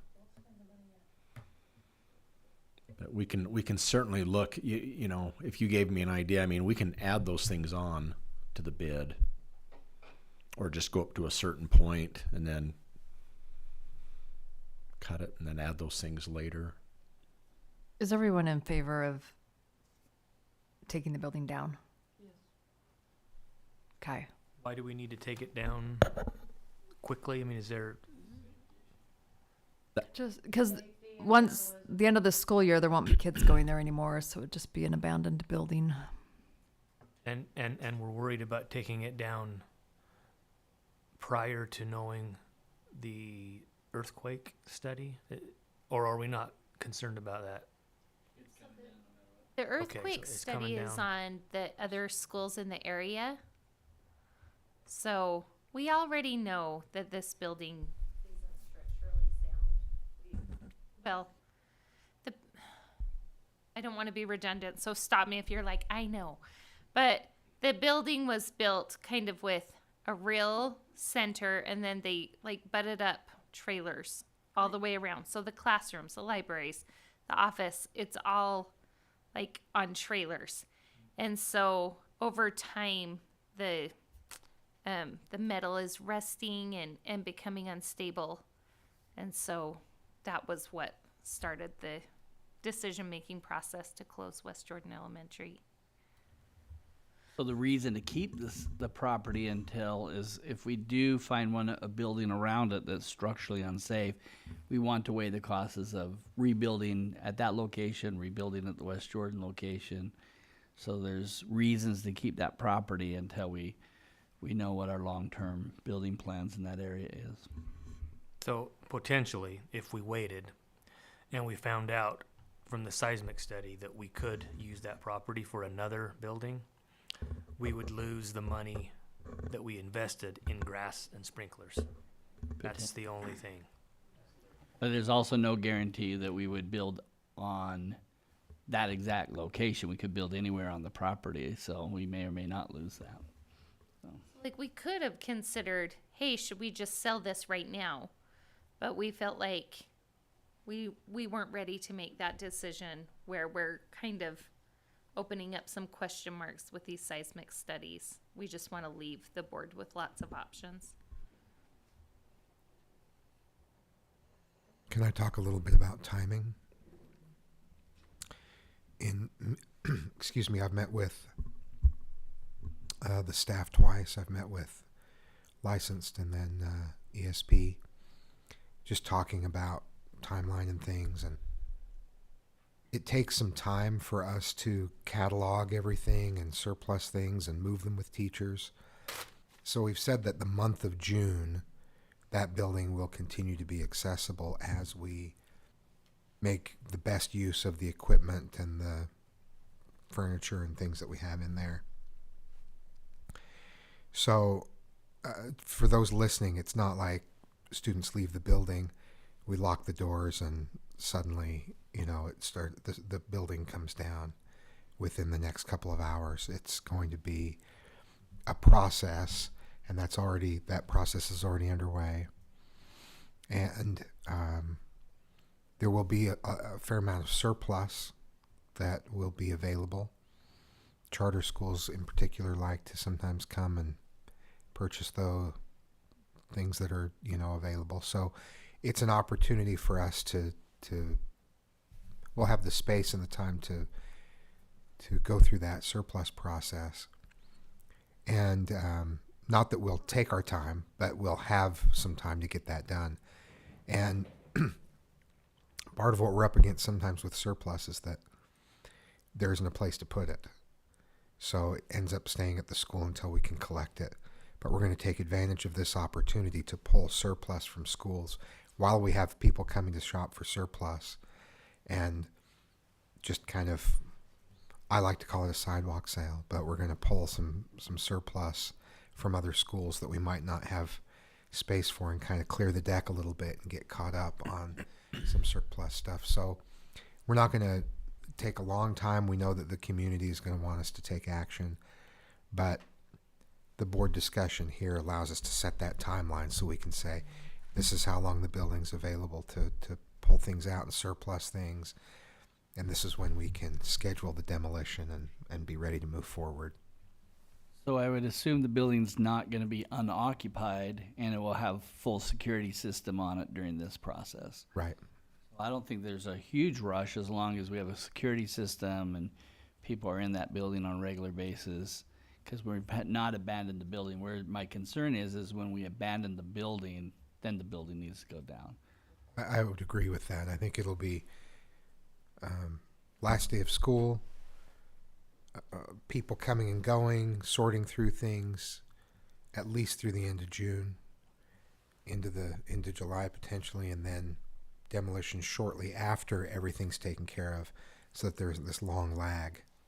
But with being able to move forward with demolition plans, then that means we can get all of that set up so there isn't a lag time in between the time we need to close things up and the time when demolition occurs.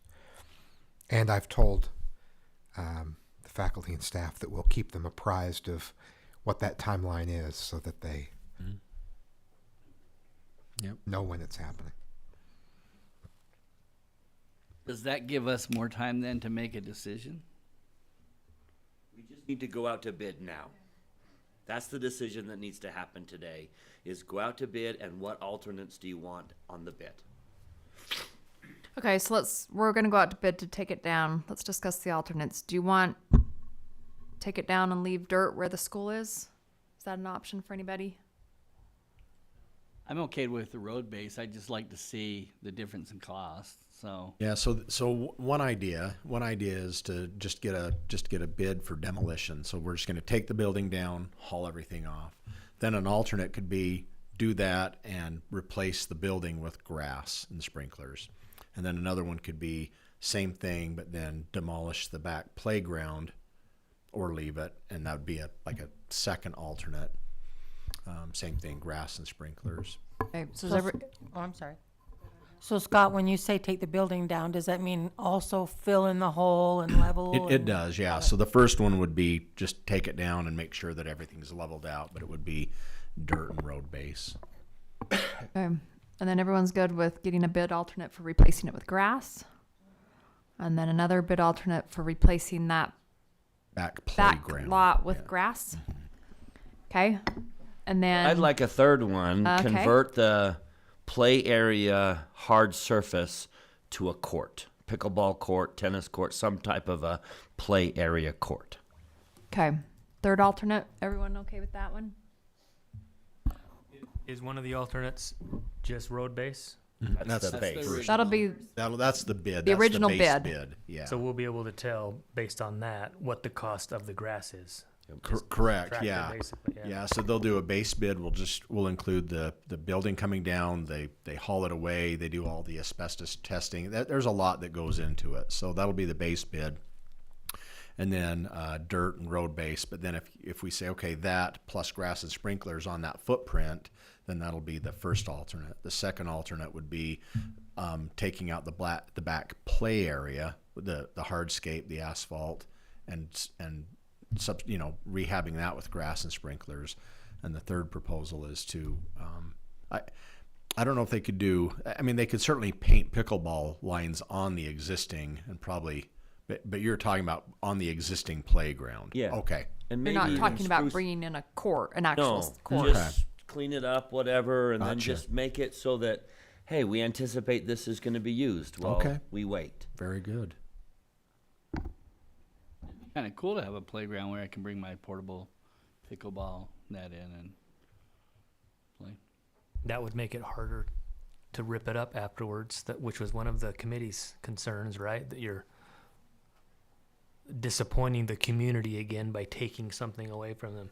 So if you provide a pickleball court, that makes that situation a little worse. Programmed on it. I think if you're actually to put in the pickleball or tennis court, that would be hard to take away. But where this black tops, if we just have black top space and paint lines on it, that's a little different, especially like if we were.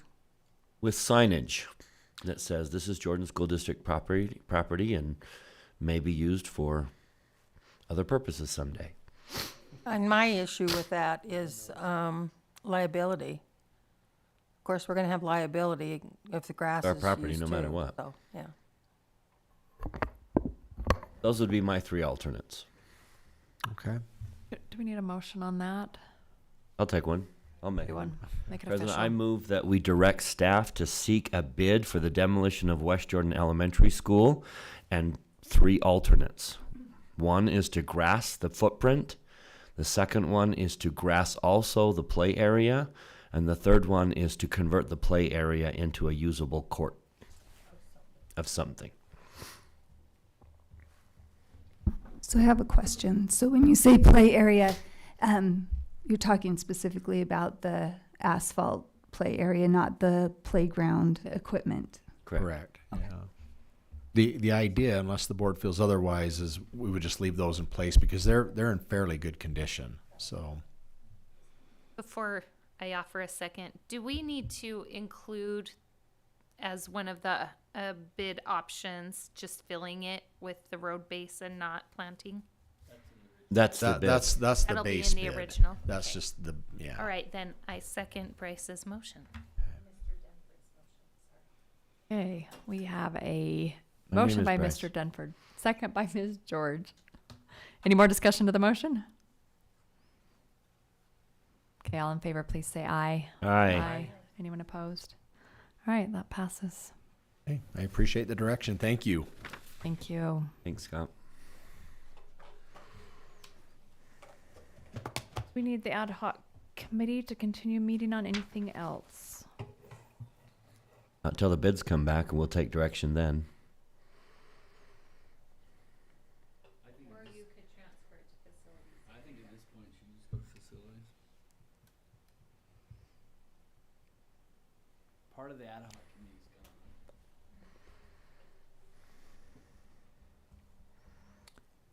gone. And this area is, I mean, I'm fine with it, but I really feel like maybe the two members that were on the original ad hoc could be added to by perhaps me as the chair of the facilities, or if that's, okay with everybody, or one of the facilities members. I know we added Jen specifically because it was her area.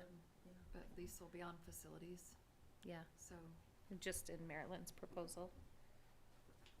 okay, let's just have it go with facilities. But if we feel like there's a need to do more, we can reconvene the ad hoc committee. Does that sound okay? Okay. Okay, thank you, and thank you to the ad hoc committee for your work on this. That includes our study session. Thank you, all of those who are still with us in person and online. I need to get a motion to go into closed session for character and competence of individuals, property, potential litigation, and negotiations. I make the motion to go into closed session for character and competence of individuals, property, potential litigation, and negotiations. I second. Motion by Ms. Richards, second by Ms. George to go into closed session. All in favor, please say aye. Aye. Aye. Anyone opposed? That passes unanimously. Thank you and have a good night.